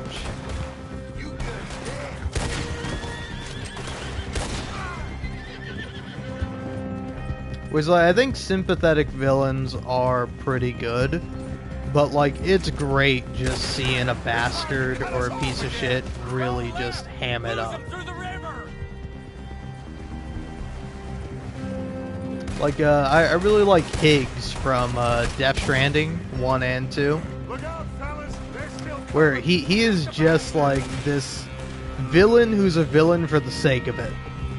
Whereas, like, you watch him, like, kind of do his speeches and do his boss fights, and you can tell he like enjoys doing it, which I find that to be a bit more compelling than just like, you know, oh, he had a bad childhood, which he did also have a bad childhood, but Cool. We all okay? Interesting social call. Oh, don't play dumb and superior at the same time, Morgan. We all knew, sooner or later, Cornwall had to go. Let me see them papers. It's more attention we don't need. Feels like the whole world's closing in on us. Dutch, it won't be long before they find where we're hiding out now. Especially as we ain't exactly hiding out. We just need a distraction. Buy us some time.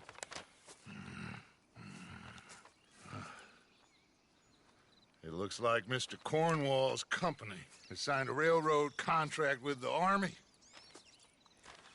And they're also moving dynamite down from, well, the Annesburg mines to Saint Denis to resell. And there's bombs at his oil factory. Maybe there's a way to get them off our back and get the money that we need. Micah, you look into this dynamite. Take Bill, I guess. Arthur, you go too. We are gonna need a lot of it. And Micah, we need to talk. Figure out some things. Of course, boss. Figure out what? The plan. Getting out of here. Nothing's changed. It hasn't, huh? There's an old house west of Van Horn. Meet me there when you can, Black Lung. Let's split up. We'll meet up back at camp. Yeah.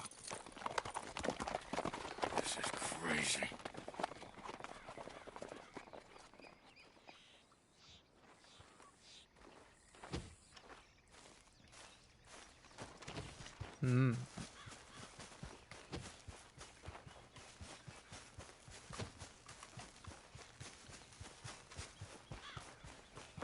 Come on, girl.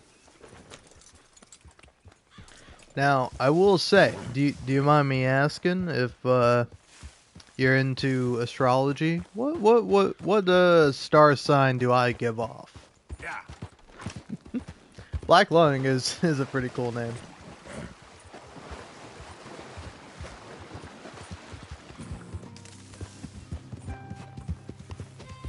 Actually, if you want to see Micah being like a ginormous douchebag, you're about to see it with this mission.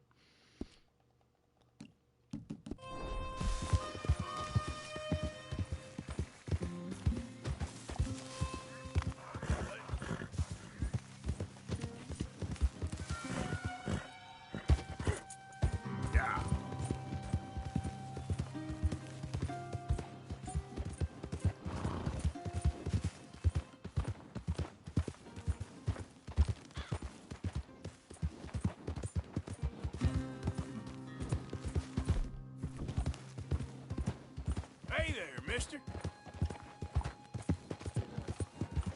Also, I don't know why, but I love a good use of the word mister.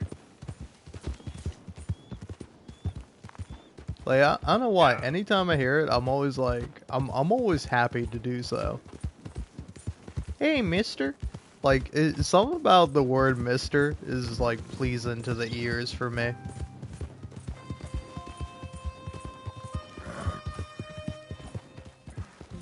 Like, I don't know if I myself necessarily want to be called mister. If I do, it probably freak me out, because I go, oh fuck, I'm 24 and this person's calling me mister? Damn, I look old.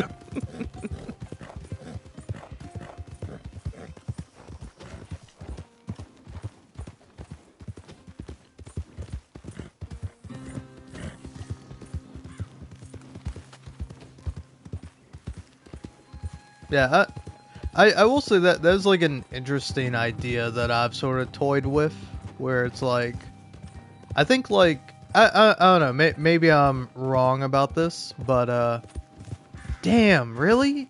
Why do I give off Aquarius or Pisces vibes? Because honestly, I'm not a big believer in astrology or nothing like that, but I do feel like I fit what I am. But I'll tell you, I'm not Aquarius or Pisces. Anyway, what horses you got, mister? You okay? You don't look so good. You worry about your horses, not me. All right. None of my business. I will say, I do love that, where every time you go into a shop, the owner is always like, hey, are you doing okay, buddy? You look fucking terrible. And Arthur's like, fuck off.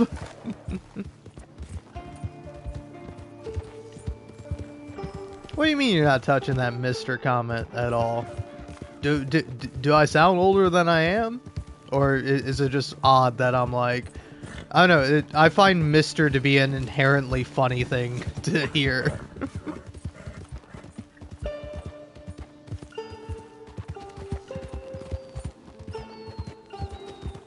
It was like, Arthur's like, hey, mister. Like, I'm always like, fuck yeah. Right in the head. Hey there! Hey, mister! Hey, mister. Like, it's pleasing on the ears. I don't know how to describe it. Yep. But anyway, I'll go ahead and spoil it. I was born January 1st, 2001. A 10101. So, I'm actually a Capricorn. I always feel like that fit me, because it's like, I don't know, at least for me, from what I've heard for astrology, it's like, oh, Capricorn is the smart one that's all doubtful and shit. So, of course you don't believe in astrology. And I'm like, fuck you. You don't know me. I mean, that's exactly right about me. But just because it is, just means it's a coincidence.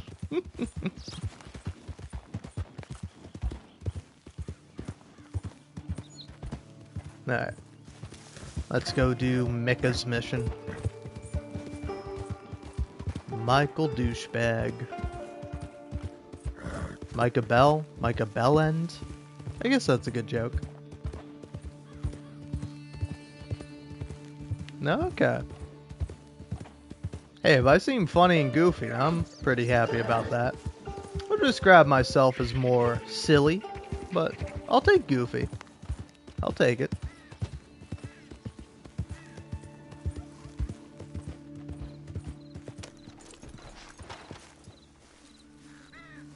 Yeah, sure you did. Now that I've said I was a Capricorn. Oh, of course you were a Capricorn. Newsflash, I'm actually, an Aries. Or, what's another funny one? What's another one I know? Leo. Leo, Sagittarius, Capricorn, Pisces, Aries. I can't think of any more. I'm trying to. I'm racking my brain for more, like, star signs. And I can't think of them. There's, Yeah, there's nothing. I don't know. I'm gonna start the cutscene. Ah, there he is. Old Black Lung Morgan. Shut up. Was you followed? Excuse me? Was you followed? You know who you're talking to. I ain't sure. I ain't sure about much no more. All I know is there's law whenever you're around. Is that so? Because it seems to me that since you've been riding with us, there ain't been nothing but trouble. Stirring things up all the time, getting in Dutch's ear. Seems wherever you is, there's Pinkertons and vice versa. So you better watch your goddamn mouth, boy! Or... Take it easy, cowboy. You're gonna do yourself a mischief where you're heading. Micah, shut it! He started it! Dutch says we is to go on with plans to create a diversion.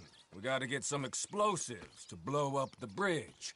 Keep the army out of here a few days. I think it's a real bad idea. I don't think Dutch cares too much what you think. That's clear. We gotta confuse him one last time. Then he and I will head to Blackwater, collect the money, and help everyone leave. He's got a boat lined up. Blackwater's a fool's errand. Everyone knows it. Even a greedy moron like you. It's Dutch's choice, Arthur. You're just a senior gun, same as the rest of us.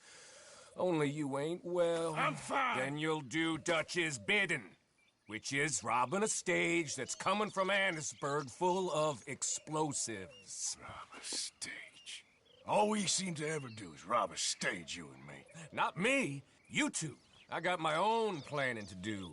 You boys got this. Shit. Guess we have. Come on, Arthur. And Cowpoke, take it easy. You could do with a vacation, hmm?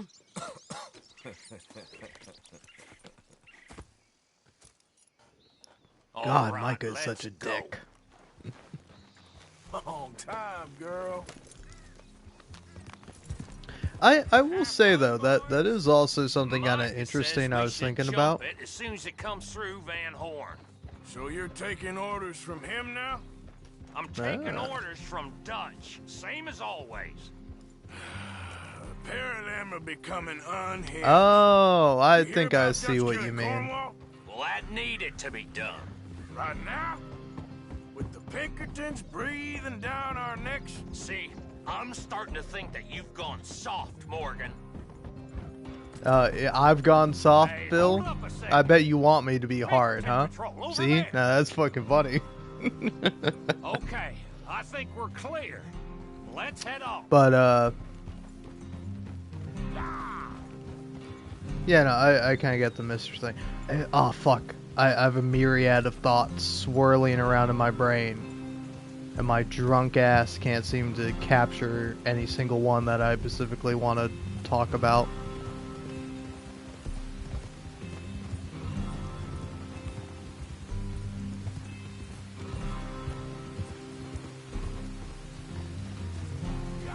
I don't know, I guess in terms of the Mr. thing, is that for me it's just funny, because it's like, So,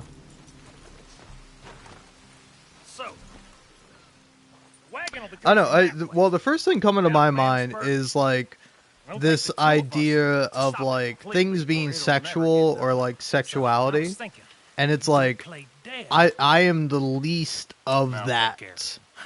That you can probably meet, where it's like I tend to. You're the better actor. No, you play dead, and I'll cover you. I got that. I got that. Also, I love this little scene so much with Arthur being like, "Well, you're the better actor," so. Like, it's always funny because it happens multiple times where it's like it happens to Arthur eventually, where it's like, "Well, you should do this because you're the better shot," or it's like you know say Arthur and Sadie, where Sadie's like, "I'll row the boat," and Arthur's like, "I can row the boat."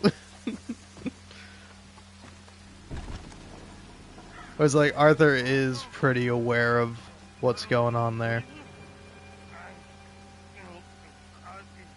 But like, I guess the other thing to talk about is that it's like, I don't know, you ever watch, or you ever read webcomics?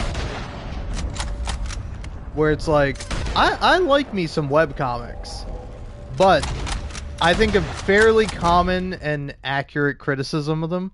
Damn, you guys just fucking killed Bill? You kill Bill? That's crazy. You can't be doing that.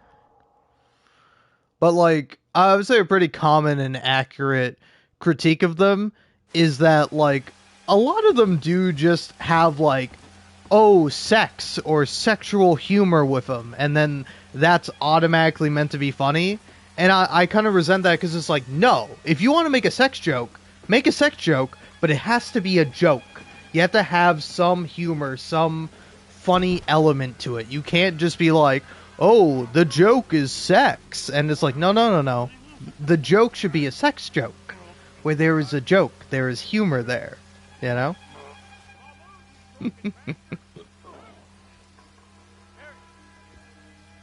Well, Bill's just more excited to play dead. Because he is an actor at heart.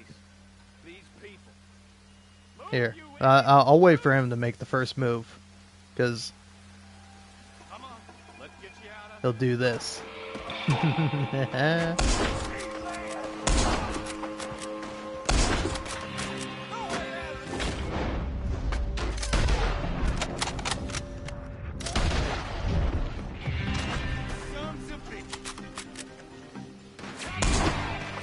Ooh, shot his hat.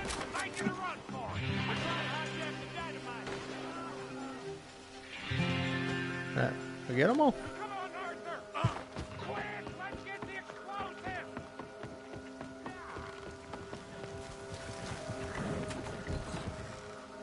But yeah.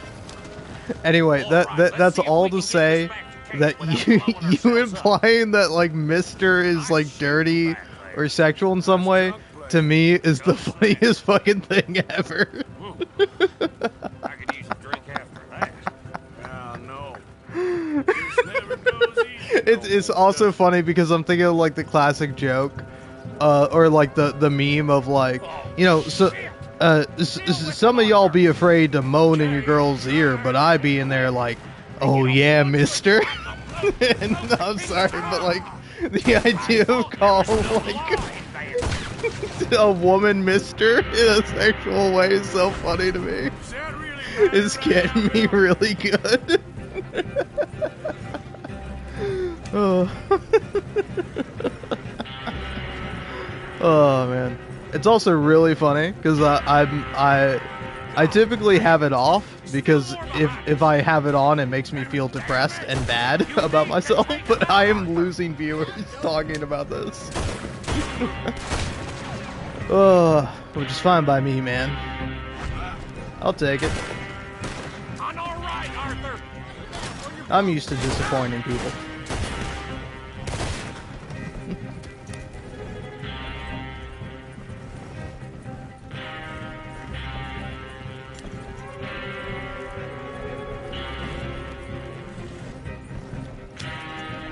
Alright, what's like a lighter topic? We're leading them right back to camp. What do you think I'm doing?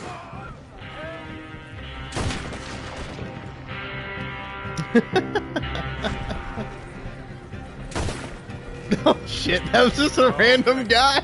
I don't see any more. That guy had a fishing pole and everything. That guy just wanted to fucking fish and I killed him. Don't reckon I am a bad man. Holy shit. Oh man. Killing a bunch of folks so we can rob some dynamite to blow up a bridge. But yeah, see, I think Scratcher, you have a fantastic point there. It's a distraction. Where it's like, So it ain't meant part of the humor with like sex jokes or something like that is the subtlety of it, you know? Where it's like not something that people will necessarily pick up on first blush, you know? So, you got it? We got it. Yes, we got it. What's wrong, Arthur? Nothing at all, boss. John, go drive this over to Bacchus Bridge. Get it hidden near there. He really does think he's Bill, in charge. You go on ahead. I need to speak with Arthur. Good work, son. What's going on? Listen, I know we ain't always seen eye to eye, and you find me irritating and a threat, and I like to annoy you. But right now, I need better from you, Arthur. Okay, Micah. Whatever you say. I ain't the bad guy you think I am, Arthur. But I am a survivor. Stick with me and you'll live. Oh, the bridge is probably a two-man job. You should probably go help Marston. Why don't you? Like I said, Dutch and I got planning to do for the train. There's a big picture here, Arthur. Trust me. I mean, honestly, I get some people not liking Dutch, but it's like, Micah is so much more unlikable. Like, frankly, Arthur is a better man than me, because I would have shot the fuck out of Micah. Like, the second he started being this slimy little fuck who's like, oh, you gotta do it for Dutch, Arthur. Why don't you go down and help John, you know? You and your senior guns, you two can get along together while me and Dutch can do the real planning. I would have shot that motherfucker in the back right then and there.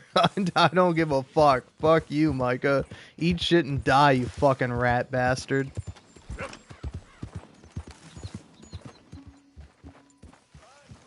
Arthur. Javier. I still love you, Javier, even if you don't love me.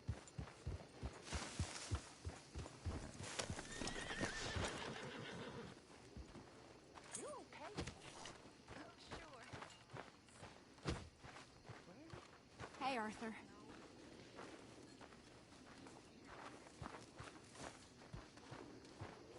Nah, let's change up my outfit a little bit. Actually, I think the funny thing I'm gonna do is not gonna change it up terribly much, but could go for this. I don't know how fancy I want to get. I think I'd actually want to go for, yeah, I want to go for that.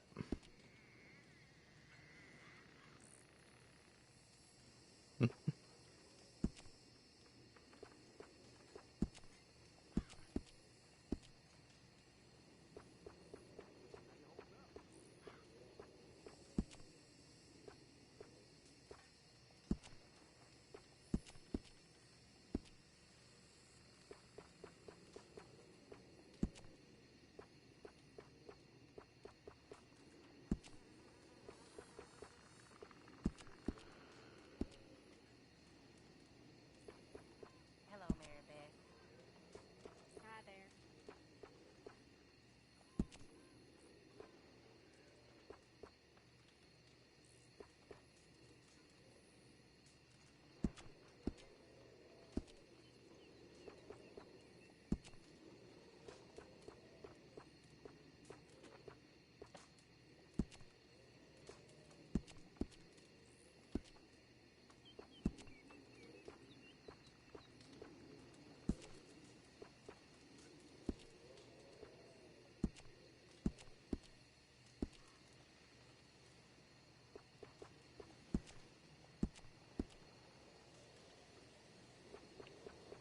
Alright, going for this.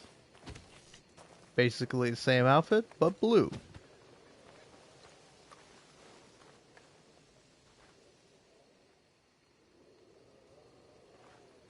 Oh yeah. I think that is also the tragic thing though, is that it's like, without Micah, maybe Dutch wouldn't have been so bad, but also it's possible that Dutch would have been just as bad. Like it's like, at least for like Arthur and probably for most players playing the game, it's like you see Micah as the villain. You see him as the one making Dutch worse. But it's very possible that even without Micah, Dutch would have been just as bad on his own.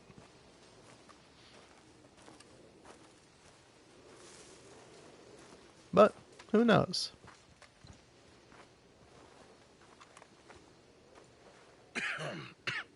Reverend? You okay, Mr. Morgan?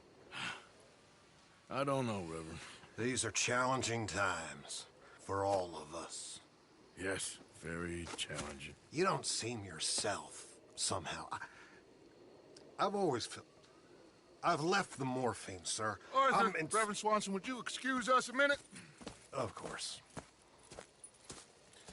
New York, We are gonna go to New York. Now, they have been chasing us south and east and west. We're gonna get a boat, we're gonna get on a river, and we're gonna go north. New York. Then Tahiti, the Fiji Islands, or this place, New Guinea, dancing girls, freedom. But first, we have to make a whole lot of smoke, a whole lot of commotion. And then we disappear. We need more commotion? 1 score and 1 whole hell of a lot of noise.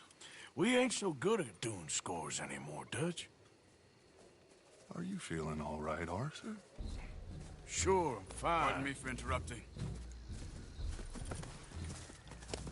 I brought a friend, Arthur. Hello. Hello. Dutch. This is Eagle Flies. His father is a great chief. Charles and I, we Pretended to be mercenaries. Did me a great favor. Dutch Vanderlyn, how do you do? Not well, sir. Well, I am sorry to hear that. How's your father? Father has confused wisdom with weakness. His people, my people, we've suffered too much. Been lied to too much. Now they've taken our horses. Who? The infantry division posted at Fort Wallace. Why? Colonel Favors is a liar and a murderer. His people won't stop until we're all dead. Without horses, we cannot hunt. Without hunting, we will starve. This is another act of war. I see that. You men have helped me before, and I have money. Put your money away, son. What do you think, Charles? You know I told your father I will not fight over some horses. But I made no such promise. Come along. Yeah, Arthur, we must go with them to try to stop things from getting out of hand. I guess.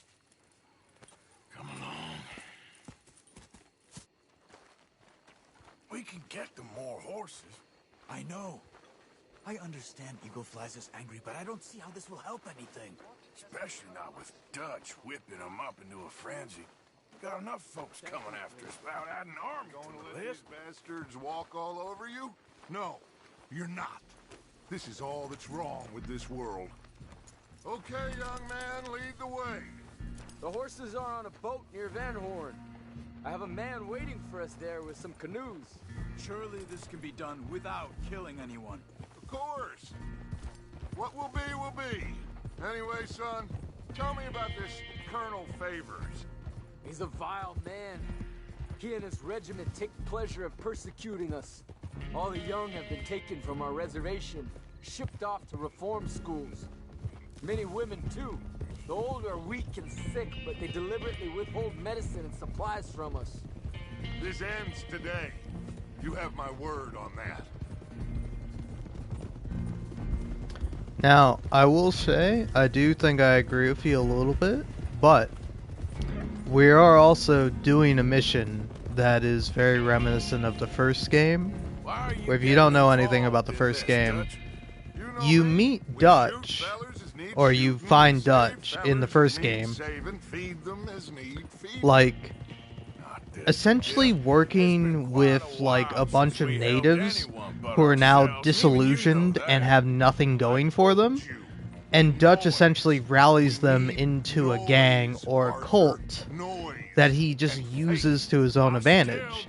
And it's like in this instance, where Dutch has Eagle Flies coming up to him, telling him, hey, I want to get these horses back from the military.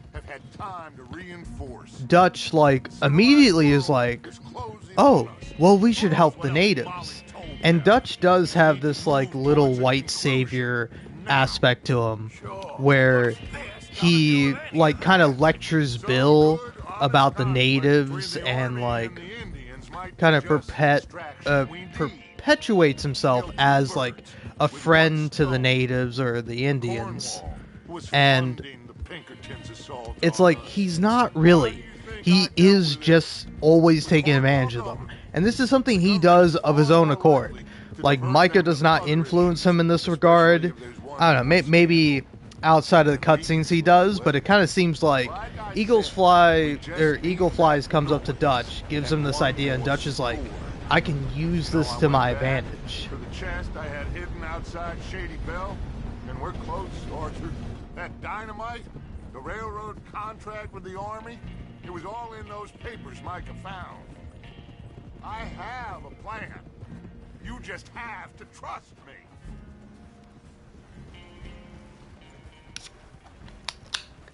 Well, it's like Dutch is many things, and an opportunist. An opportunist. Am I saying that right? I feel like I'm fucking it up. But he is certainly one who is ready and willing to take advantage of others for his own personal gain. Blah. There's Peter. These men, like I said, they'll help us. I got the canoes.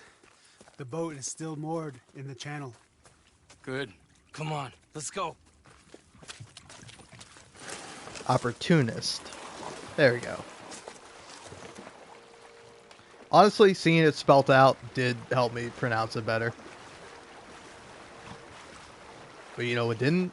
The drinks in me. Get that boat ashore. I think the best plan is to paddle up there silently, board her. Then when we got control, we'll deal with that anchor, float away. We'll be ashore before anybody even knows what happened. Also, I won't lie, it is kind of crazy that it's 4 a.m. because not only, like, I was on vacation this past weekend, but I woke up, like, super early today. I woke up at, like, 5 a.m. or something. So, yeah, if I stay up for, like, an hour longer, I will have been up for, like, 24 hours, which is fucking crazy. I did take a nap, though. Actually, I am remembering that.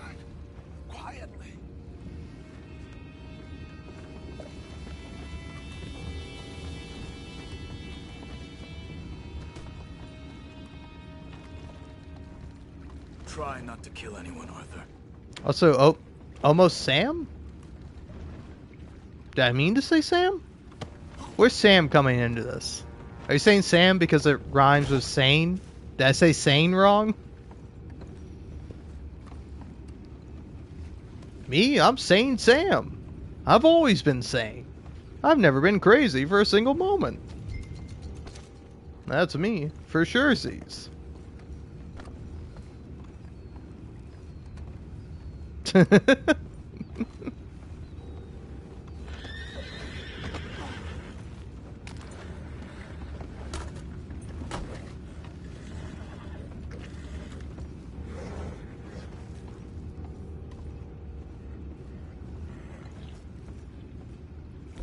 Well, you can't really stealthily take out these guys, so...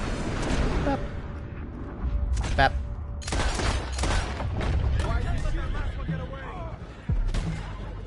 Boys, go find out about those horses down below. Arthur, deal with that anchor. Sure. You think I have the first idea how this anchor works? Just blow it up then. Hurry.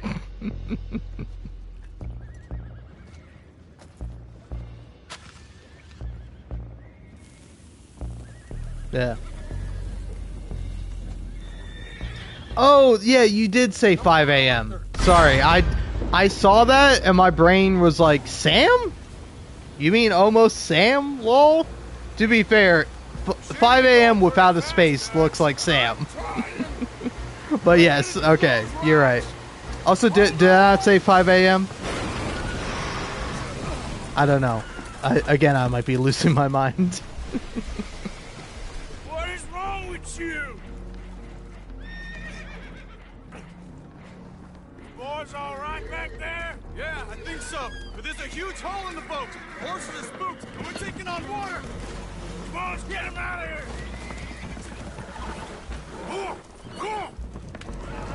Also, this may or may not be related or semi-related. The best pilot I've ever come across. The horses are confused. We need to round them up. I'll get these four, Arthur. Can you go after the others? Yeah, I got him. Over here, come on. Oh yeah. Slightly is certainly a word for it. But Also, I will say in my other defense, being on the internet for a long time, my brain has autocorrect, where it's like it is kind of it is kind of like a benefit and a detriment simultaneously, where it's like I will read something correctly, like as it was meant to be typed, and then I'll like look back at the thing and I'll be like, oh, there was a typo, or there was a misspelling, or there was a mistake in that. And it is kind of a funny thing that happens.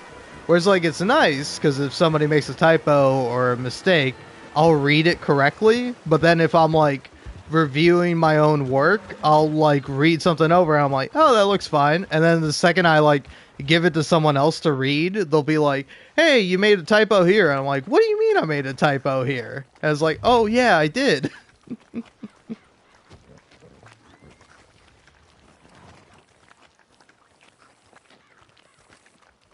Seems like Uncle Sam likes you fellas even less than he likes us. So it goes.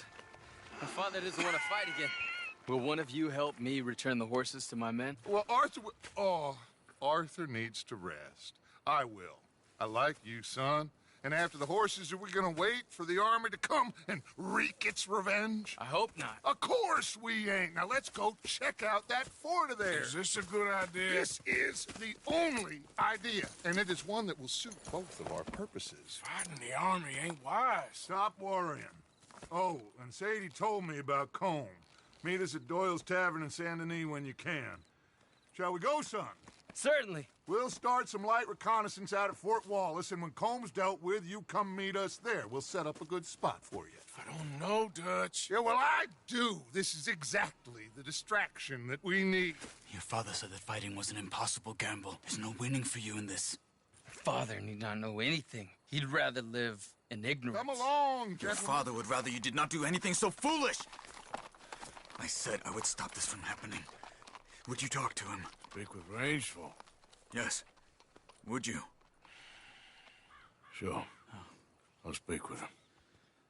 You head on back to camp, check on the others. Dutch's behavior, I understand.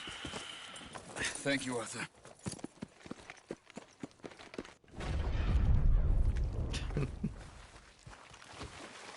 I will say, this might be one of the most aggravating Dutch moments in the game.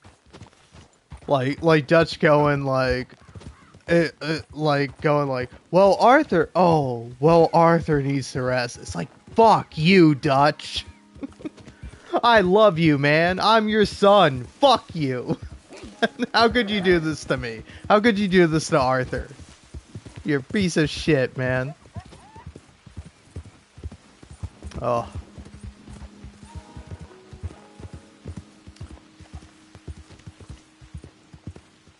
But again, like I said, it's a blessing and a curse to be able to, like, have your brain, like, autocorrect stuff, where it's like, I don't know, even without the internet, I'm sure I would do this, because it's like, sometimes I will, like, read stuff at, like, a fast kind of pace, where it's like, I don't know, it's kind of like the trick people pull, where it's like, you will type out a sentence or whatever with, like, the first letter right and the last letter right, but then all the letters in between are mixed up, and you will read it correctly.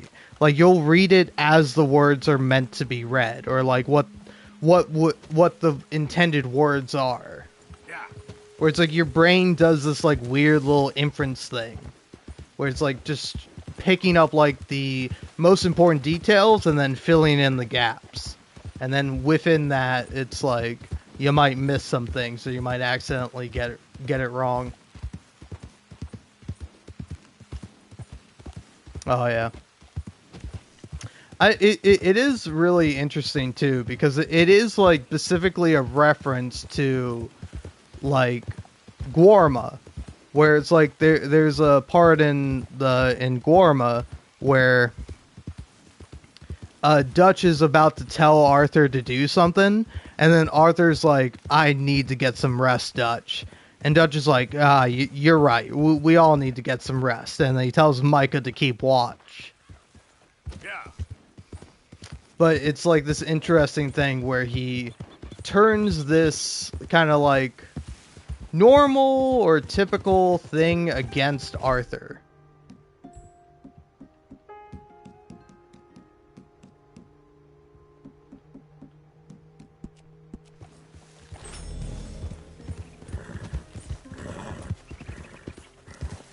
Whereas, like, it is, like, genuinely cruel.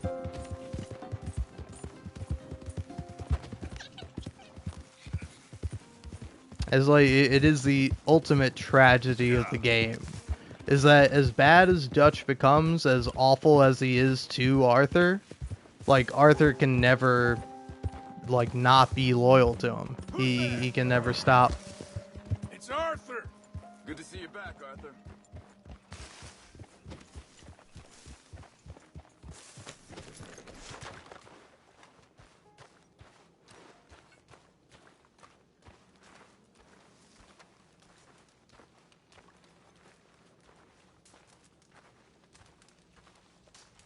You joining us here, old pal?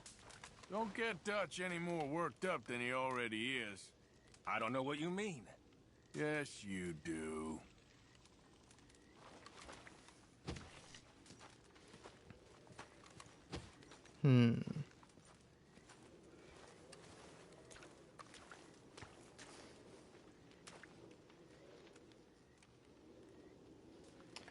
I will say two things to that comment of, I love how when you started the stream, you said you didn't have ADHD, but the longer I'm here and more clear that you actually might have ADHD. I mean that so respectfully, lol. So respectfully is funny. Because it's... I don't know.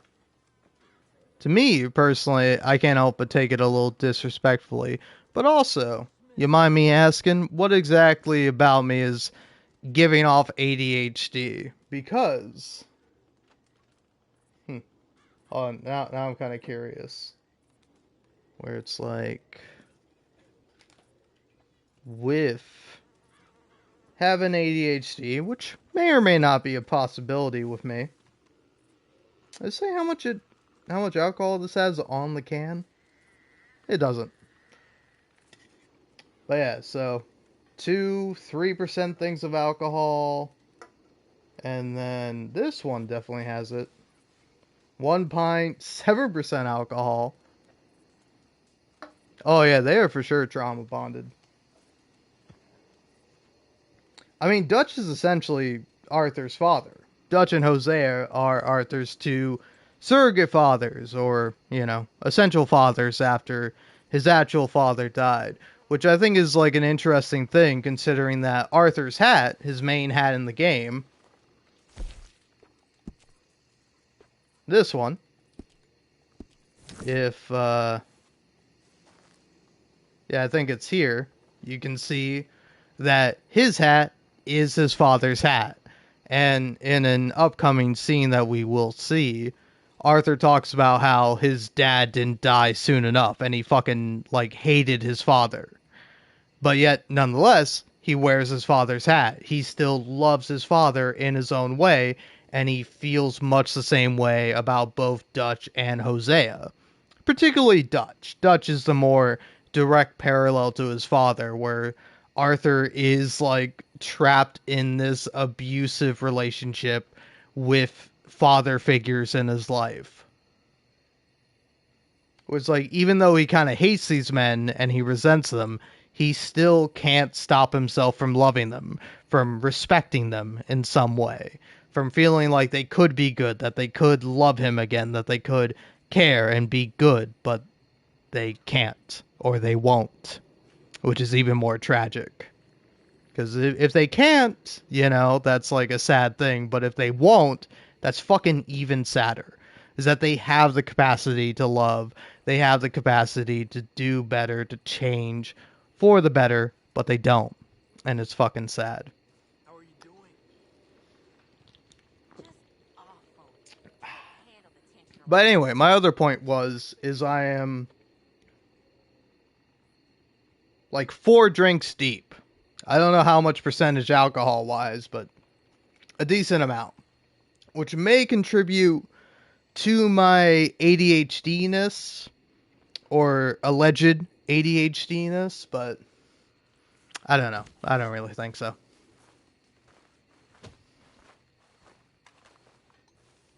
Oh no, you're fine. Also, it's funny that you're calling me Posty. I had a friend who called me Posty. Which, like, I think it's a pretty easy to gather enough nickname, but it is funny.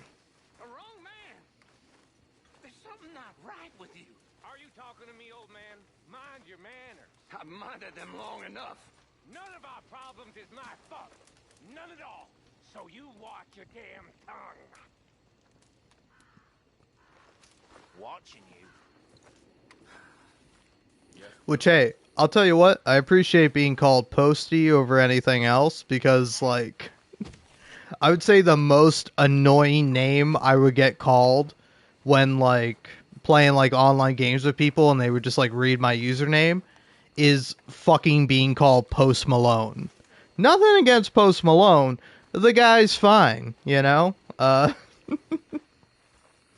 remember actually when it was like around New Year's and me and my folks were watching like different New Year's Eve channels. I forget which one it was exactly, but it was like a country one.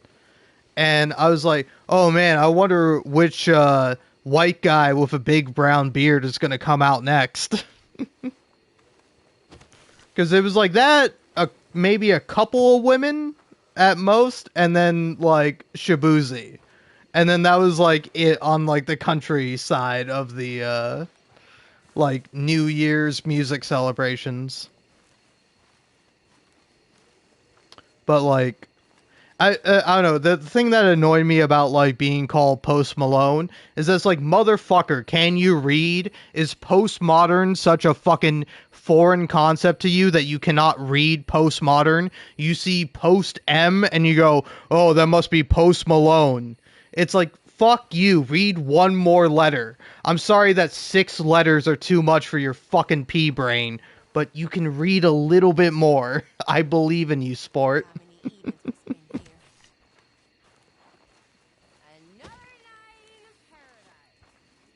Oh yeah, I see it. But it is kind of funny because actually my name PostModernLemon comes from the fact that I'm a bit of a hipster, and actually another Rockstar game I quite enjoyed, Grand Theft Auto 5, has a character in it, DJ George, played by Twin Shadow, the artist. His name is George something. But like he would like go on different rants and was like, oh, that's very post irony and stuff like that. So I'm like, postmodern is like a funny iteration on that. But my actual name is Liam, and that's where the nickname Lemon comes from. You know? Because my joke with Lemon is I was like, oh, some people call me Lemon, and it's because I have a sour personality. I would pull that one out in college, and people would be like, oh, don't say that about yourself. And it's like, fuck you, I'm joking. I'm not being serious when I say that. But yeah, but my name comes from the fact that, like, you know, a friend of mine would call me Lemon sometimes because Liam is close to Lemon. And Liam is my actual name. Which you might go, well, why not Lime? It's because A, limes are worse than lemons, and B, lemon is more fun to say. Alright, anyway, let's read a sad letter.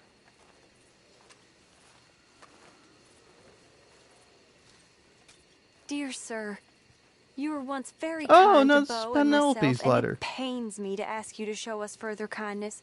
But I have nowhere else to turn, and nobody else upon whom I can impose. I will, of course, pay you handsomely for your troubles. My family have turned quite mad and are threatening to send me away to stop my work, which they say is disgracing them. As if their history of absolute moral depravity, utter debauchery, and perpetual drunkenness did not disgrace them enough. I must escape. Yet I am kept prisoner here. Can you help? Most days I am to be found at the cabins on the plantation. The main house and all it stood for are thankfully no more. Yours faithfully, Penelope Braithwaite. Way I see it, these things prove what you made of, prove what you is. And right now, too many of yous is proving precisely what you is, and it's like something I went and Another stepped evening in paradise. No offense, mind. At least not to them that's gonna quit moaning. Hi, Karen. Good evening to you, Mr. Morgan. Good evening. Well, I'm glad you enjoy my vibes. Try to keep them pretty cool, pretty chill for the most part. And then if not chill, at least funny.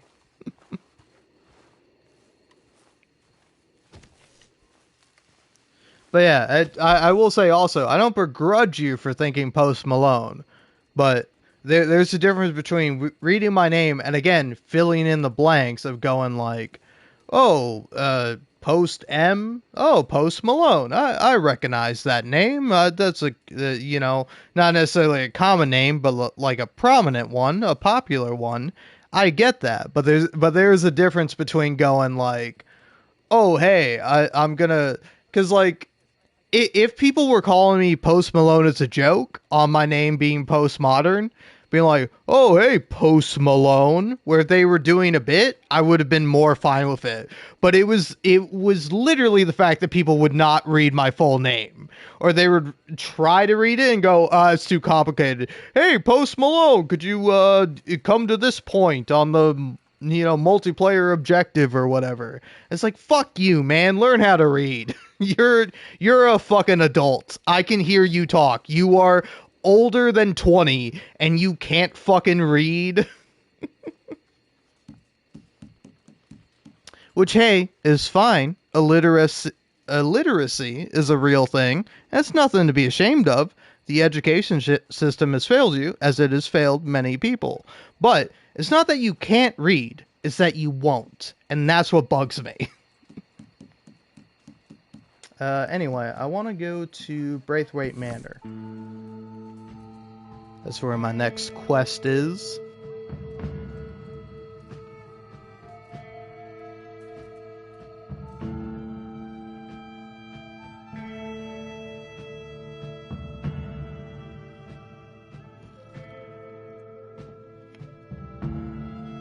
Because, like, I don't know, maybe this is my own personal take or my own personal philosophy. If you're trying your best and you fail, I don't begrudge you at all for that. But it is oftentimes in life you see people who are barely even trying, let alone trying their best. And it's like, you can try at least a little bit more. You can put more effort into being a fucking human being. I know you can. You just refuse to. And sometimes it's fine. It's no big deal, you know. We're all gaming. We're all having a fun time. Sometimes we're all dickheads to each other in that instance. But it's like, if you're communicating with a person, you should be putting more effort into it, you know? Or it's like, sometimes I may be a dick, a prick, an asshole, some other epithet, swear, or otherwise. But it's like, I'm at least trying to communicate my point. I'm trying to say what I mean. Let out what is in my heart or my brain. Take your pick of which one it is. Or perhaps maybe it's coming from my ass, which is a valid a valid source of where things come from within me. I want to run this guy over so bad. I'm gonna do it. I think I have to kill these guys.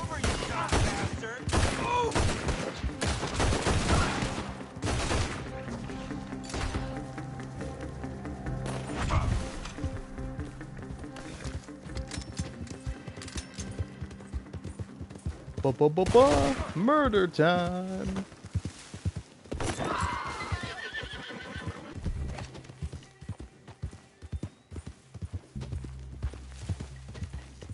I don't know, I will say, though, before I start on this mission, is that I think maybe this might just be a me thing, but I think this is a general thing for me.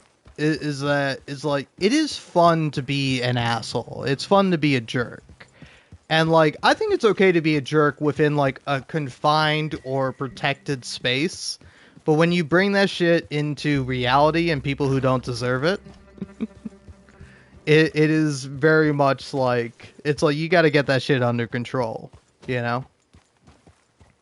Where it's like fuck, I just had an idea, but it slipped away from me. It's not because I have ADHD, it's because I am heavily intoxicated now. Oh, what the fuck was it? It was something about something. Which most things are. Most things are something about something.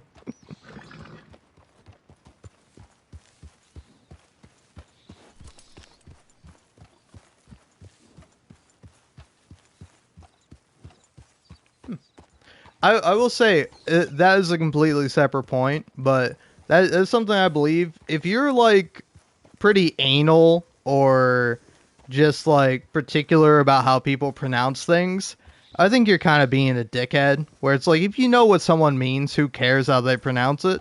But the only thing I understand being like, hey, this is how you pronounce this thing is a name, you know? Because actually, it is so funny. Like, growing up in Florida in 2001, I was born in 2001, so in the early 2000s.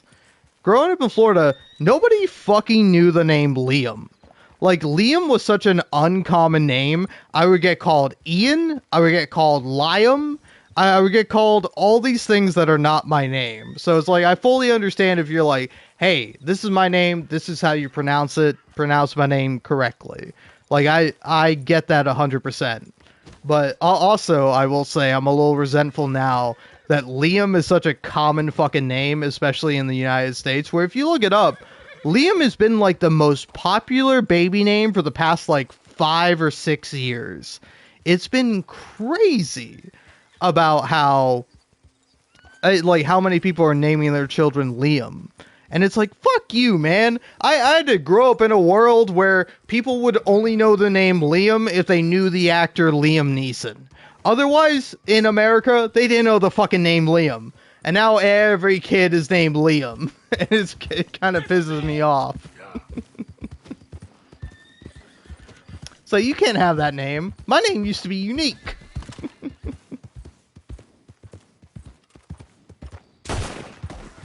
Oh yeah, I definitely get that. Which I will say is a good and bad thing about me failing to become a teacher is that I was originally going to college to get an English degree, and then I was probably going to teach with that degree. Probably like high school or something like that. Possibly college. But I dropped out of college for a variety of reasons. And at least with that, I'm like, man, thank God I don't have to like look at a bunch of names and be like, oh fuck, how do I pronounce this? Because I'm really bad at pronouncing names. Like I will always apologize for mispronouncing a name. Because I do feel genuinely bad about it. But it is like, it's something I'm glad I'm like, okay, I don't have to worry about pronouncing names correctly. Because if I were a teacher, I would have to worry about that. I'd probably just look it up, like, the day or a couple days before my class actually started. But it would have really sucked being like, oh, hey, I think your name is pronounced that way. Yeah, I know that classic. That is a classic sketch. Key and Peele. Balake. A.A. Ron. It is pretty good. Oh, it's actually pronounced Blake. Shut the fuck up, Balake.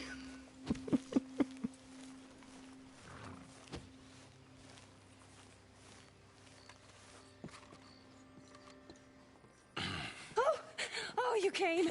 You came. You finally came. I came. Oh, thank you, you lovely, lovely man. Calm down, miss. Oh, come on, let's go. We ain't got a minute to lose. They killed her. They killed Miss Calhoun. All she wanted was a better lot for women, and they killed her, those pigs. Who killed her? I don't know. My cousins, probably, or Beau's. Well, you met them. They are animals. Not even animals. Monsters. Monsters, if God had lost all his powers of imagination. Can you please take me to the train station? Beau will be waiting. Beau, why couldn't he come and rescue you? Well, if they saw me and him together, they'd lynch him and send me off to a nunnery. Or maybe they'd lynch us both. I ain't quite sure. They do so love hanging folk. Where you heading? Up to Boston. Good. Yeah, I like you up there. Come on, let's go. Of course.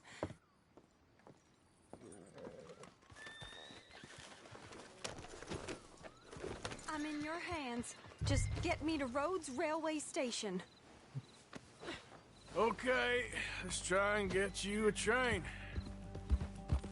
Yeah, that's definitely got to be rough. Waiting at the station in the hope you'll show up, or I'll show up to help you show up. He goes to there every day he can. Makes up some excuse or other. I said he would see me there one day soon, and today he will. God willing. Well, if he's there, that's true love, all right. I've hardly seen him since the rally. They watch me so carefully, and he's waited, or so his letters say. Our families won't let us out. And then all that business with Aunt Catherine and my cousins. You saw the house. And then Lee Gray and those boys killed. So much bloodshed. You'd think this could be a new beginning, but everyone left alive. They're even more angry. Maybe anger's a complicated thing to let go of. Something good has to come out of this awful, awful feud. That's what I've been hoping. Beau and I have to be better. Our families were here for years and years. Sometimes I feel like we can't just leave death and pain and ruination behind us. Plenty before you have. Plenty will again. But, yeah, as far as it goes, get out, don't look back, make something decent of your lives. He's a good man, isn't he, Beau? There are worse. He's kind, and he's caring, and he's strong. I'm sorry, I didn't mean to laugh. He's a lot of things, but... And not strong like you, but strong enough to stand up to his family, to be different from folk. You don't know how hard that can be, to say something is wrong when everyone around you thinks it's right. No, perhaps I don't. He is a good man, and he's lucky. You're both lucky to have each other.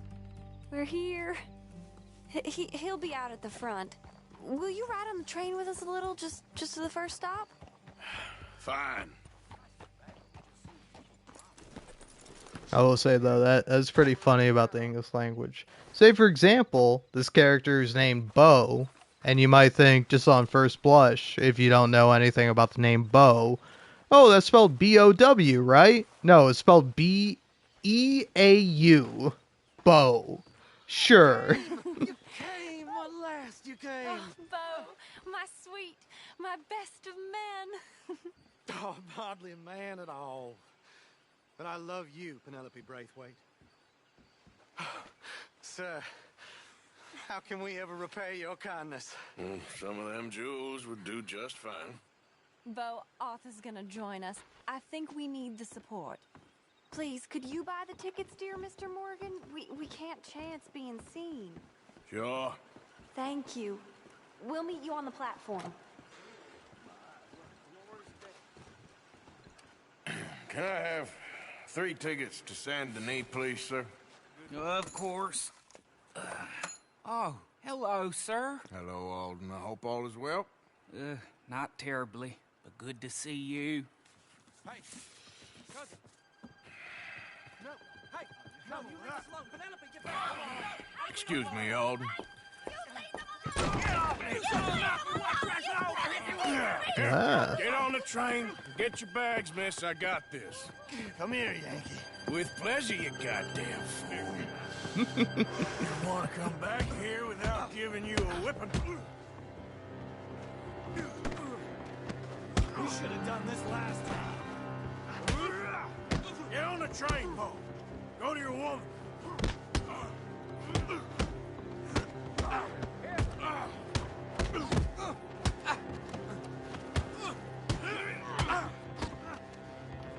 Come on, Arthur.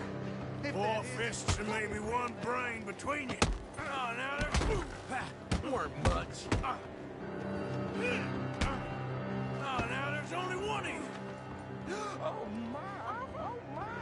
Get on!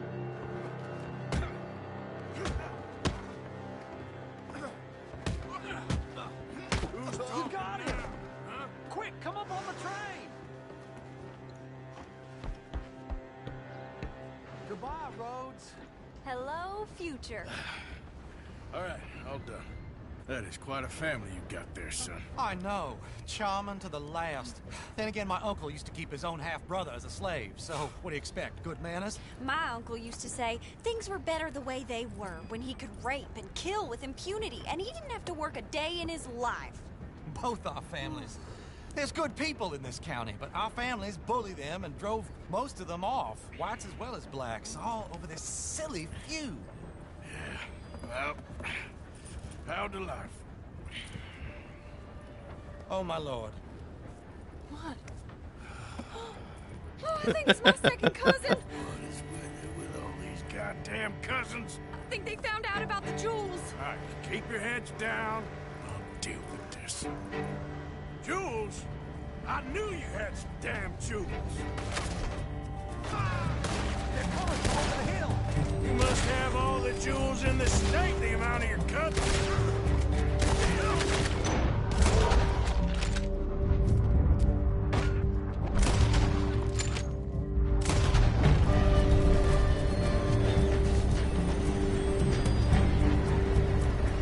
Up there. Look. More men.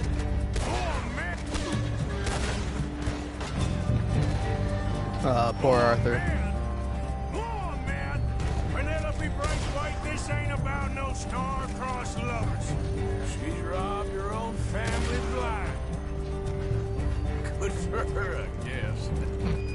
They're coming from behind the train. I killed my cousin as soon as she touched the grave. Ah! Put a bullet in that bastard!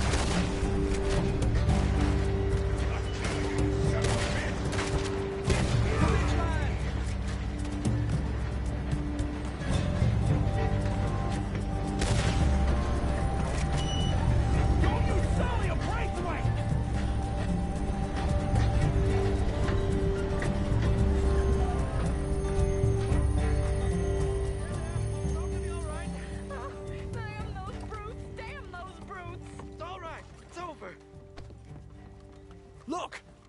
Is that the driver? He's abandoning us! Hold tight, all right? I'll take a look up front. What will you do? I'll figure it out.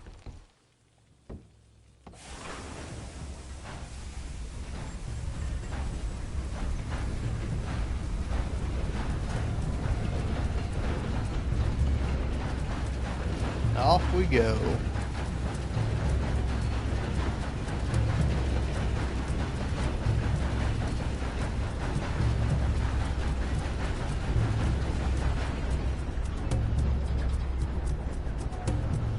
I will say, it's such a funny thing that it's like the driver runs away and you have to drive the train yourself. Good thing Arthur's robbed a train or two in his day, so he knows how to drive one. And hey, buffalo. Dude, I fucking love buffalo. It's crazy that we've endangered them and fucking basically murdered them all. Like, what beautiful, amazing creatures, and we fucking killed so many of them. Or I guess technically they're bison, they're not buffalo.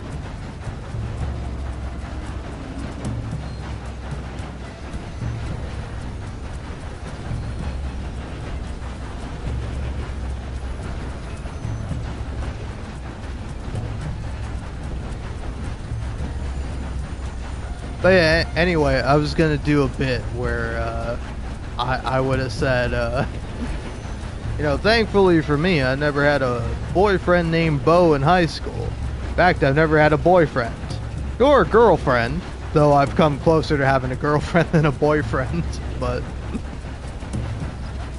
I don't know, man. I've been single all my life, and I'll be single till the day I die. God willing, or something like that.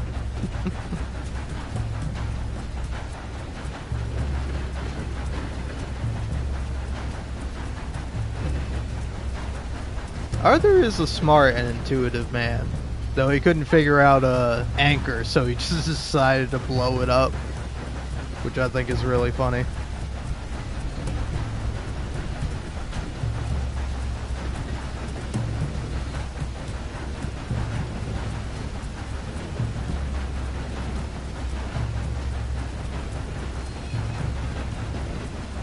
Yeah, there's a pretty good mission with Charles, where you go to hunt bison, and you kind of like use the whole bison, you know, use the whole buffalo, however that saying goes.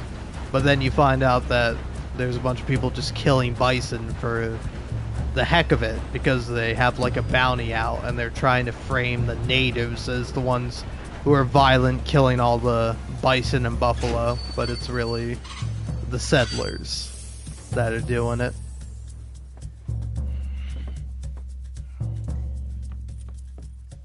Why have we stopped? It's best you go on alone from here. Mr. Arthur, I didn't know you could drive a train. Neither did I.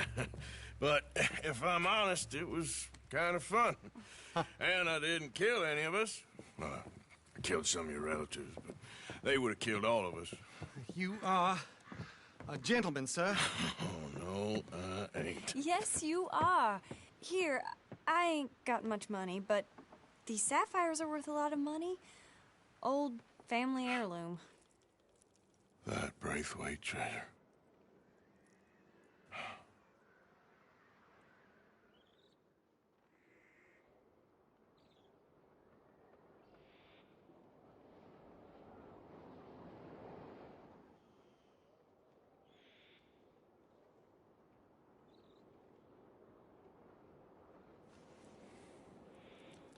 Thank you. Now, let's get you off to Boston before any more of your relatives show up. That might be wise. Hey, you there? Yeah? This couple is heading up north to the Boston line. They got money, they'll pay you on arrival. That work for you? Yeah, sounds fine. Get on in. Hey, you carry protection on a journey like this? I wouldn't be much of a stage driver if I didn't. Goes everywhere I do. Hey! Miss Braithwaite is going to hold on to this until arrival. On account of the treasure on your person. I don't know how to thank you. You're a fine man, sir. Just get out of here. I'll leave. Yeah!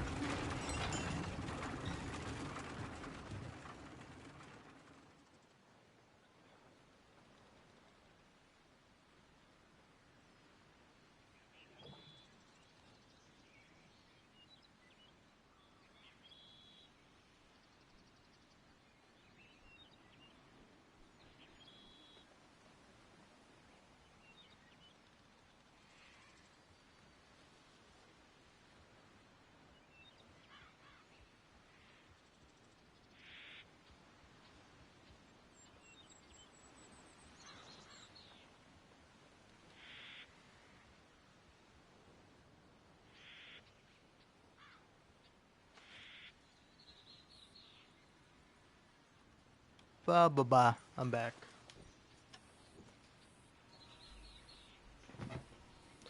I did leave during that cutscene. Anyway, I return.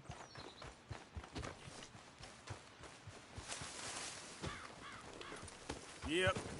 But yeah, I don't know. If you want to know my present bit that I'm thinking about in my head, it is a,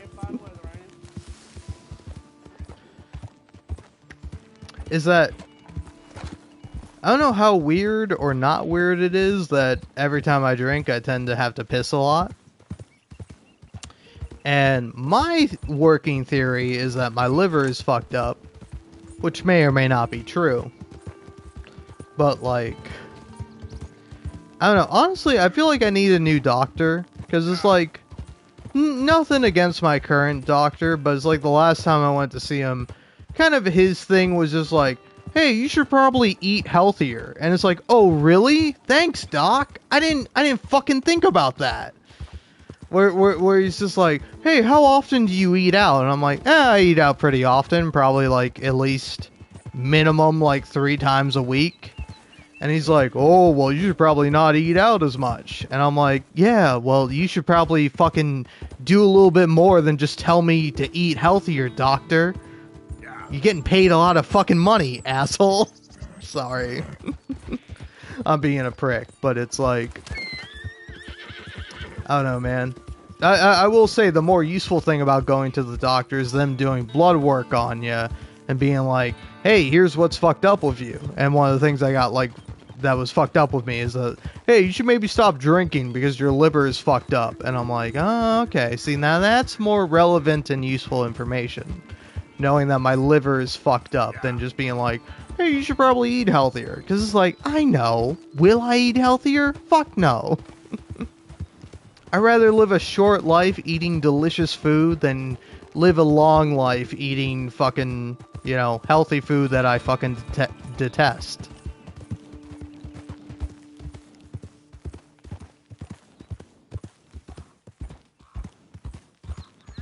Aww. I also want to give Arthur a hug, too. Sorry, I'm checking my comments just now. I also think hunting is crazy as a sport.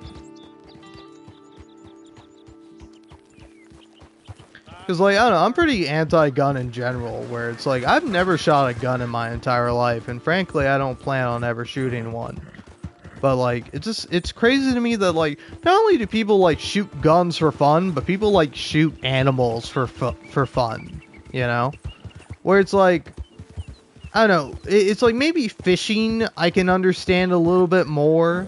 Like going out fishing where it's like sort of relaxing and nice. You can drink a beer while you're doing it and you don't have to be too worried about it. It's like that I think is more understandable as like a hobby. Like I get that as like a hobby. But like hunting as a hobby is fucking insane to me.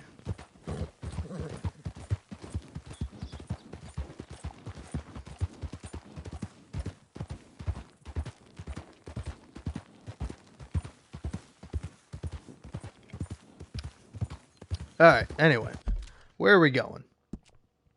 Howdy.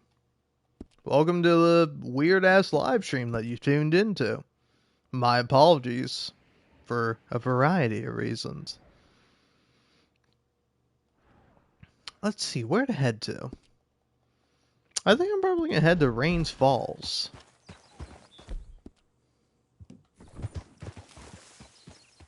Either Rains Fall or Annisburg. So, either the Wapiti area or what's the other area? Yeah. A or W, top or bottom? I'm going to close my eyes and let fate decide. I literally do not know where I'm going. Is it to Annisburg or is it to the Wapiti Reservation? I do not know.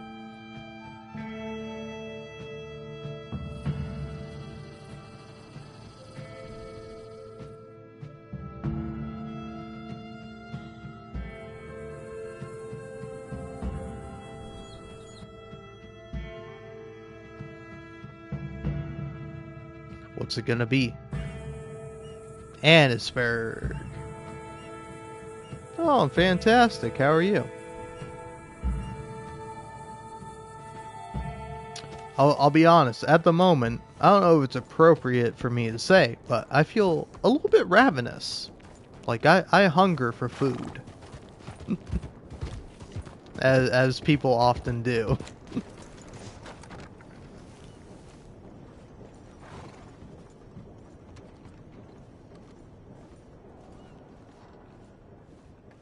Mr. Morgan.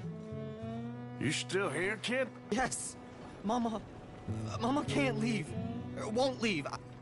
I don't know. I said I had the money. She said your money weren't moral. She said it'd be better to die than to take it. Maybe she's right. I don't know. I don't know anything about morals. She's still heading out. Working, you know? I'm sorry, son. Sorry about all of this. She ain't been back for a few hours. She left with some fella down the railway tracks. I did not like the look of him. Which way you say? That way. Around the woods towards, Willard's Rest. I'll see what I can do.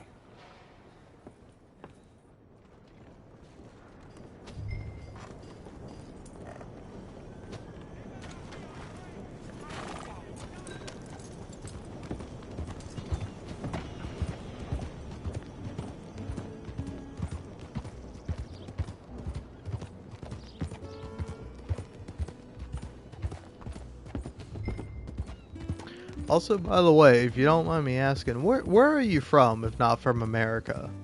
Because I think there are two wolves inside of me. There are two diametrically opposed forces.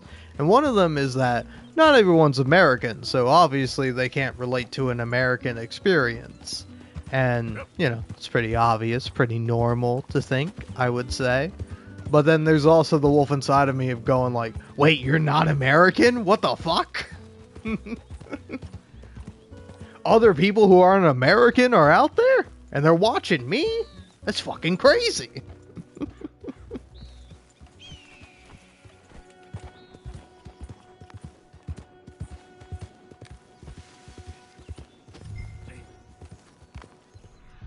Yeah, gotta look for the trail. Yep.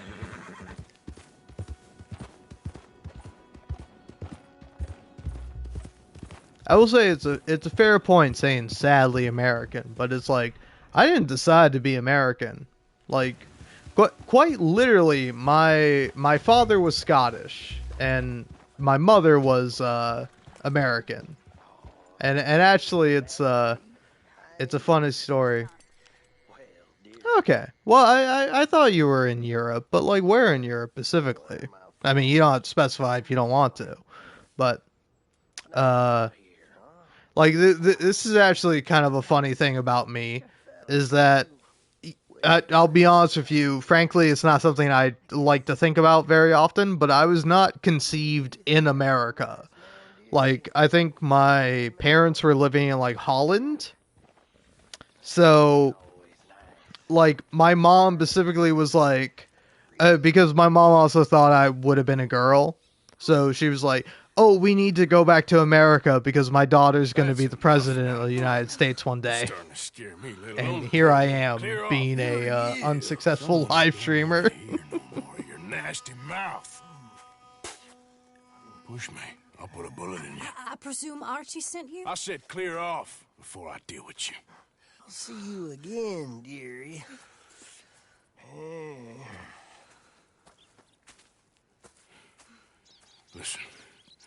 Listen to me.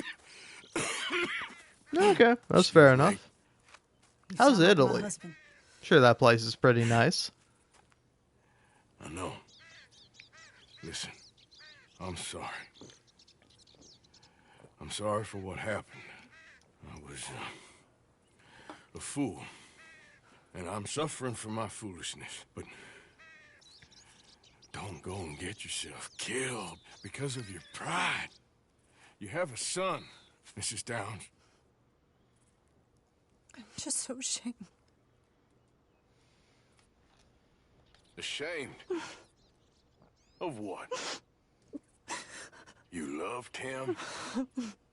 You did everything for him. Let's get you home.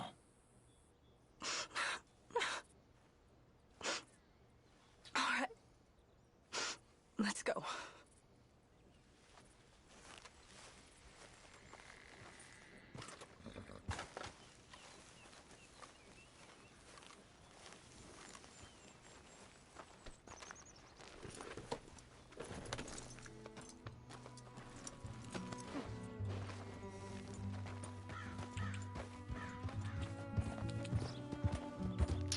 I don't know.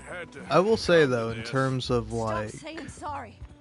Sorry won't bring Thomas back. I know.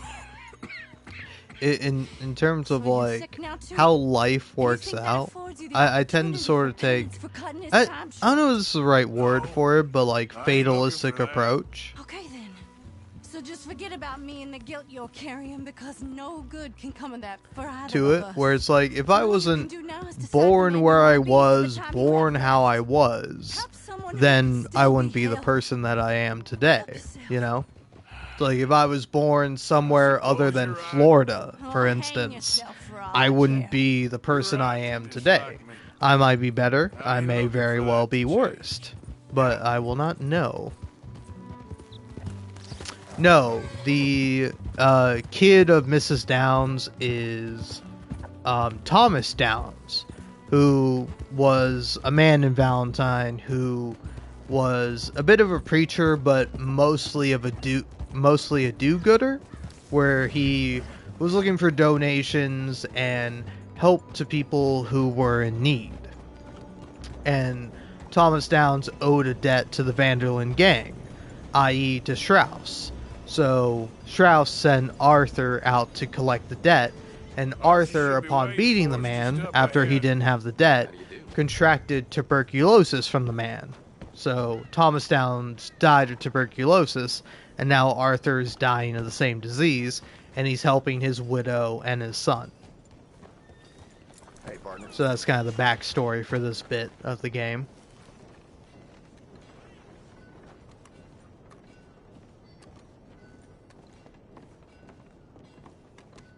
Mama! Mama! Oh, you're a silly boy. Archie, oh, we do. Get out of here. Go live someplace else. Start over. Here, take this. I don't need it no more. I don't want your money. Yeah, I know you don't want it. I don't. You sure as shit need it. Take it. No. I ain't looking for forgiveness. It ain't about that. But don't forgive me. Just take the money and get out of here, please. I know I ruined your life. I suffer for it every day. But don't let yourself get killed for pride. I seen it kill too many folk. Don't say anything. Don't thank me. Just take the money and pack your bags. That's all I gotta say. Thank you, Mr. Morgan. I said don't thank me. Get out of here. Please.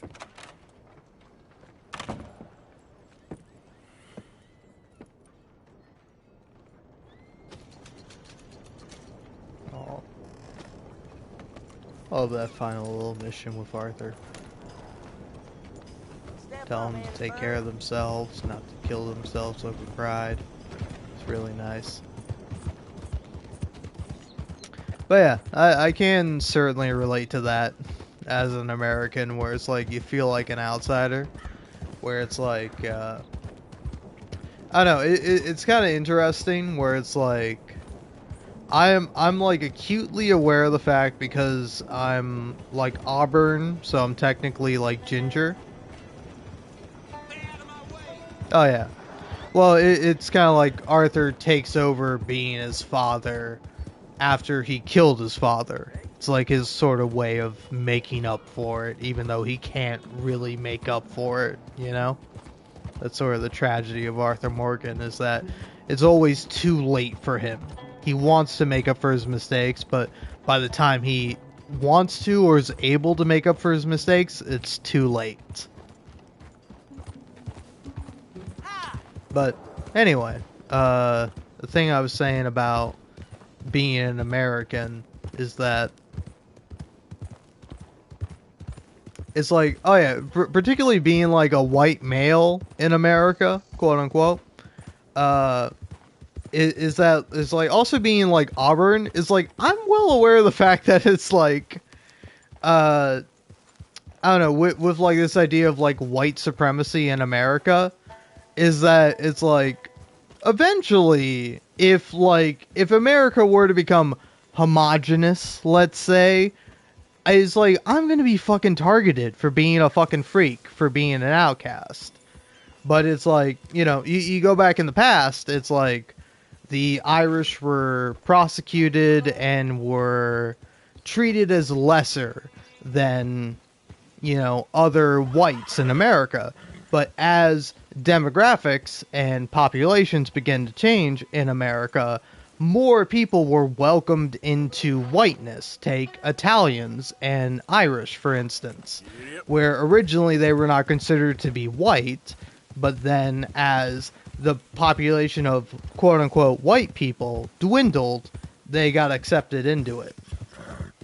And so it's like, I don't know, say for example with the latest election, I don't necessarily have to state it out loud, but like, you know, say for example the demographic of people who voted for the lesser evil, let's say, it's like I'm surprised of how small the fucking percentage I am of like white men that voted for Kamala Harris.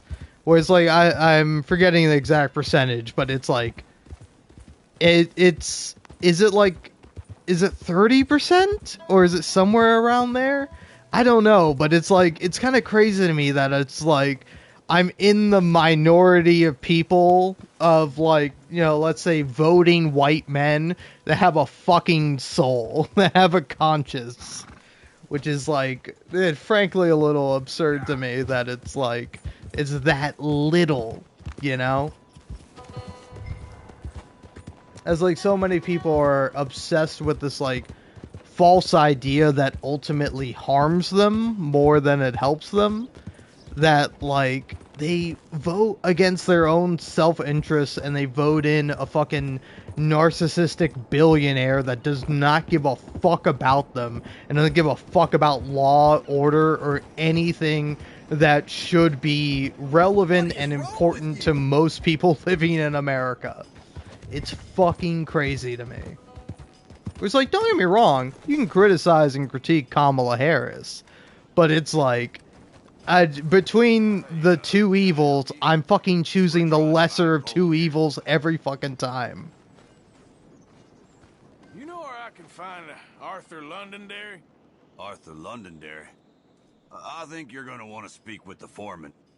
Head way down there towards the coalface.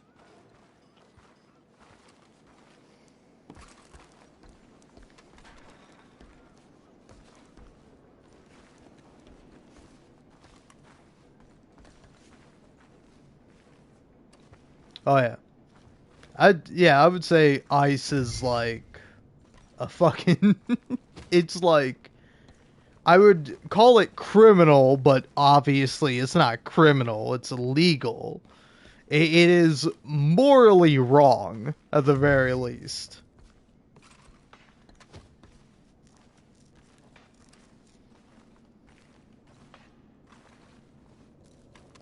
Where it's just like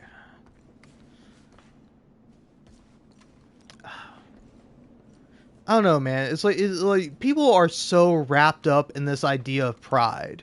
Like, say for example, in the 2016 election or even the 2020 election, like the amount of people that were voting for, like, like specifically in the 2016 election, because ultimately in the 2020 election Joe Biden did win, and Joe Biden is also a fucking piece of shit in his own way. But like, it's so crazy to me that like so many people in 2016 voted for Donald Trump because he was like Republican and ostensibly like pro-life. It's this sort of like crazy acknowledgement where it's like it's like also it's brought up in Red Dead Redemption 2, and it's like something I kind of forget sometimes is that it's like this country was founded by like fundamentalist Puritans. It was founded by like religious outcasts and people who are so extreme and devout in their religious beliefs that they would like let go of everything else to believe in their specific version of the Bible, where it's like you will abandon your humanity, you will abandon the idea of right versus wrong because like this guy, this fucking piece of shit narcissistic billionaire is ostensibly quote unquote pro-life. So it's like you'll vote for him rather than somebody else who, you know, is of course bad in their own ways, but ostensibly better, but you'll vote for the fucking piece of shit billionaire because they're pro-life. And it's fucking crazy to me. It's crazy to me that I share a fucking world with these people, you know? Where it's like, yeah, it's like you don't fucking care about people. You do not care about people. It's fucking crazy to me. It's crazy to me that it's like, if you believe in God and you believe in the dignity and the value of human life, that you will vote against your own self-interest, against the self-interest of the majority of fucking people in order to, I don't know, maintain some fucking dumbass idea of status quo, to maintain this like false idea of like, oh, well, they'll protect these certain rights and they'll protect all these unborn people. And it's like, I don't fucking know, man. If you're truly against like abortion, you should be pro birth control. But it's like you can't be pro birth control because apparently that's also against God for whatever fucking reason. Because apparently God made the world as it is, made people as they are, and allowed people to invent all these things to make life easier and better for people, and then we're not allowed to fucking use it. Like, I don't know, it reminds me of like the Amish. Whereas like the Amish are Luddites, where they reject all forms of technology, they reject all forms of modern society in order to, I don't know, have this pure idea of being closer to God. When it's like, if you believe in a God, which frankly, I don't. If you believe in a God, wouldn't your fucking God be kind? Wouldn't he fucking love you? Like, isn't that the fucking point of him? Is that he's a perfect being, and that he fucking loves you, and he knows everything that's gonna happen. So wouldn't he be fucking kind and compassionate? And if you can't be as kind or nearly as compassionate as your fucking God, then what are you doing? What are you doing with your fucking life? Care about your fellow man. Care about other human beings.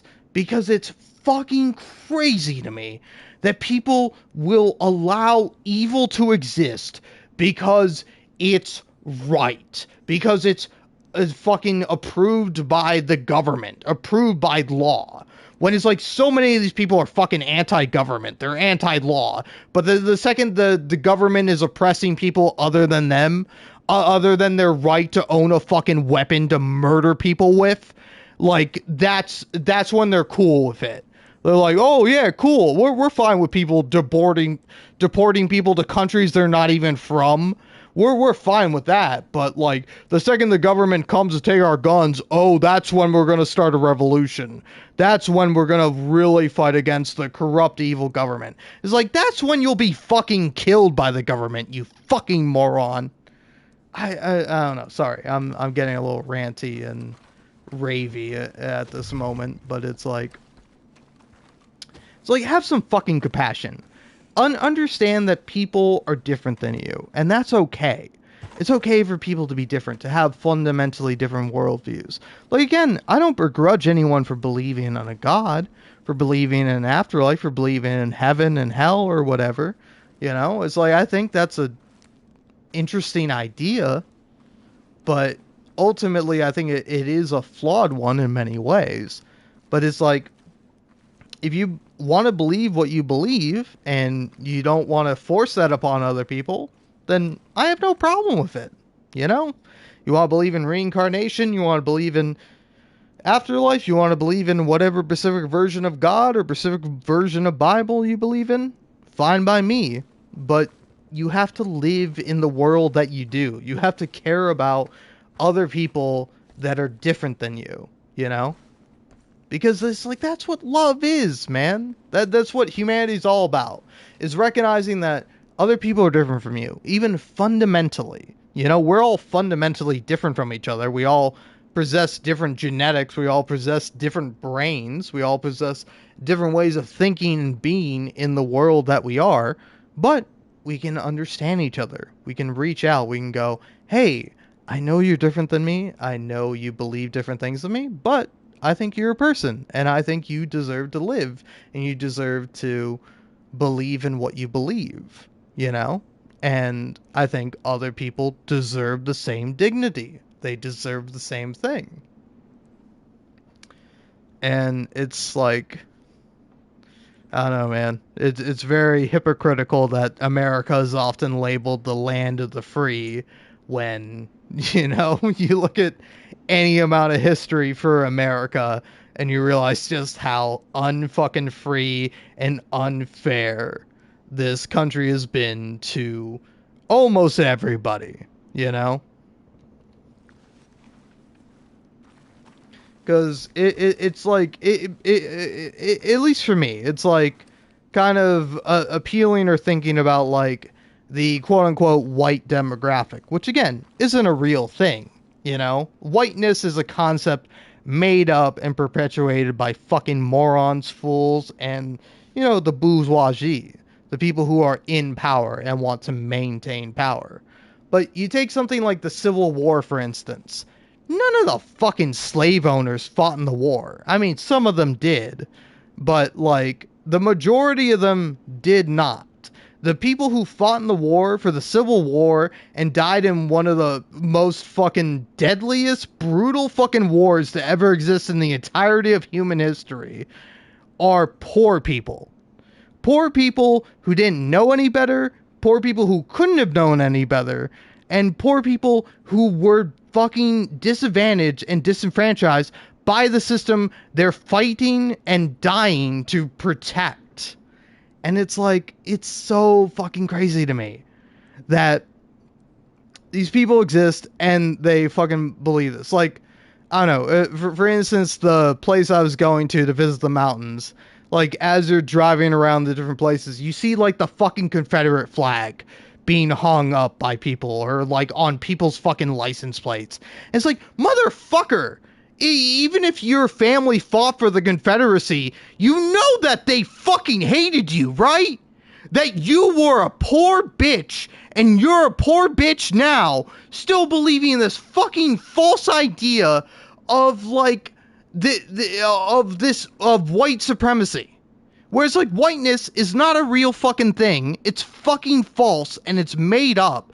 There's only one race, the human race, alright? And what about NASCAR? What about fucking NASCAR, man? You can have NASCAR, alright? But, sorry. My apologies for getting a little memey in my rant, but a little bit of lightness, a little bit of humor is never a bad thing. But it's just fucking crazy to me. There's like these people fly this fucking flag and believe this bullshit that they do, and it's like, it's all lie. It's all propaganda. It's all meant to harm you and harm other people. It does not benefit you, it harms you. And it does not benefit other people, it harms them. The only thing you're doing is benefiting the rich, the bourgeoisie, the fucking elite. And it's like, ostensibly, you should be against them, right? Like, we should all be against these fucking people, you know? Again, take the current president, for instance, you know? Heavily tied in with a certain figure, a certain man named Jeffrey Epstein. And all about releasing the files about him and making them public for the people to see. But then the second he actually has to do that, oh, well, actually, it turns out the files were made by the Democrats. So they're actually bad, false, and no good. Yes, how very convenient for the man who was very famously and publicly friends with Jeffrey Epstein. Jesus fucking Christ, man. It's like, we live in a fucking, like, pseudo-dictatorship, and it took a fucking moronic dipshit to really point out and reveal the fact that it's like, there is no democracy. There is no justice. There is no law. It's all made up. It's all fucking false. It's all for the betterment and it's all beneficial for the people who fucking want it to be. And for the majority of people living in America, regardless of what race, creed, religion, whatever you may follow, it is to the detriment of you, you fucking moron. You know?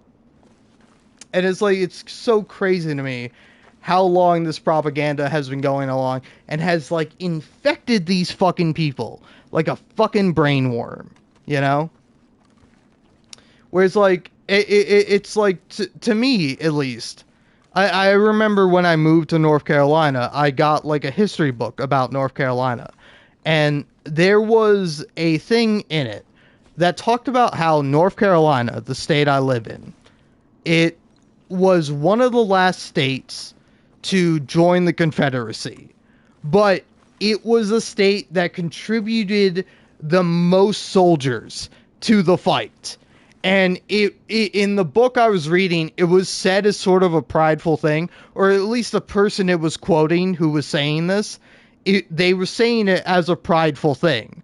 We might have been the last state to join the Confederacy, but we were the one who gave the most soldiers to it. And it's like, you sent the most young, poor men to fucking die for a fucking terrible, evil cause. And you're proud of that? That's your fucking legacy? That's what you put up on your fucking walls and you make shrines and flags to? You fly the fucking the flag that you are the most dumbest fucking motherfuckers on the planet. It is absurd to me. It's absurd to me that people don't know history and they can't fucking comprehend it. Where it's like, it is detrimental. It's detrimental for everybody. Like I don't know. I feel like this comes up a lot where people will talk about how, like, you know, when people talk about like anti-transness or misogyny or sexism, it's like you're talking about a group. Where it's like, if you're anti-trans, you know, as a woman, you don't realize that, like, you will ultimately end up harming cis women, like non-gender conforming cis women. And it's like, some people are like, it's crazy that, like, people have to appeal to that. But it's like, it's crazy that you think you don't have to appeal to that. That you don't think people are selfish little fucking morons that don't care about anyone other than themselves. That they have zero compassion, zero empathy, and fucking frankly do not give a shit about anyone other than themselves, or, you know, not even people in their direct family. Because it's like, you should love the people in your family with their faults and their flaws, but it is also understandable if you don't want to associate with them. But it's like, there are people who will, you know, love their family, their siblings, their daughters, sons, you know, their children, or other people in their family, and then will abandon them at the drop of the hat when they find out that they're queer. And it's like, motherfucker, you're the queer one. You are the weirdo freak that cannot accept other people, and that makes you weird. And yet, nonetheless, you're not able to accept your quote-unquote weird son or nephew or, you know, daughter, child, whatever. Where it's like, they are just like you. They are literally of your flesh and blood, and yet you can't accept them and you can't love them for who they are. You don't love yourself. All right? And that's the ultimate problem. You don't love yourself, and you don't love the people around you. You only love the idea of them. You don't love the actual person that they are. And it's like a fundamental problem with reality. Or with society, more accurately. Is that it's just like, it's this fucking crazy thing where people are much too obsessed with, you know, it's all about me. It's all about my idea. It's all about my personal philosophy that is always correct, ostensibly correct, and can never be disproven or challenged or questioned in any way. And it's like, you fucking need to question yourself. You need to question your own ideas. Because, like, I wouldn't be the person I am today if I didn't question myself at any point. If I didn't go, hey, why do I think this way? What is it, something I actually believe, or is it something I've been told to believe all my life? You know? Where it's like, again, even kind of going back to the thing with, like, somebody speculating that I'm ADHD. Is that it's like, who knows? I very well might be. I personally don't think I am. Feel free to disagree with me if you want. But it's like, I feel this knee-jerk response to say that I'm not, because I am fucking terrified of being labeled as different, of being labeled as the other. Because I always knew growing up that it's like, oh, hey, there are normal people, quote unquote, and then there are people who are not normal. And the people who are not normal are not good. Meanwhile, the normal people are fucking just, are worse.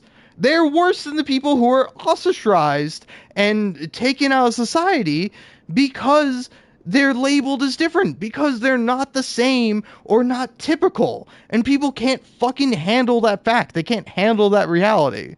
So it's like I always have this knee-jerk reaction to be like, well, I'm not different. I'm not strange. I'm not, all these things that would make me an outcast. But it's like, I am an outcast. I am a fucking weirdo. I'm a freak. I listen to that. What the fuck is the band? the I'm a creep, I'm a weirdo song? Radiohead. Yeah, I enjoy Radiohead, And it's like, to me at least, it's like everyone is that way. There is no such thing as normal. It is a constructed idea. It is a made up sort of idea. Where it's like the moment where we realize normal isn't a real thing and people are all different and they are all individuals, that's when we can finally fucking move on as a society. And move on to something greater and better, where we accept people, we accept their differences, and we allow people to fucking grow and change. Allow people to fuck up. Allow people to make mistakes. Allow people to be burdens or whatever. Because life is valuable. People matter, man. Even if they don't matter you, they still fucking matter. And it's crazy to me that it's like we want to like pick and choose like, oh, well, these people matter and these people don't matter. Everyone fucking matters. Everyone deserves a chance to be good. Everyone deserves the chance to live a fulfilling life that fucking helps people, that doesn't harm anyone. We all deserve that fucking chance, but the sad reality is that most people don't get that fucking chance. They don't have the opportunity to live a good life, to believe in good things, and to do good in the world. You are fucking constantly forced at every turn to sell your fucking soul to the devil, to the man, to capitalism, and it's fucking atrocious, man. It's a terrible fucking thing. And it's frankly absurd to me that more people. I don't know, man. I like to think that a majority of people are good, that they believe in righteousness, they believe in doing good things and being a good person. I like to believe that, but it's like oftentimes you are faced with the fact that it's like people don't fucking believe that. People are stuck in their ways and don't want to be challenged and don't want to question the status quo because it's too fucking difficult for them. It's too hard for them to acknowledge that they've been a bad person and that they've done wrong and that they could do good. They could be better. But it's too much fucking work for them to try and do. And it's a tragedy. It is a tragedy and a fucking travesty in more ways than one. It's a travesty for the people who are perpetuating it, but more importantly, it's a travesty for the people who are the main sufferers of it. The main people who have to bear the consequence of all these backwards ideas. Yeah. I will say you bring up a fair point. It's not an exclusively American idea. Of course, I have a specifically American perspective on it, being an American myself. But, like, it is something that is general across the world. And I think it is something that, again, I tend to believe in optimism. I tend to believe in the goodness of people, humanity, and the world itself. That we gear towards progressiveness, And I think also there's this idea of the pendulum swing, where, when the world goes left for a while, it then must go right. And it will keep pendulum swinging forever and ever until we finally find a fucking equilibrium.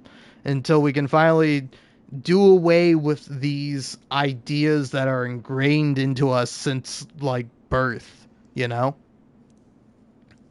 Like I don't know, this is kind of unrelated to everything I've been talking about, but also semi-related in a certain sense, where it's like my parents, like I don't know, my mom is more agnostic. I think my biological father is an atheist, and then my stepfather, who's been more of a father to me than my biological dad ever was, I think he's more on the atheist side, though he might gear a little bit towards agnosticism, you know? But it's like living in America, I always thought God was real. Like, I always had this belief as a child that's like, well, so many people believe in God, so many people talk about God, surely God must be real. And it wasn't until I was like in the 6th grade or something, I was a middle schooler, where I was like thinking about it, I'm like, no, wait, God can't exist. It doesn't make sense that God exists. It's like, it doesn't work. It doesn't work out, you know? And it's like, keep in mind, I'm someone who never went to church. Like, my parents never took me to church. They never instilled any religious beliefs in me. Simply growing up in America, I had this idea that God was real. And it took me until, middle school where I was actually beginning to think about it and question these, like, inherent beliefs that were instilled into me as a child. That I'm like, oh, yeah, wait, this isn't...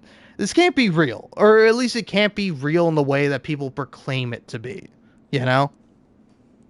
Whereas, like, I'm not necessarily against the idea that there is a God or something, but it's like, I think if there is a God, which, frankly, I don't even really believe in, but let's say I believe in a God, it's like, they're an infallible being. Like, you can't understand God. You can't translate God's words into human language. They are fundamentally different than we are, you know? Where it's like they have to be a higher being. They have to be something that is incomprehensible. Otherwise, they wouldn't be a higher being, you know? There wouldn't be this strange idea of, like, God is a perfect being that can do no wrong, that is always right, and humanity is flawed and sinned because fucking Eve ate of the apple of wisdom or whatever the fuck happened in the original Genesis. I don't know. Again, I don't want to begrudge or belittle anyone who believes in a specific religion. But it's like reading the Bible. It's like, you can't think that shit is real. You can't genuinely believe that without, like, without giving up something. Without giving up your curiosity, with your ability to imagine, with your intellect or something. You give up something when you believe in this system that is perfect. Like, oftentimes I say that my name, PostModernLemon, is ironic. But it's not. It's like, I think postmodernism is an interesting idea. And of course, there are many forms of postmodernism. But it's like, for me, the aspect of postmodernism that interests me is this idea that language is constructed by humans. Is that it's not this, like, infallible perfect thing. It's why I don't believe in, like, the correct pronunciation of words. It's like, people say tomato, some people say tomato, and it's like, most people say tomato, so you would be like, well, tomato is the incorrect pronunciation, and it's like, motherfucker, the words are made up. A tomato is a real thing. You can pluck a tomato and you can eat it. And it is a real object in reality. But it's like, our language that we use to describe it is flawed. Like, people argue whether or not a tomato or a tomato is a fruit or a vegetable. And it's like, I think it's technically a fruit, but sometimes to people it feels more like a vegetable. And it's like, this idea of language is entirely constructed. Like, there is reality. There is a real universe in which we exist in, where we live on a planet, we live on Earth and we can observe what is going on. But as humans, as we interpret the world, there is something lost in that interpretation. And acknowledging that is not saying that, like, we can never know anything, but acknowledging that what we do know is flawed. And it's, like, interesting to actually grapple with that fact, to sort of understand, it's like, hey, we're flawed, we can still understand stuff, but we should know that we're coming at it from our perspective as humans, you know? Where it's like, I don't know, what is the second smartest animal on the planet? Because, like, I know, like, top 3 is like pig and dolphin, right? So what is the second smartest animal on the planet?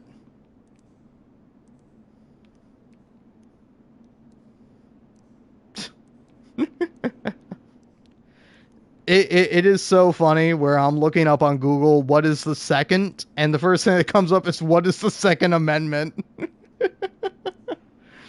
Oh man, Jesus Christ, how do you not know what the Second Amendment is? Because, like, the Second Amendment is an ultimately flawed thing, where, if you don't know, in America we have amendments that guarantee rights, and the Second Amendment is the right to bear arms against a tyrannical or unjust government.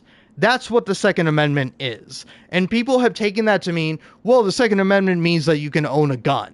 It's like, no, the Second Amendment is supposed to mean that if there is an unjust or corrupt government, you as the people are allowed to go, hey, you're no longer in power, we're taking you out of power through means of violence or weapons. Is it really dolphins? Because I think dolphins, yeah, second most smart animals. Fuck off, AI, I'm not trusting you. I'll take Reddit over it. So yeah, it would be dolphins or likely chimps or some kind of ape. But yeah, but it's like an ape or a dolphin has a fundamentally different understanding of the world than we do, you know? And so you might go, well, their interpretation or understanding of the world is invalid because they're not as smart as humans. But it's like, why is that the case? Like, say, for example, there's an alien race that's smarter than humans. Is their interpretation of the universe or the world or Earth inherently better than a human's interpretation? I would say, like, maybe, but not 100% for sure. It's not a surefire thing. Just like where it's like, I don't think a human's interpretation of the world, of the universe, is this entirely infallible, unquestionable thing, right? It's like, it should be questioned. It should be interrogated, you know? It's not that we can't know anything. It's that we can know things, and we should really try to know things. We should try to understand. We should try to fucking learn. We have these brains. We have these neurons. We have all these things that allow us to think, believe, and understand, and we should use it to the best of our ability. And it's like, you know, acknowledging that our interpretation and our understanding is flawed is fine. It's okay to acknowledge that, you know? It doesn't mean that we don't know anything, but it does mean that, you know, we should try our best to know everything we can, to do the best we can.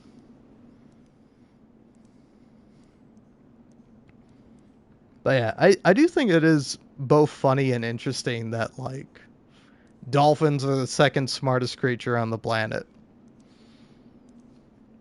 It's like those guys, those silly little guys that swim around in the ocean that have to come up from the ocean to get air because they can't actually breathe on their water like other fish.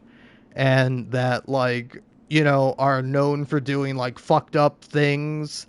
And also for, like, say, for example, it's like dolphins will, like, find pufferfish and, like, actively poison themselves to get high. And it's like, well, what's the difference between a dolphin doing that and a human, like, smoking weed or drinking alcohol? It's like, it's like alcohol is poison. you're poisoning yourself when you're drinking alcohol, but it is fun and it's endearing. Yeah, exactly. Like dolphins are silly little guys that get high off of pufferfish. And it's like, to me, that shit is fucking human. That is like a fundamentally sentient idea of being like so smart and so intelligent that like you enjoy in some way being fucking dumb. And it's like, I don't think we should always be dumb. I think we should mostly be smart as humans. But I think it's also human to have a little bit of yin and yang. Whereas, like, you have good in you, you also have bad in you, you know? To think that you are ostensibly only one way, and...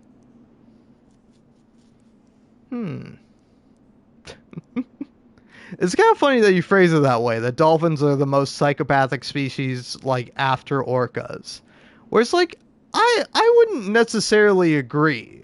Like, for a variety of reasons. Like, a sociopathic or psychopathic is, like, an outdated term. It's no longer accepted in modern psychology. You know? Whereas, like, if somebody wants to say someone is a psychopath, that's, like, an insult, and it's not a medical diagnosis, you know? Like, in the same way, whereas, like, imbecile, or idiot, or dumb used to be a medical diagnosis back in the day, back in the 1800s, where, you know, Red Dead Redemption 2 takes place, kind of, sort of, takes place in the 1890s, 1899, to be specific, 1 year before the fucking, you know, 20th century, right? Because that's how it works, where it's like 1900s is the 20th century. But like, as we progress, as we learn more, we change our view on things, you know? Whereas, like, I don't think orcas or dolphins are necessarily, like, immoral, you know? I think they can be immoral, but I think also they have limited capacity in understanding ethics. Whereas, like, humans, we're more able to understand this idea of morals and ethics, of like where we have the capacity to understand it. But just because we have the capacity to understand it doesn't mean that we do, right? Like, you can say that, you know, you believe in God and you believe in the Bible, and that is objective morality, you know? And it's like, I think that's a bit of a flawed thing. Even if you believe in a God, you believe in whatever, it's like, you should still question the idea of like, well, what is objectively good or objectively bad?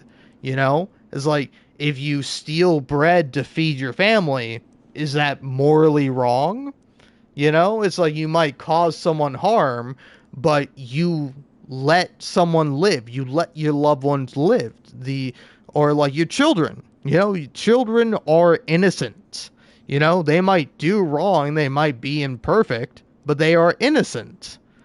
And so, is it wrong to have... It's like, say, for example, it's a common thing where it's like, the sins of the father should not be paid by the son, right?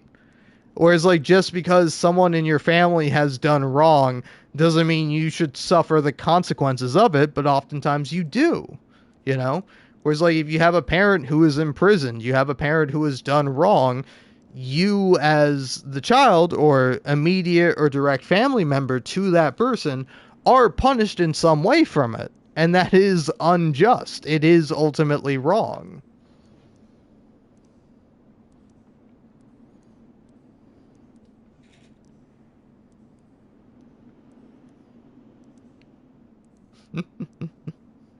What's the new term for it? Freaky? Yeah, that is pretty fair. I don't know. That's also the thing to me about like churches and religion. If you're not able or equipped to handle tough questions, it's like, how are you able to believe in your God then? If your God is so infallible and so perfect and so beautiful and wonderful, then why are you afraid of questions?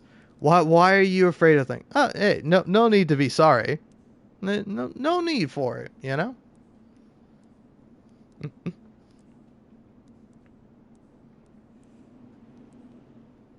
Although, I will say, though, also, a unique thing about humanity is this idea of being sorry. Of doing something wrong or doing something that may offend people or may harm people, and going, hey, sorry, I didn't mean for that, you know? Which, like, oftentimes I feel like I am mean. I feel like I am unjust. And it's interesting to be able to go, hey, I don't really believe that. I don't truly believe that, and I'm sorry if what I said or what I've done has hurt people. Like, I think that's a expressly unique human thing.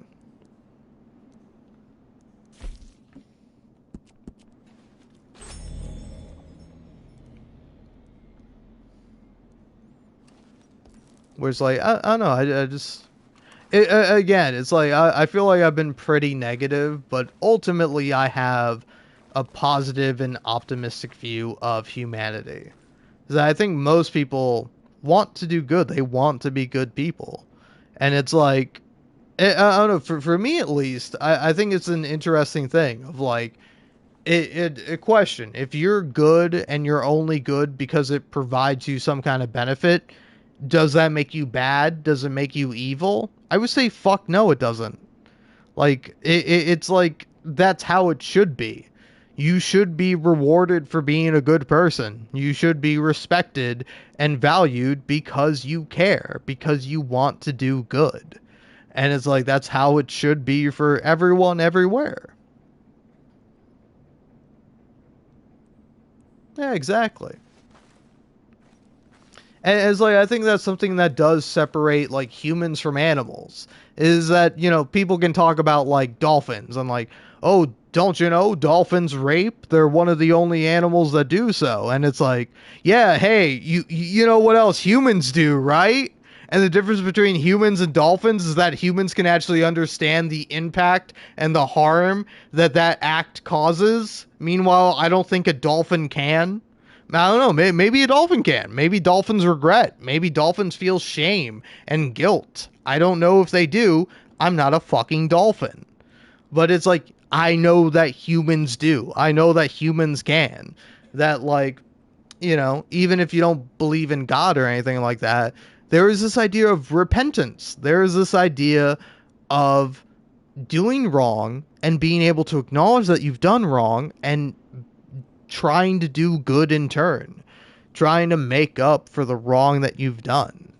And it's like, I don't think that should necessarily be the norm necessarily, but it's like, that is how it is. People fuck up, people make mistakes, and they can recover and change and do better things. And it's also relevant when talking about Red Dead Redemption 2 and Arthur Morgan, a man who constantly acknowledges and recognizes that he is a bad man that has done awful, irredeemable things, but yet nonetheless goes out of his way to do redeemable things, to do good things out of the kindness of his heart, to care about other people, not because it will benefit him, not because it will help him, but because it's the right thing to do.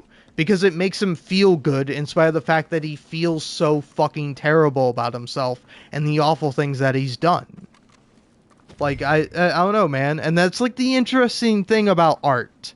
Is that art allows you to engage with these ideas. They allow you to do it in a controlled and safe environment and allow you to grow, learn, and change and do better in reality. And that's the fucking beauty of it, man. You know? And the sad reality is that, you know, a lot of people won't have that opportunity to do so. That a lot of people want to do good, but they just are unable to. And that's a fucking tragedy. Alright. Anyway. I feel like I've been talking for a good little minute, which I have been, obviously. And I'm a bit intoxicated, if you can tell. So, I'm going to go ahead and start up this cutscene, use the restroom, drink some water, then I'm going to come back. So, forgive me if I'm gone for a minute or two.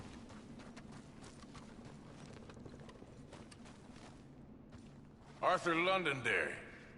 Here? I'm sorry, feller, but you're too late. Arthur's dead. The man's dead. What's wrong with you? Oh, boy, you can't exactly beat it out of him now, can you? You might get something off his widow just across from Butcher's Creek, but I'd hurry. You ain't gonna be the only one a-knocking. You ought to be ashamed of yourself. Hey, I ain't the godforsaken moneylender.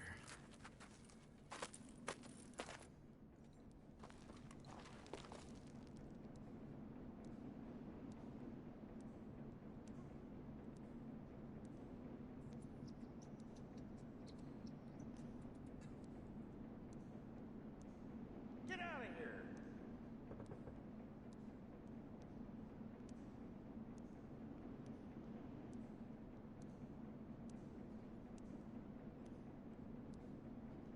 I said get!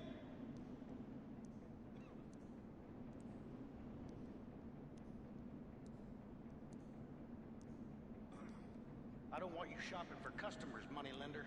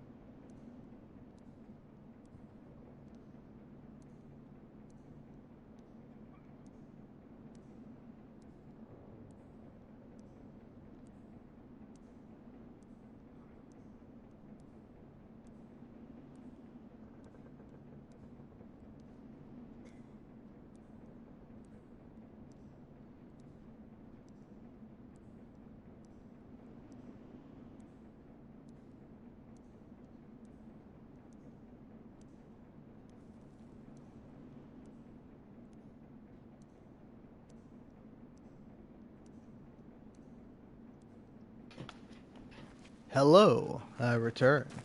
You ever drink water? That shit's really good.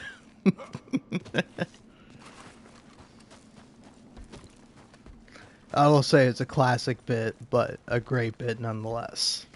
Dude, food goes crazy when you're hungry. Water, when you're thirsty, oh, nothing beats it. Fuck you, guard. I'll kill you to hell. Watch me. I'll do it. I may not be going to heaven, but I ain't going to hell. Guarantee you that. I will say that that's also an interesting thing to me about God, is that if there is a God, it's like, why do you think doing all this arbitrary shit is going to net you a spot in heaven? When it's like, if you want to go to heaven, shouldn't you be doing like good things? Shouldn't you be like Jesus Christ, kicking out all the tax collectors or whatever? And ostensibly doing something good with your life before you pass on?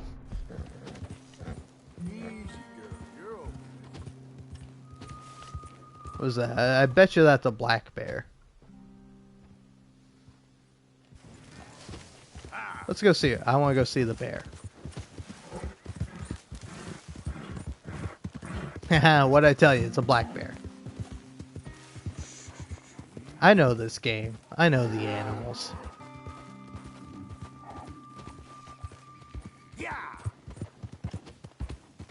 Hey, settle down.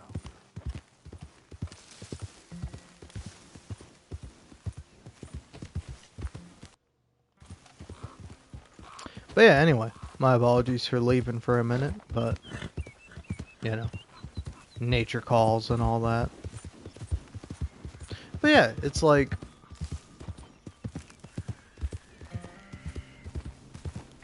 I don't know, for me at least, it's like, I don't know, I think the idea of God is a very troubling one. And to me at least, it feels like one of those things I think is better almost to not engage with, if that makes any sense.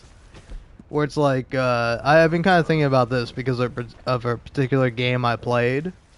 But it's like, I'm kind of glad that we don't have to deal with like the ethics of like cloning. Or like the idea of like clones or like sentient AIs or machines. Where it's like, I feel like a lot of people would fall along a particular side of the proverbial fence. But I think it is hard, ostensibly, to be like, oh yeah, 100%, this is how people would act. This is how people would believe. Whereas, like, if you don't have some doubt in your heart, if you don't have some questions on your brain, if you don't have the capacity to understand a perspective that is different than yours, it's like, I don't know, what are you doing? What are you using that brain for? Hopefully for good, I hope. Hopefully for feeling good, at the very least. But yeah, I think it's just an interesting idea that some people aren't willing or aren't able to tackle. And it's like, why not? It's more interesting to think about that than other things.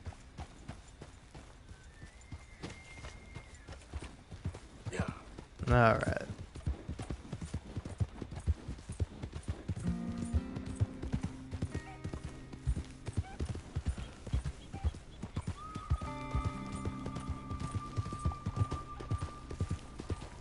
Huh.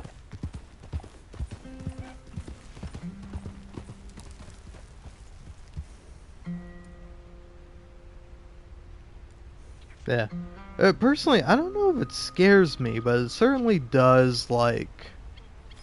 It does make me think that the ethical, moral, and, like, even political ramifications of it are something that I don't think humanity or the world at large is able to handle. So something I tend to think that is like, well, I'm glad you don't have to deal with that.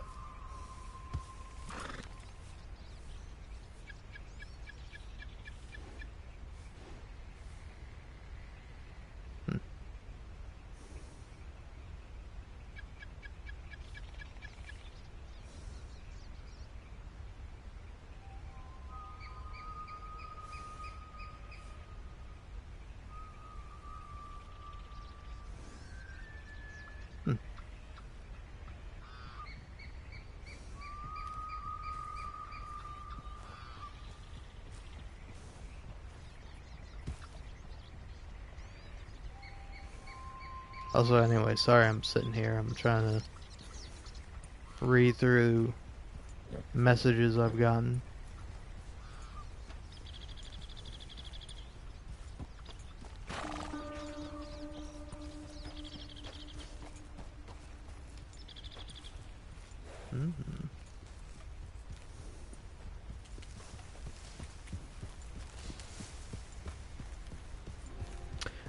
I will say, do you want to know something interesting about live streaming on a PlayStation 5, which is what I'm currently doing? Is that any message that gets sent will show up on the PlayStation. It'll show up there, but also it's like the PlayStation chat system is fundamentally flawed in a lot of different ways. And oftentimes it will reset itself. So it's like, I'll just be playing my game or whatever, and then I will start seeing all the chat messages from the beginning of whenever I started and got some chat messages, and then it'll just like kind of repeat. And anyway, the thing I saw that made me curious that is not showing up on YouTube for whatever reason, because YouTube is like pretty fucking zealous in like over moderating shit, where it's like I have no restrictions on my channel. It's like there's nothing preventing you from saying something or typing something, but YouTube will just auto moderate that shit anyway because they're a fucking blah blah blah blah blah. Sorry, I stuttered and fucked up my words. What I meant to say is that YouTube is a bunch of fucking pussies who are afraid of letting people voice their fucking opinions because, you know, God forbid humans have this crazy thing called, shit. I don't know. I can't think of it. I'm an American and I can't think of it. I think it's like it's the Third Amendment where, you can't let soldiers fucking be in your home or whatever, or you have the right to refuse soldiers boarding in your home, right? That's relevant to what I'm talking about, yes? Oh, wait, no, it's a different amendment. It's the first one or whatever? I don't know, it seems pretty pointless, seems pretty worthless to me. It's like, allowing people to say what they want and say what they think, so long as it doesn't cause harm to other people? Yeah. It's like the, First Amendment or something? Freedom of, damn, what's that shit called? I don't know. Anyway, me being a dickhead aside, it's like this fucking fundamentally flawed idea that's like freedom of speech is cool, but hey, I think we should let a private corporation decide what is freedom of speech, quote unquote, rather than, I don't know, a government body that is made of, for, and by the people, ostensibly, right?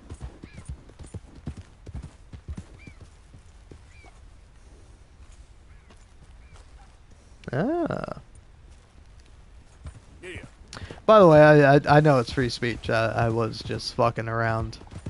But yeah, no. Anyway, the thing I wanted to say, or I wanted to mention, that it was like I saw it, but I can't find it on the YouTube comments. Is like the thing about like ADHD becoming lesser when you like take suppressants or depressants in the terms of like alcohol, which is like, for me, I feel like definitely the opposite there. Where it's like, sober, I am much more able to keep on track what I'm saying and what I'm talking about. And if I'm not able to, it's probably through my extensive use of THC and other related products in my youth. Primarily because I was depressed. Which, like, kind of fucking sucks, man. Like, I kind of hate that I have permanently fucked up my brain forever in my youth and my teenage years because I was so depressed that I wanted and in some ways needed, although needed is not the right word, I felt like I needed drugs to feel good and to feel alright, be myself, which is depressing. Wait, not ADHD, lol? ADH? What is ADH? Because, like...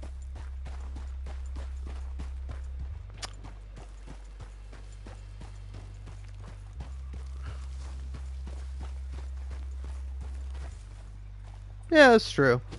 In some way or another. Ooh, yeah, I got bounty hunters after me. He's right there. What's up, bitch? You're done for,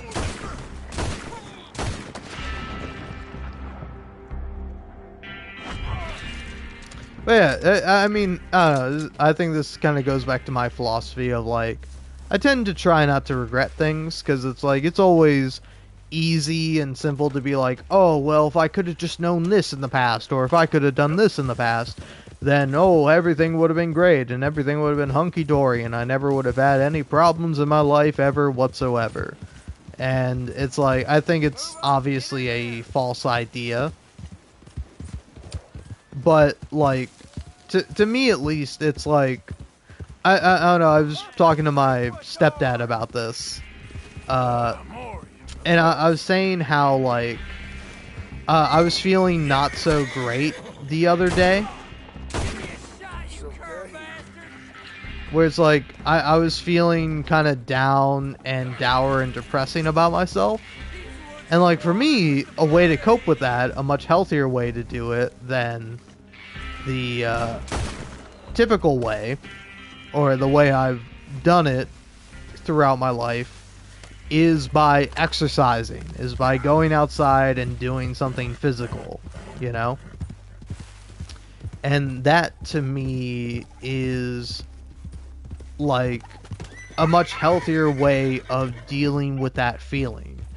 Where it's like, not only can I be productive, but I can be healthy and I can actually affect a real change in my life rather than sort of stagnate with, you know, taking certain kinds of products or, you know, in my case for most of my life, vaping.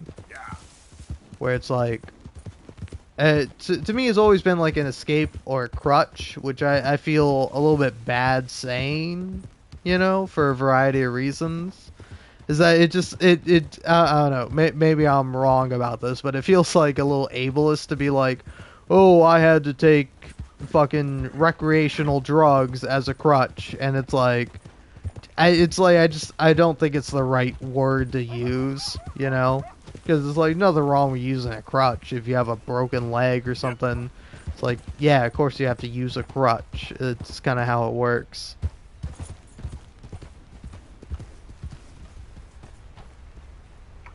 So anyway, let's read this smart math thing that may go, not math, but biology thing. ADH is created by your pituitary gland and is what helps your kidneys retain water better, meaning you don't have to pee a lot when you're not drinking alcohol, but when you drink, to be continued. When you drink alcohol, it suppresses your brain's production of the ADH chemical, meaning you know your kidneys don't retain water as well and you have to pee a lot more when you drink. Huh.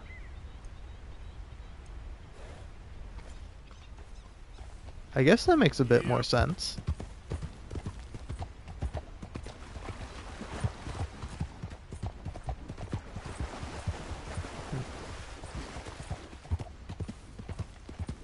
Okay.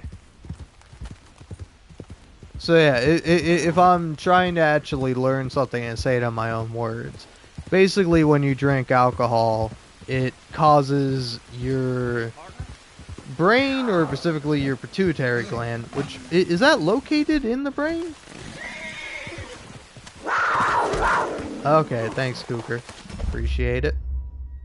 Fucking bitch.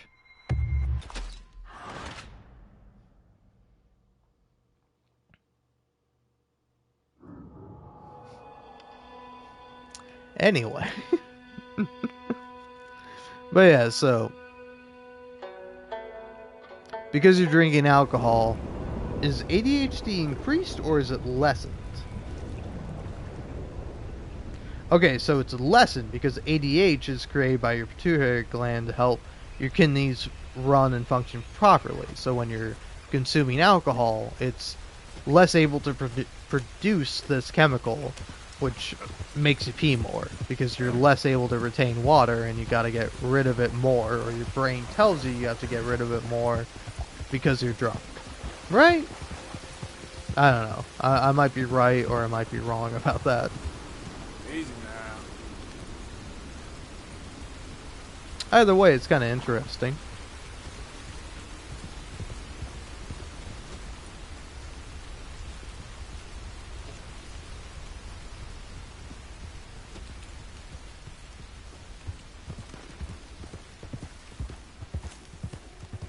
Yeah.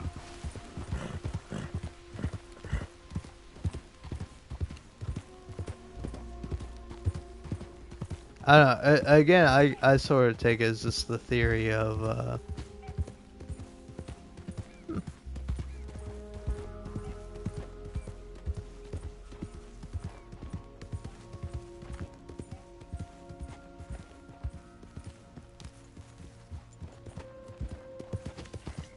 yeah, I definitely think that's true.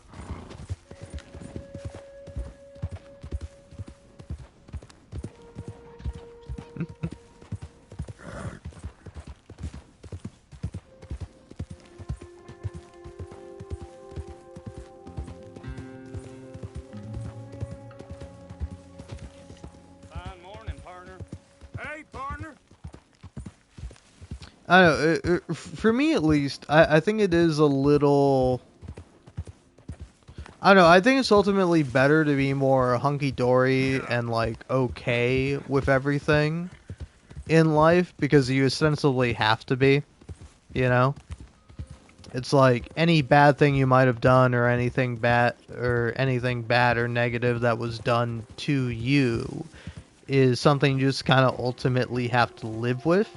So I think it's better and healthier to accept it as, you know, more it is what it is. You're okay, girl.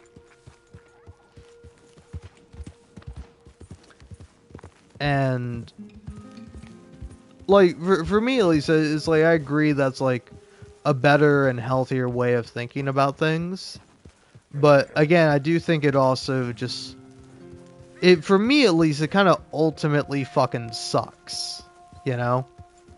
Is that, like, I think back of when I was in school, and, like, if I had just, you know, paid attention more, if I had just done my homework more, if I had just focused more on school, maybe I would have been better off. Or it's like, you know, had I never... had I never ever smoked weed in my entire life, I would have been better off. Because before I smoked weed, I was like, oh, I'll never do this shit ever at any point in my life. And then, like, 14, like, meeting a piece of shit fucking senior who honestly should be fucking shot in the head with a bullet. Full offense. Not because of the whole drug thing, more so because of other shit I've heard that he's done, allegedly. But, like, being introduced to weed was, like, a detrimental thing to me and my psyche for a variety of reasons. Where it's like, I don't know, I feel very fortunate in that I've been able to recover and, like, overcome the addiction.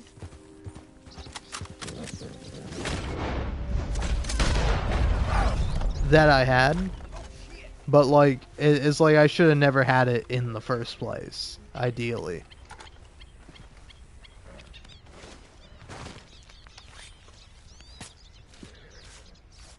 Oh, yeah. Again, I think that's ultimately a good and healthier mentality of, like, I'm just happy to be here. But it's like, for me at least, there is this acknowledgement of, like, it's like you can be happy to be here, but there's nothing like determining whether or not you are here, right? I don't know. It's like you are here because you are here, obviously, but it's like there's to me, it's like the universe is chaos. There's no rhyme, there's no reason. There is function and form, there is laws and rules, but there is no sense to it. There is no idea of right and wrong. There only is what is and what isn't.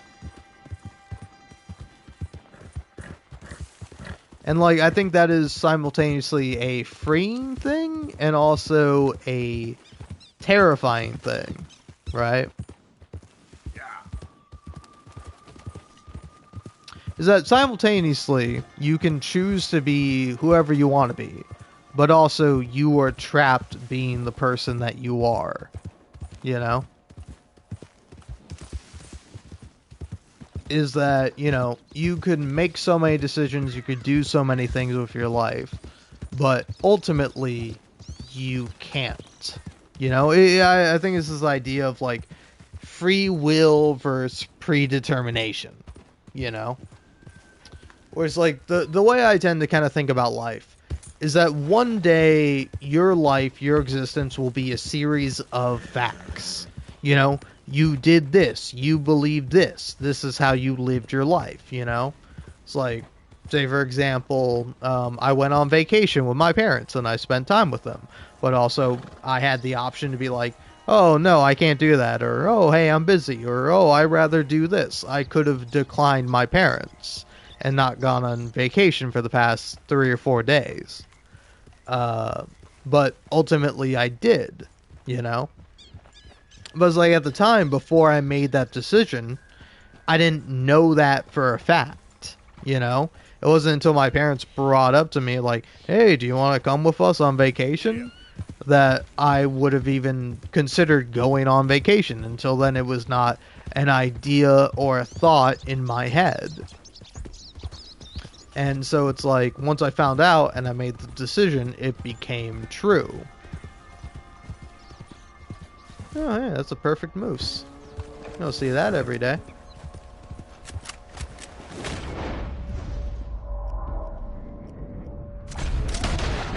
Oh, come on. That's crazy, man. Shot that thing in the head. And now it lives? Wild.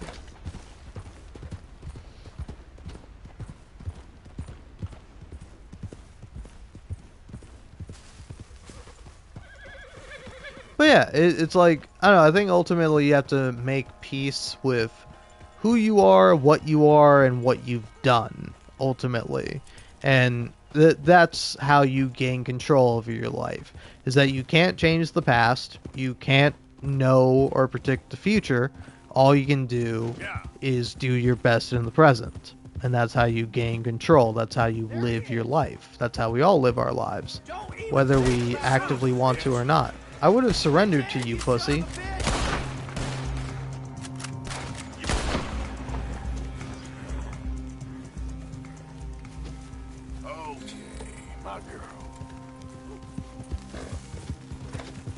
But yeah, anyway, as I was saying before, I was so rudely interrupted by some fucking goddamn bounty hunters. Is that, yeah, I don't know, I think it is an interesting thing to think about. Because it's like, I think often on my past where it's like, oh, if I had only done this, or if I had done that, or if I hadn't done this, then, oh, things would have been better. But it's like, ultimately, it's like, if I had done something else, if I had done something different, then I wouldn't be me.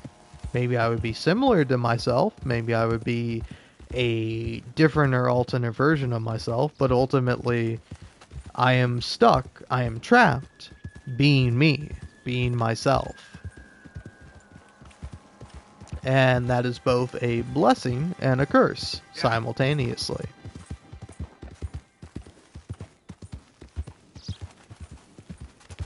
Was like, for example, with me getting, I was not kicked out of college, but I did drop out.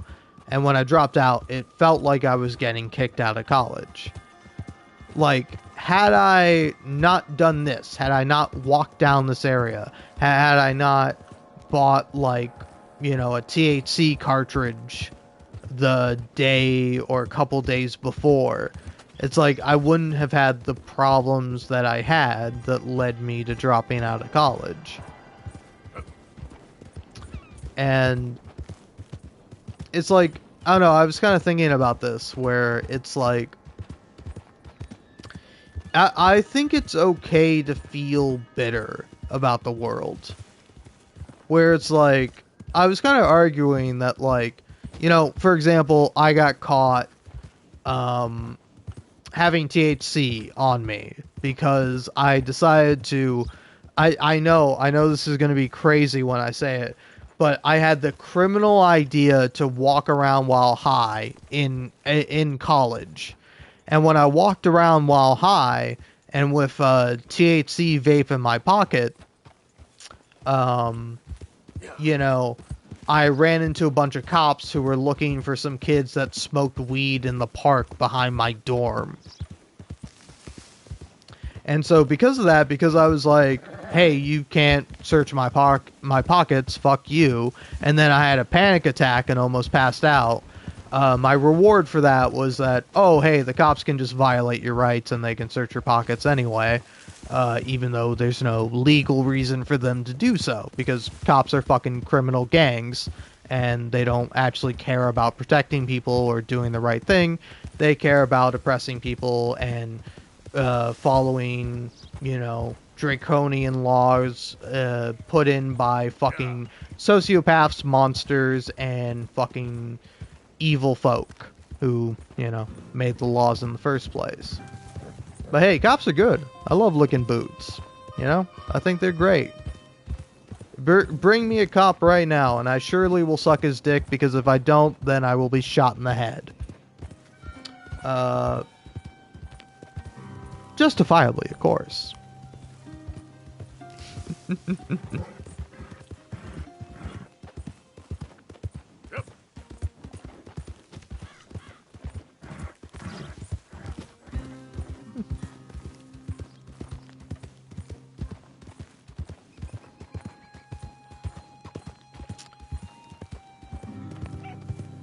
I think that's also true, is that ultimately it is lore, it is something that is unchangeable.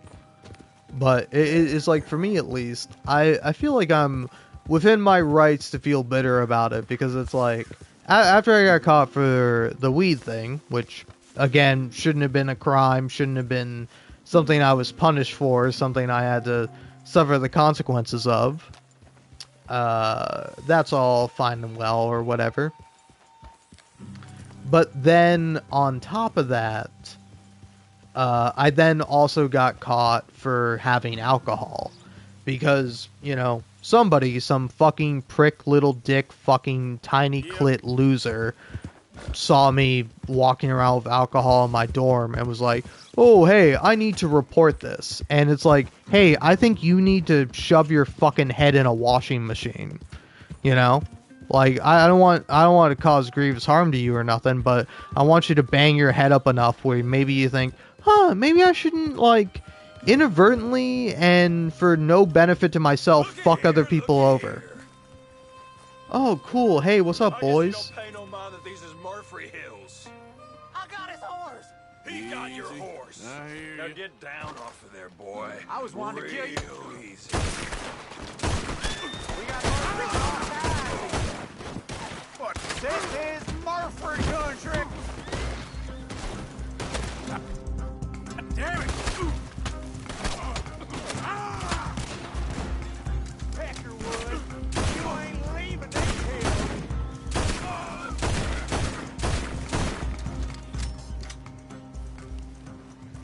Anyway, as I was saying before, it's so rudely interrupted. It's like, again, I got fucked over for no reason. For, like, who benefited? Who fucking gained from it? You know? Like, I think about the person who snitched on me. Like, not very often, but when I do, when I'm bitter and angry. Of like, what did you fucking gain? What was the purpose of it? Like, do you feel good about yourself? Do you go to bed at night coming in your own fucking mouth because you're this self-aggrandizing little fucking bitch? There's this rule-following fucking prick who would fucking, you know, side with the goddamn Nazis because they were the ones in power, right? Well, surely they were right because they're the ones in power. Because laws and rules exist for a reason and therefore they're always justifiable, aren't they? It's fucking ridiculous to me. Whereas, like, I was not causing harm to anyone. I was not actively doing anything wrong to anyone other than myself. And if you want to argue I was doing something wrong to myself, well, shouldn't the fucking store that I bought the alcohol from, that sold me the alcohol without IDing me, without making sure I was 21, shouldn't they be the one at fault? Shouldn't they be the one that's punished for that fucking crime? But no, they're not. They don't get fucking punished. They get to live. They get to exist. The person who sold me the fucking alcohol didn't check my ID, didn't fucking do shit, didn't do due diligence. They get to live on. They get to suffer no consequences, and I get to suffer all the fucking consequences of it. And it's like, ultimately, who fucking cares? My life is valueless. My life is meaningless, and had I gone to college and had I put myself into more debt than I already put myself in for doing one semester of college before I ultimately dropped out because I was gonna fucking kill myself if I didn't do it, it's like, what was the fucking point? There was no point. There was no meaning to it. There was no God. There was no justice. There was no right. There was no wrong. It's all human concepts that are made up, and humans perpetuate this shit on other human beings for not even a good fucking reason. Because it's there. Because they can. Because they're supposed to, quote unquote. And it's like, buddy, I think you're supposed to stick a fucking gun in your mouth and then put the gun down and fucking reevaluate your life and live a fucking better existence. But are you gonna do that? Are you gonna consider your actions and fucking change? No, you're not. You're gonna continue to be a sociopathic piece of shit that contributes nothing, that does nothing, that is nothing, that will die as nothing. And you know what? You've doomed me to the same fate. And I'm sure fucking hopeful that you're happy. That it brought you some semblance of joy. Because it brought me to the brink of fucking death. And why? Why? Why? Why me, man? Why did it have to be me? And the answer is, it didn't have to be. I could have made better decisions. I could have not fucked up. I could have been smarter. I could have done the right thing, ostensibly. But I didn't. And now I get to suffer and die.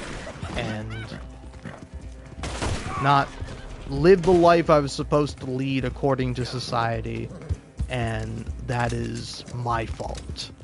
That is the burden I must bear for being a human being that makes mistakes and is imperfect. And again, so sorry I'm being bitter and personal and sad and whatever. It's the alcohol speaking. I say, lying through my teeth, knowing damn well if I was sober I would still say the same shit. I'm just more open and able to say it because I'm drunk and I don't care as much, you know? Well, I mean, I care. If I didn't care, then why would I be around? Why would I be alive? Caring is being alive. Caring is being human. And I care, ultimately.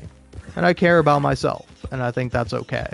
But I care about other people. And I don't think that, you know, caring about other people, caring about other things should come... It should be a self-destructive thing. Like, it should be a self-fulfilling thing. It should be a healing thing, you know? Caring about other people, doing good, that's always when I have felt the best in my life. Is doing something that is helpful, that benefits someone else. I've always felt good about that, and I've never regretted it for a second in my fucking life. But every time I've caused someone harm or done something wrong to another person, I will always regret that until the end of my fucking time. And it's like, do other people feel the same? Do other people have this fucking way of thinking, this ability to understand And also, I think a lot of people don't. I think that's what's fucked up about the world that we live in.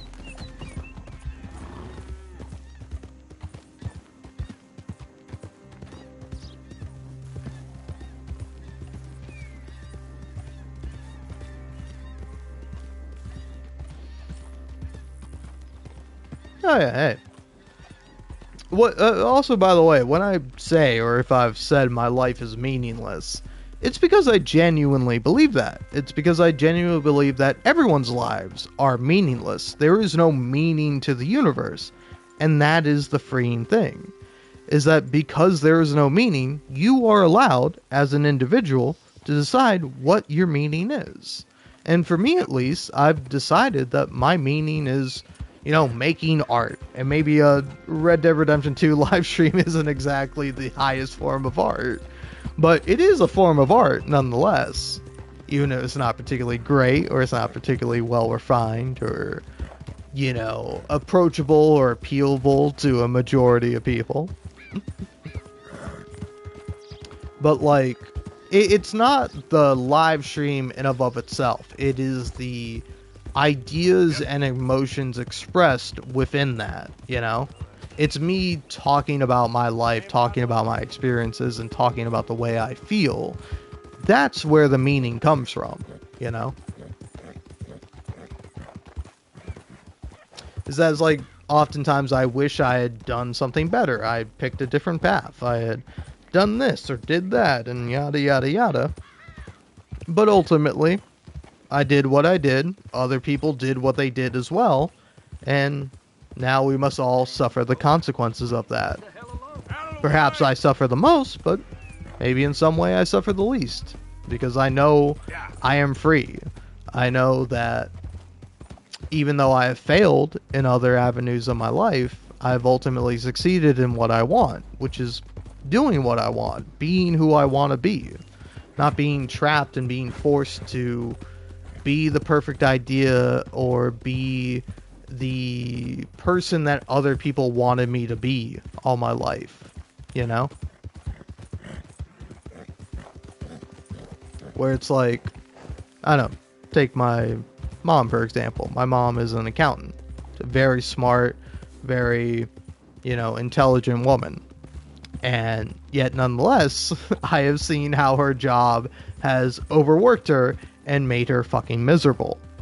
She makes a decent amount of money, probably more than most, but it comes at a cost,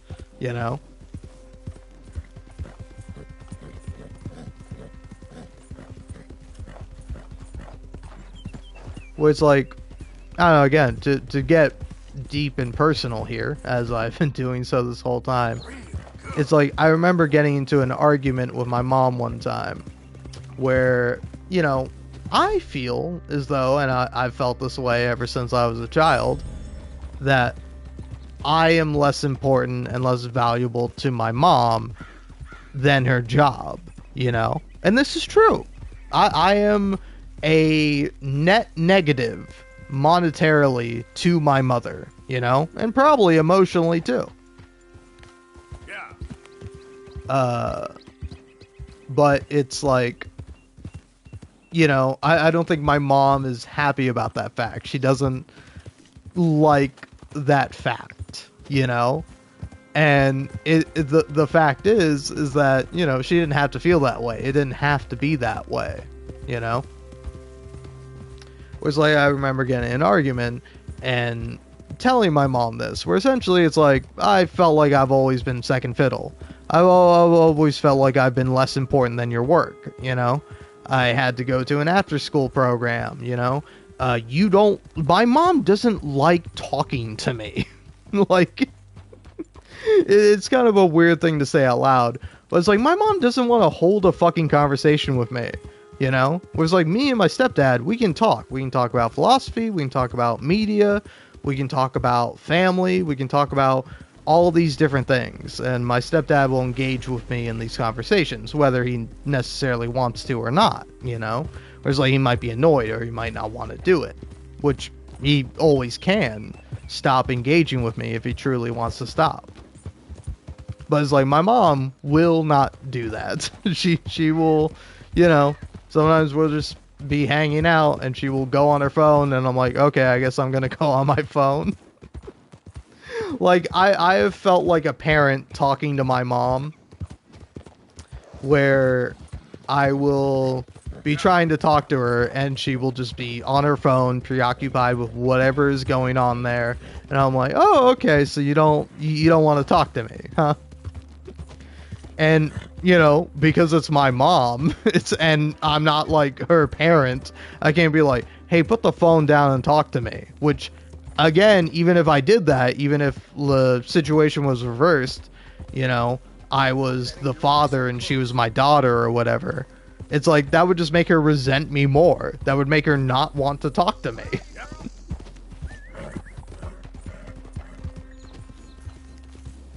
Oh, who's whistling over here? You looking for a dog? I hope you find your dog. Hey there! Hello? Okay, I guess not.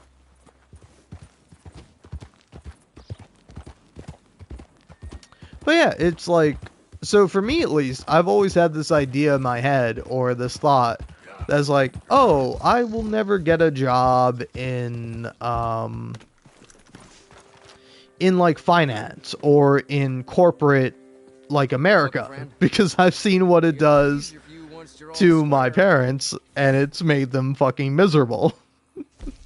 It's wasted their lives and it's made them feel terrible. Been some grip going around here, and I just thought, you know what? Never mind. What can I do for you?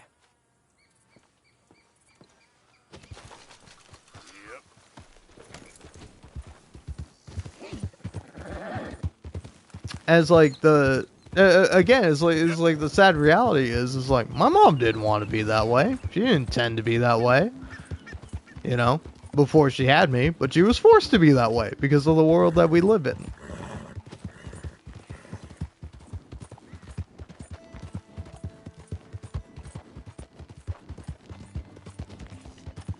And so it's like I don't know if I mentioned this at the beginning of the stream, but it's like I would rather be unsuccessful and a failure at being a good person than be like successful or be well off being a bad person, you know? It's like I'd rather die with nothing and being nobody than being somebody that did harm, being somebody that caused other people grief and strife and pain, you know? And it's like, does that make me better? No. It makes me less bad. Because I am by no means perfect, but, you know, I try my best. And that's all you can do. You can try your best. Whoa, whoa!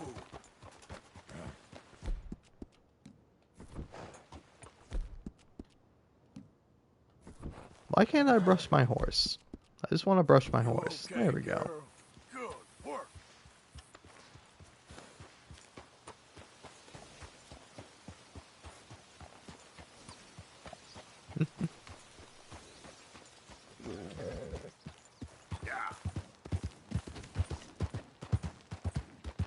Slow up.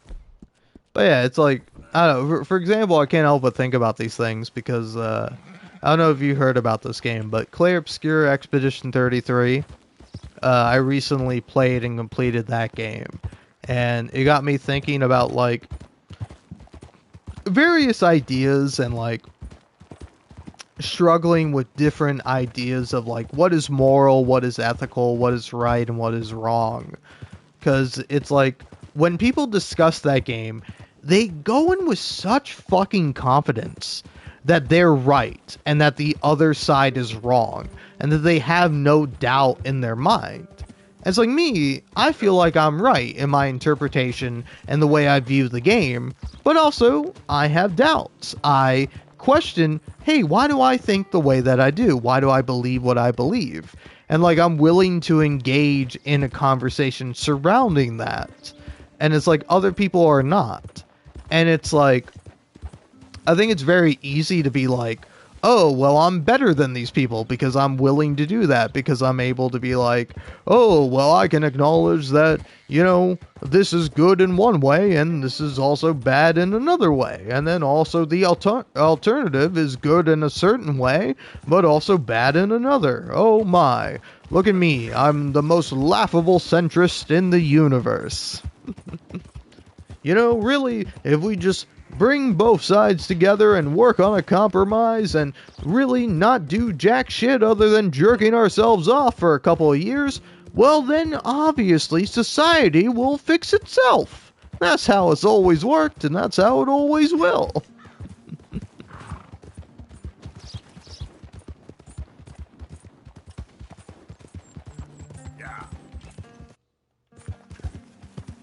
Hey, mister. But yeah, to put more of a finer point on it, is that I think media and fiction is a very interesting thing. I think it's very interesting to talk about. I think it's worthwhile. I think it is true art. But I also think ultimately it's unimportant, right? Where it's like, would you rather live in a good, beneficial society where people are happy and healthy and feel good about themselves and feel good about their lives? Or would you rather live in a world where, you can afford luxuries, where there are these products and things that are made and dedicated to help you spend your time or waste your time, depending on your perspective? And it's like, I don't think one is inherently good over the other. So, like, for example, I saw a video of, I can't remember where it was, but it was, I think it might have been Kazakhstan? I don't know, I could be 100% wrong about this. But I saw a video of, like, a foreign country where there were, like, these kids sleeping out on, like, sleeping bags or whatever, waking up and, like, eating food and dinner. And it pissed me off to a certain extent, because there were a bunch of people in the comments essentially saying, like, oh, this is how life should be. It was meant to be simple like this. It wasn't meant to be overly complicated and extreme. And it's like, again, it is a false narrative. Where it's like, no, man, life wasn't meant to be any way at all. Like, if you truly think that life is, like, meant to be one way or another, I think you're fundamentally misunderstanding life. You're misunderstanding existence. Is that there is no right way or wrong way to live. You can argue and you can assert that, hey, this is a right way to live. It's like, let's talk about something unimportant, like how chaste or promiscuous you are. You might argue, oh, well, the best way to live is to, fuck as many people as possible, and that's morally righteous and it's morally good. And it's like, no, it's not. But then the opposite also is not true. It's morally righteous and ethically correct to not fuck anybody at all. And it's like, no, it's not. It's frankly something that is up to the individual, and that's how it should be. Is that if someone wants to, consent to doing something, nothing wrong with that. As long as, like, the person they're doing it with is consenting as well. Like, it doesn't matter what you're doing. What matters is, like, how it affects people, right?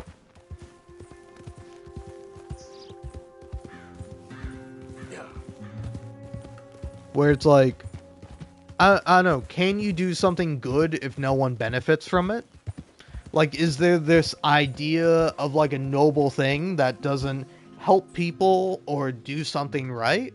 And I think you could say yes. You could argue that, like, conserving nature, protecting the environment, protecting animals, helping animals live. Like, I think there is something to be considered outside of humans that is worthwhile and valuable.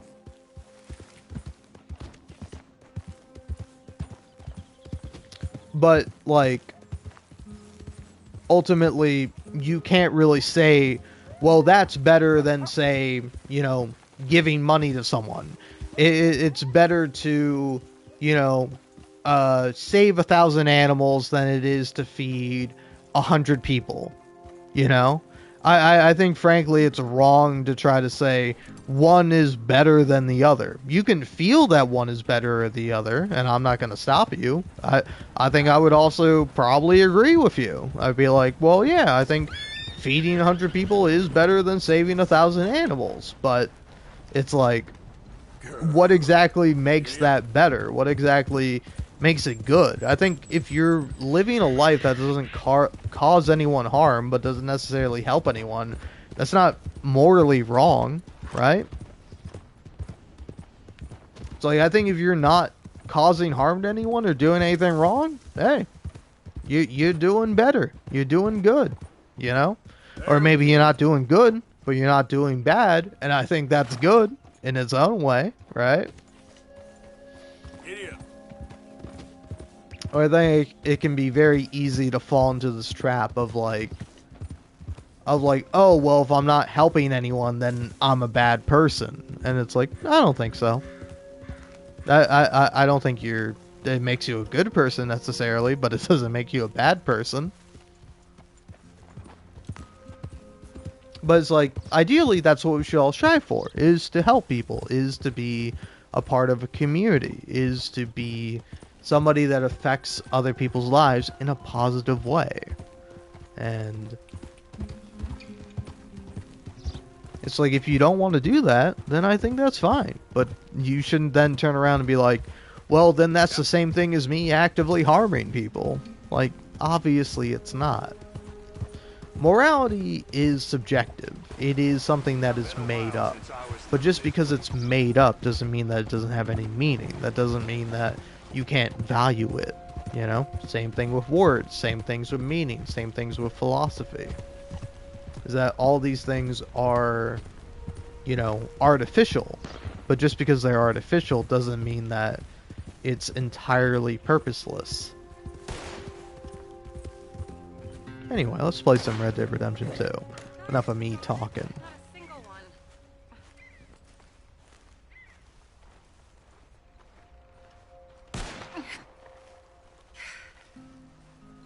Oh, hey there.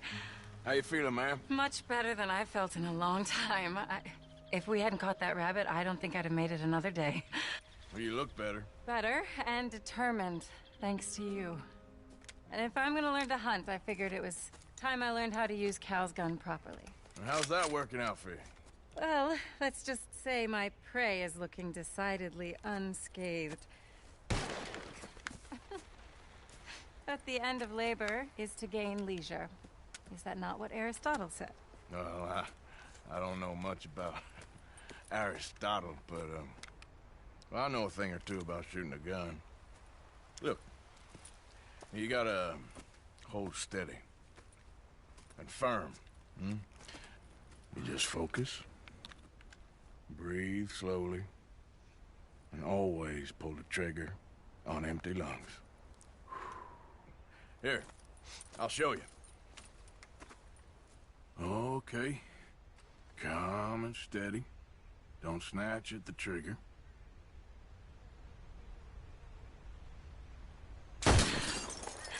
You make it look so easy. All right. You try now. Remember to breathe. Wait to breathe out. Wait to breathe out.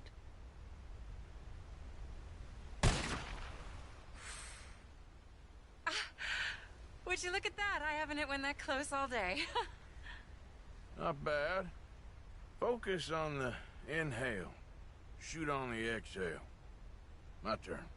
I'll shoot a few more this time.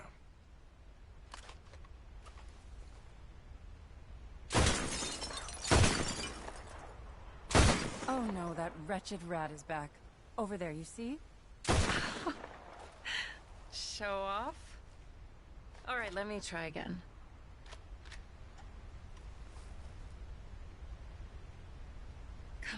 Come on.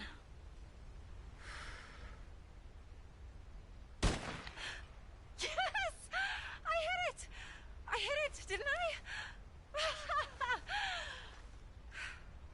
I? What can I say? Thank you. I still have some of the rabbit left that I salted up. Would you join me for a meal? It's the least I can do.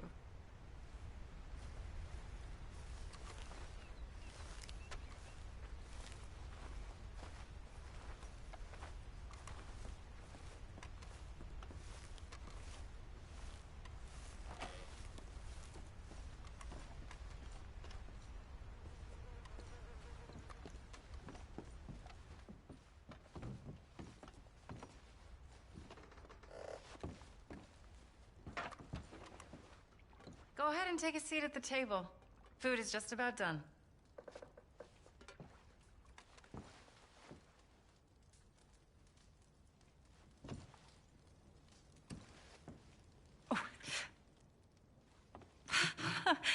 Well, it's good and hot. I hope you enjoy it. You helped me to catch it, after all. Bon appetit. Huh? Please enjoy. And thank you again for everything. I really am grateful. It was nothing. You're a good man. Oh, you don't really know me. I know enough. There's always more to find in ourselves. You helped me to see that. My husband, Cal, was such an optimist. I found that to be very contagious. But there's a fine line between optimism and naivete. And we were both born with a silver spoon. Banquets, butlers, valets. Sounds terrible. It was just so many people, so many things. I was lost in it. I was crushed by it.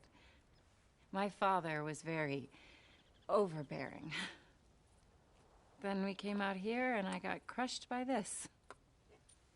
You know, I pictured myself picking fresh vegetables, sipping homemade wine, writing a great novel. But I turned out to be a far more pathetic anti-heroine than any I could ever pen. Oh, well. I reckon you're gonna be just fine. Are you all right? Can I get you some water? No, I'm fine. I just,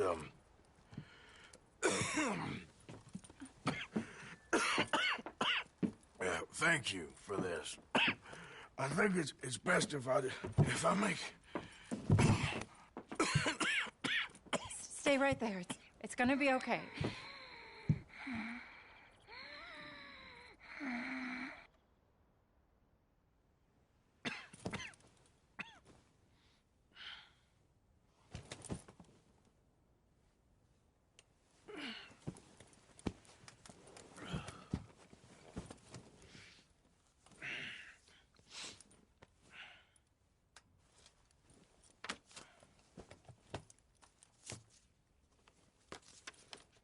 My dear Arthur, I have gone out hunting. Not a phrase I thought any pen of mine would ever ink, but nonetheless one I am very proud to finally be able to write. I am so very grateful to you for all the help and encouragement you've given me. There is some money in a box on the nightstand. Please take it. I have far more than I need back in the city, and I'd like you to have it. Please take care, and remain true to the man I know you are.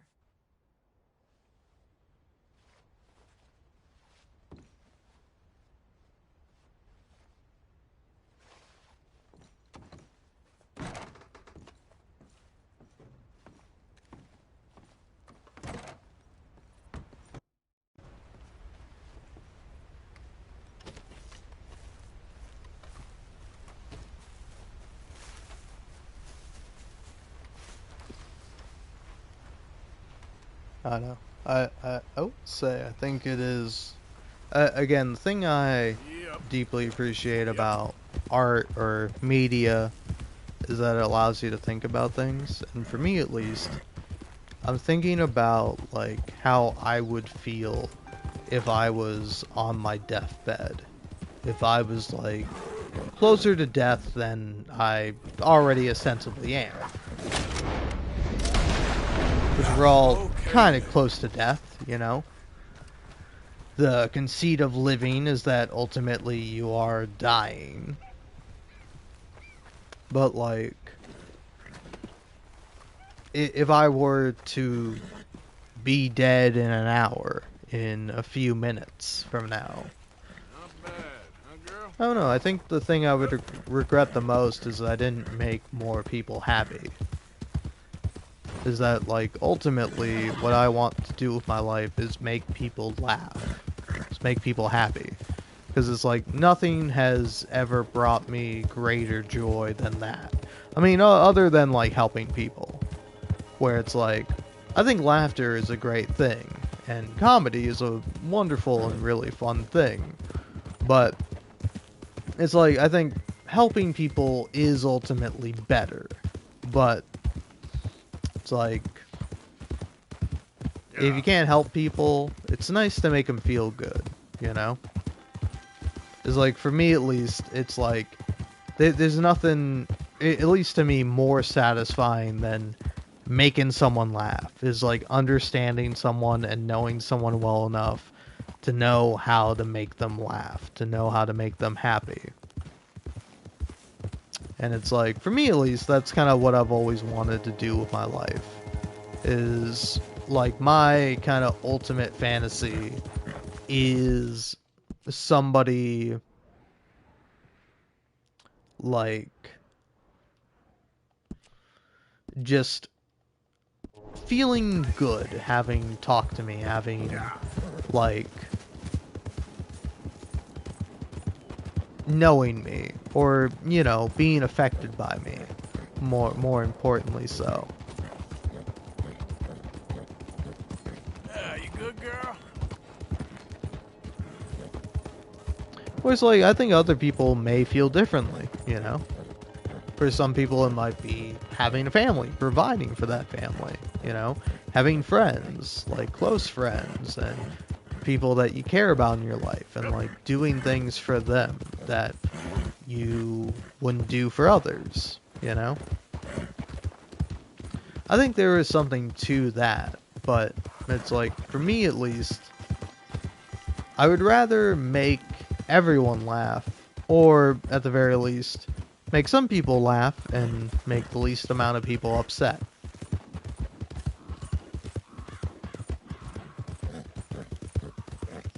Because again, when I think about my life, I think about all the times where I have made people upset, or I have caused somebody harm, whether, you know, emotionally or very rarely physically. And it's like, I will forever regret that until the day I die. But, like, for the people that I've helped, for the people I've done a good deed for, you know, even if it's just a simple thing like holding the door open, or, you know, helping them deliver something, helping them move, helping them out with some task or chore, it's like, I'll never feel bad about that. I'll never be on my deathbed going, oh man, I just wish I hadn't helped out that one person. Oh man. It's like, I feel like sometimes people are in that position where it's like, you do help someone, you do a kind deed for another person, and you realize that person didn't deserve it.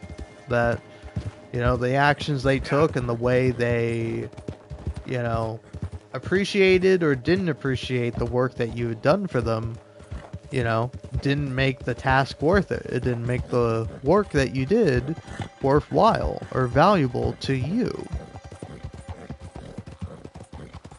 And I think that's perfectly valid. I think that's perfectly fine.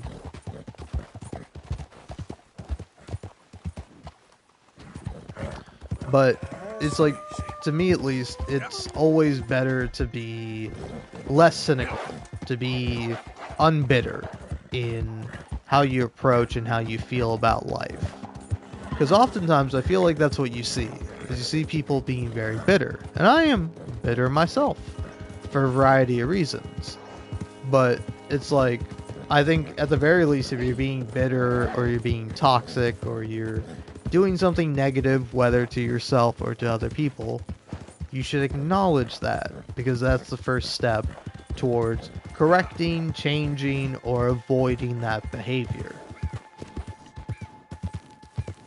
Whereas, like, if you can never recognize or understand the problem, well, then how are you ever meant to address it? How are you meant to solve it? You know?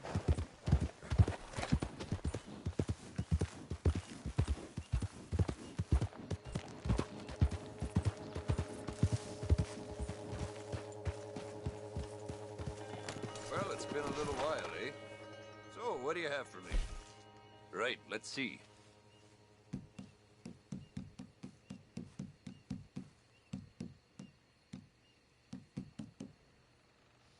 Yep.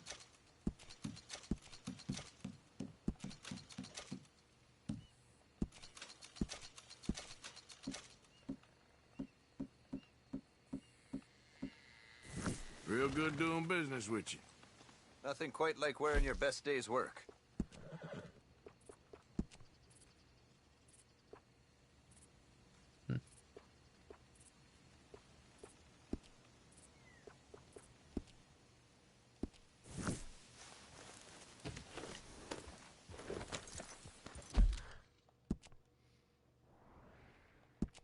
So, let's see what we got and where.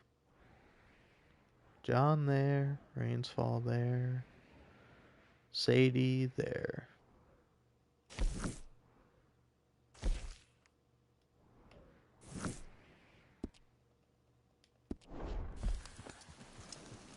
Thanks, partner.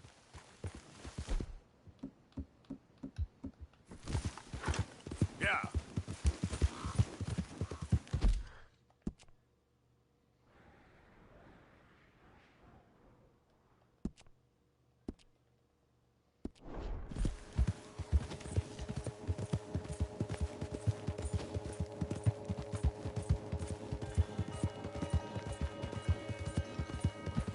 Yeah, there's a girl.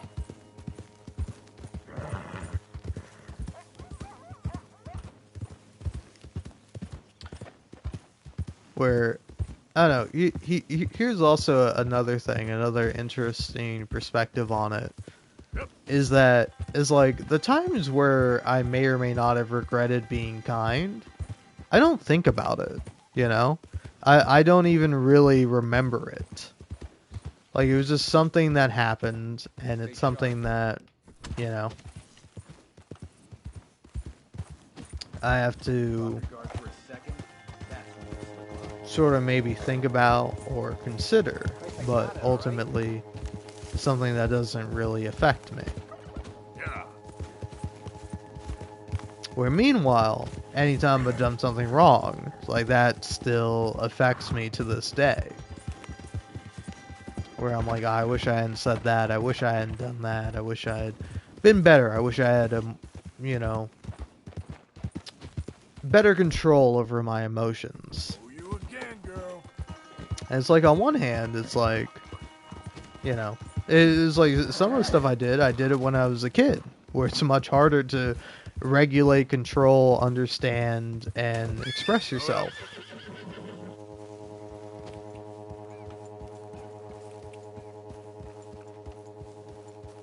But just because that's the case doesn't mean it's excused.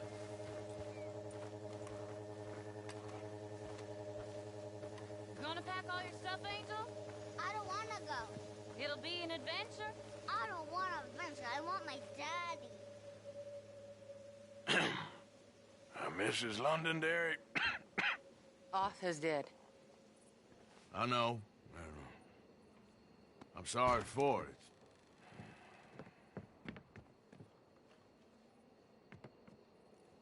It's just... we lent Arthur some money, you see, and... So it was you. You son of a bitch. What do you want now? You want my boy's shoes? You want the food out of our bellies, what little there is? You want me to lie down for you? No. Arthur gave everything to pay your bills. Everything. And now there's some fellas coming to take the house. There ain't nothing left, mister.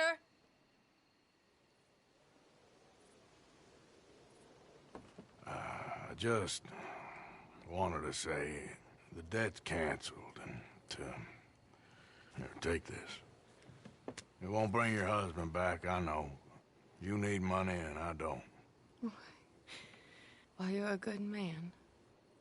I just wish you'd done it before he worked himself into the grave.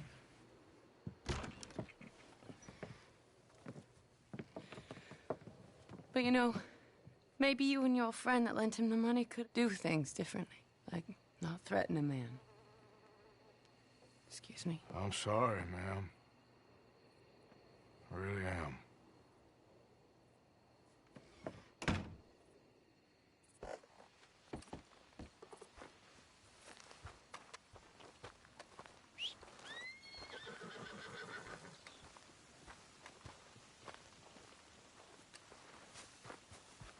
Okay then, girl.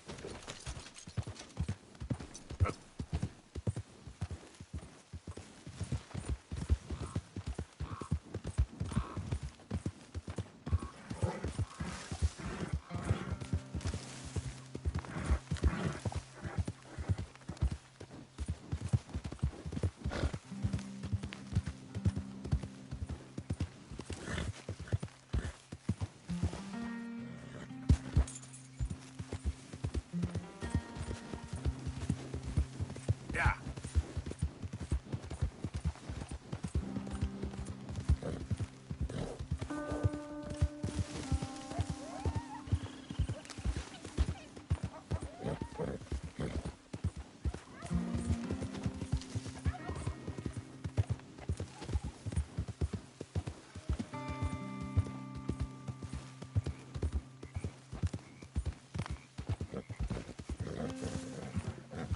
Whoa, easy. Easy there, girl. Yeah.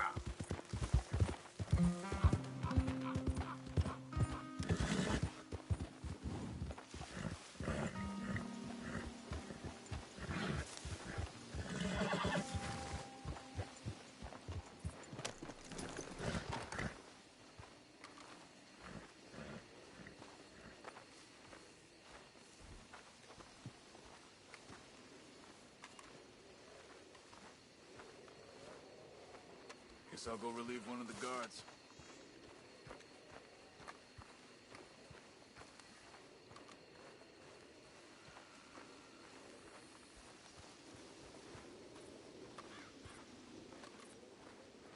Hey.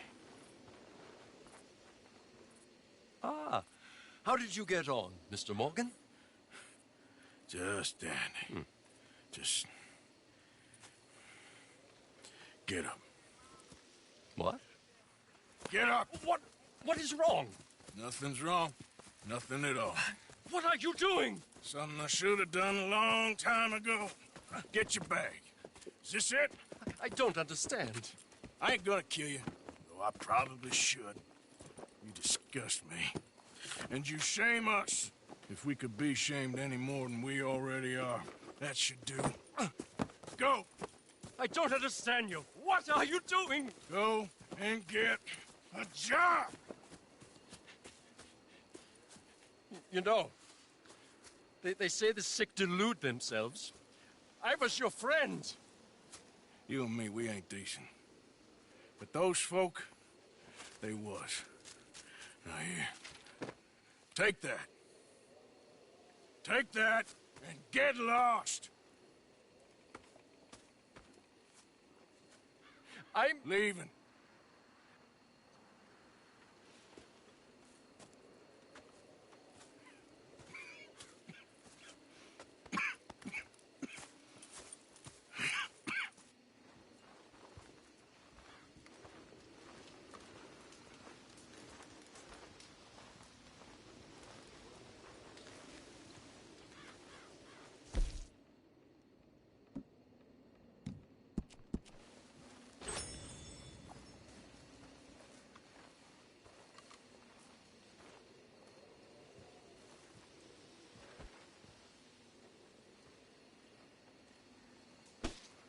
Morning. Another damn morning.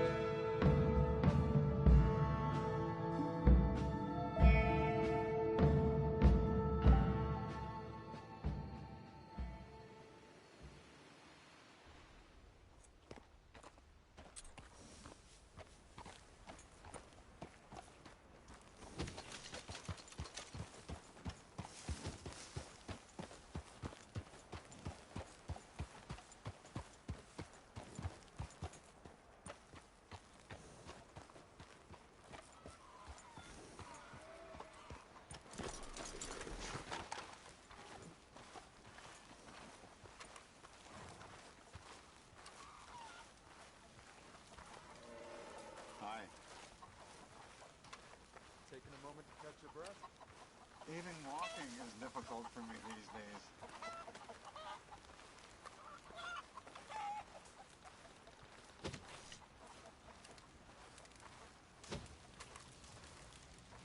Whatever the elder said. Hello? Come in.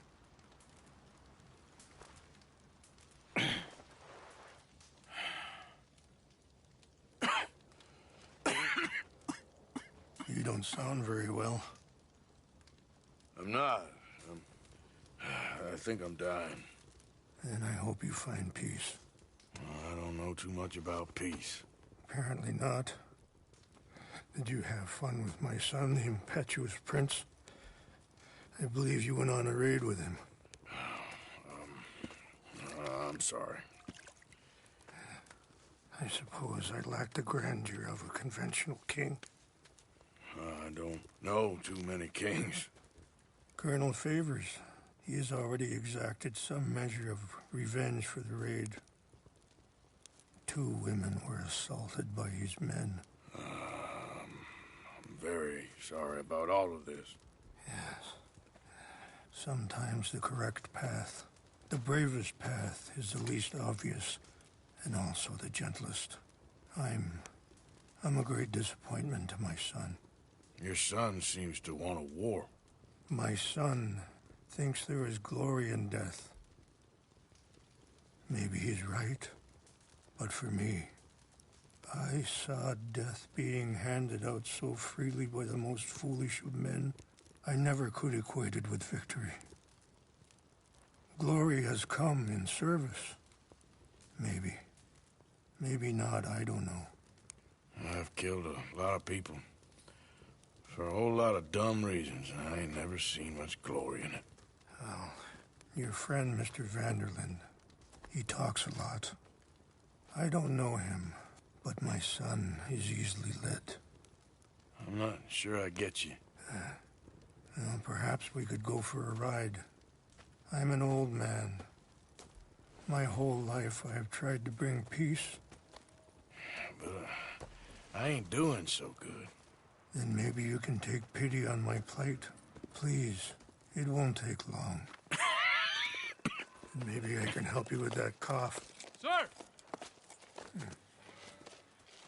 I'm glad I caught you, sir.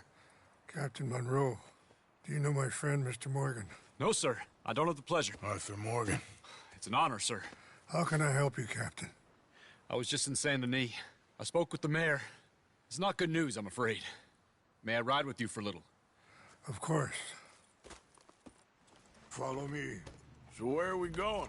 I want to show you a site up in the mountains that's long been sacred to me. A place for reflection and healing. Passing you. Okay, sir. What is this news, Captain Monroe? Yes, sir. As I mentioned, I did speak again with the mayor and the Bureau of Indian Affairs in Saint Denis at length. But regrettably, it appears the oil company has already received approval to move forward with drilling on the reservation's land. I supposed as much. So what does that mean for us now? I'm not sure just yet.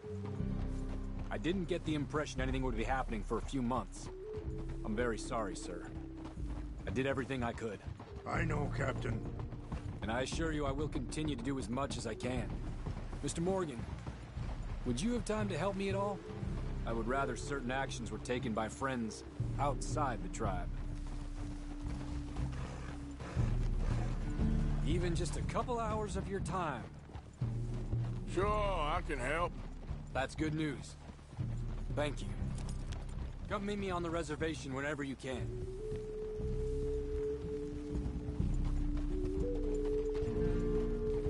Anyway, gentlemen, I won't take up any more of your time.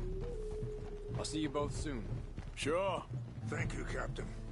Enjoy the ride. We'll continue on this way. I'm going to look for some herbs to give you.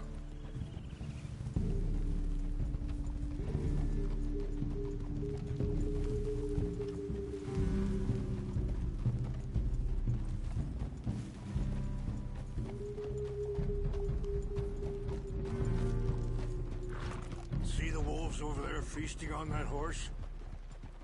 Brutality Vitality and beauty are both all around us. Yet so often we're unable to see past our own grievances.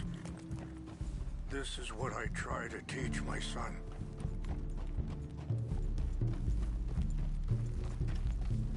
Yeah!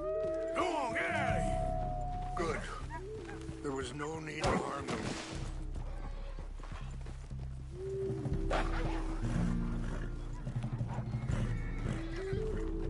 We can talk if you want, Mr. Morgan. But don't feel like you have to. Hurry up, Mr. Morgan! Why are you riding off like that? What was I talking about?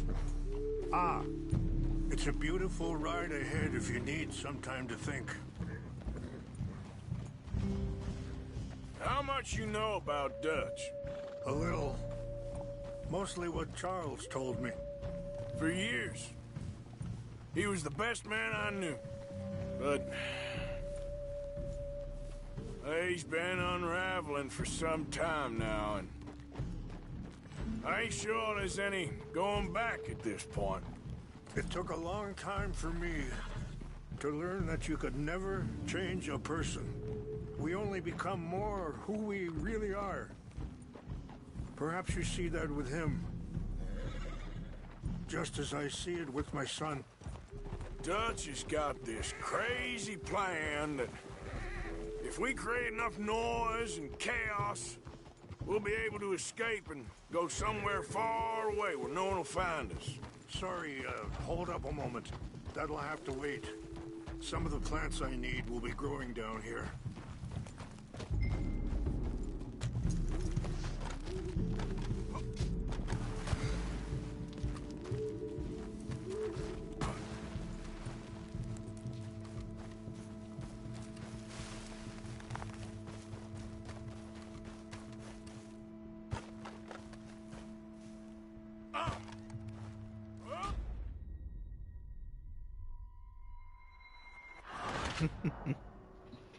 What a way to end it.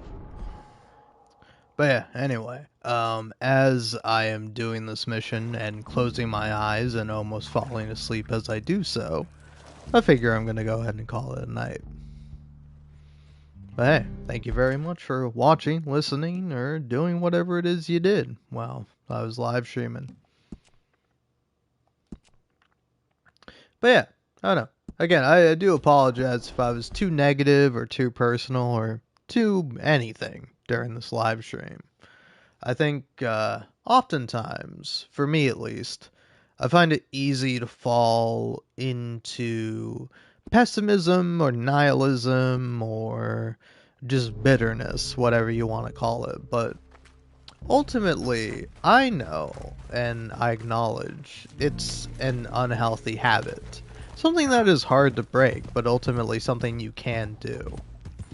If you'll allow me to get possibly a little funny when talking about this, but while I was on vacation with my family, we decided to start watching a new show, and the show is called Resident Alien.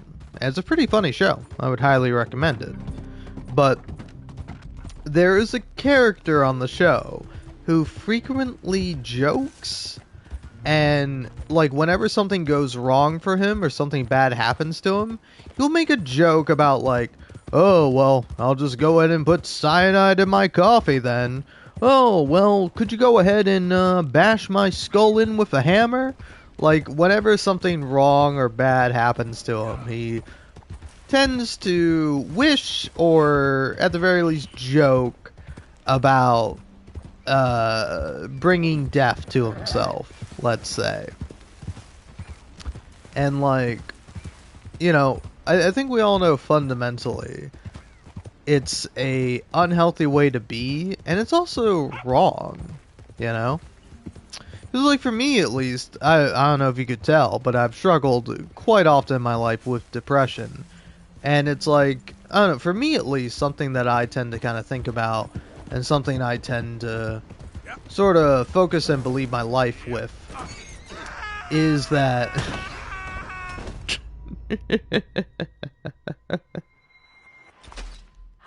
is that oftentimes uh, you know, you seek permanent solutions to temporary problems. And here's the thing, it's all temporary, you know? Unless we suddenly crack the code or figure out a way to become immortal, we are stuck as we are, stuck as people. Mortal, fallible, and, you know, with faults and flaws contained within. And, I don't know, ultimately it's always better to strive for something greater, for something better, to do something right, and to not be afraid of messing up, of making mistakes, of doing the wrong thing, because if you're trying to do the right thing, then you will, ultimately. Even if you do wrong, even if you do mess up, even if you do catastrophically fail, you know, it's like there's always a path to recovery. There's always a path to bettering oneself and bettering the world around you. You should always take that path. It's always available to you. And hey, if you stumble and fall and fail on that path, you'll always try again. Pick yourself back up. Take a rest, take a break, but it's always there. It always will be. Until you're no longer able to walk. Metaphorically. And I don't know, for me at least, like I always like having hope. It always feels good being hopeful and having hope. And trying to do the right thing. Even if you fail, even if you mess up in the process, that is significantly better than having never tried at all, and certainly a hell of a lot better than, you know, doing harm, actively not helping people. So yeah, with that, we're going to go ahead and sign off, hit the hay, drink some water, do the healthy thing, which, honestly, I recommend. There's one thing you take away from this, go ahead and drink some water. Or, you want to treat yourself, drink what you like, but try to balance it out. Try to have a bit of water. Anyway, have yourself a fantastic night, a wonderful day, and whatever else you got going on. I hope it's enjoyable. I hope it's pleasant. I hope it's nice. And I don't know. I hope it's the best that it can be. And I hope you are the same.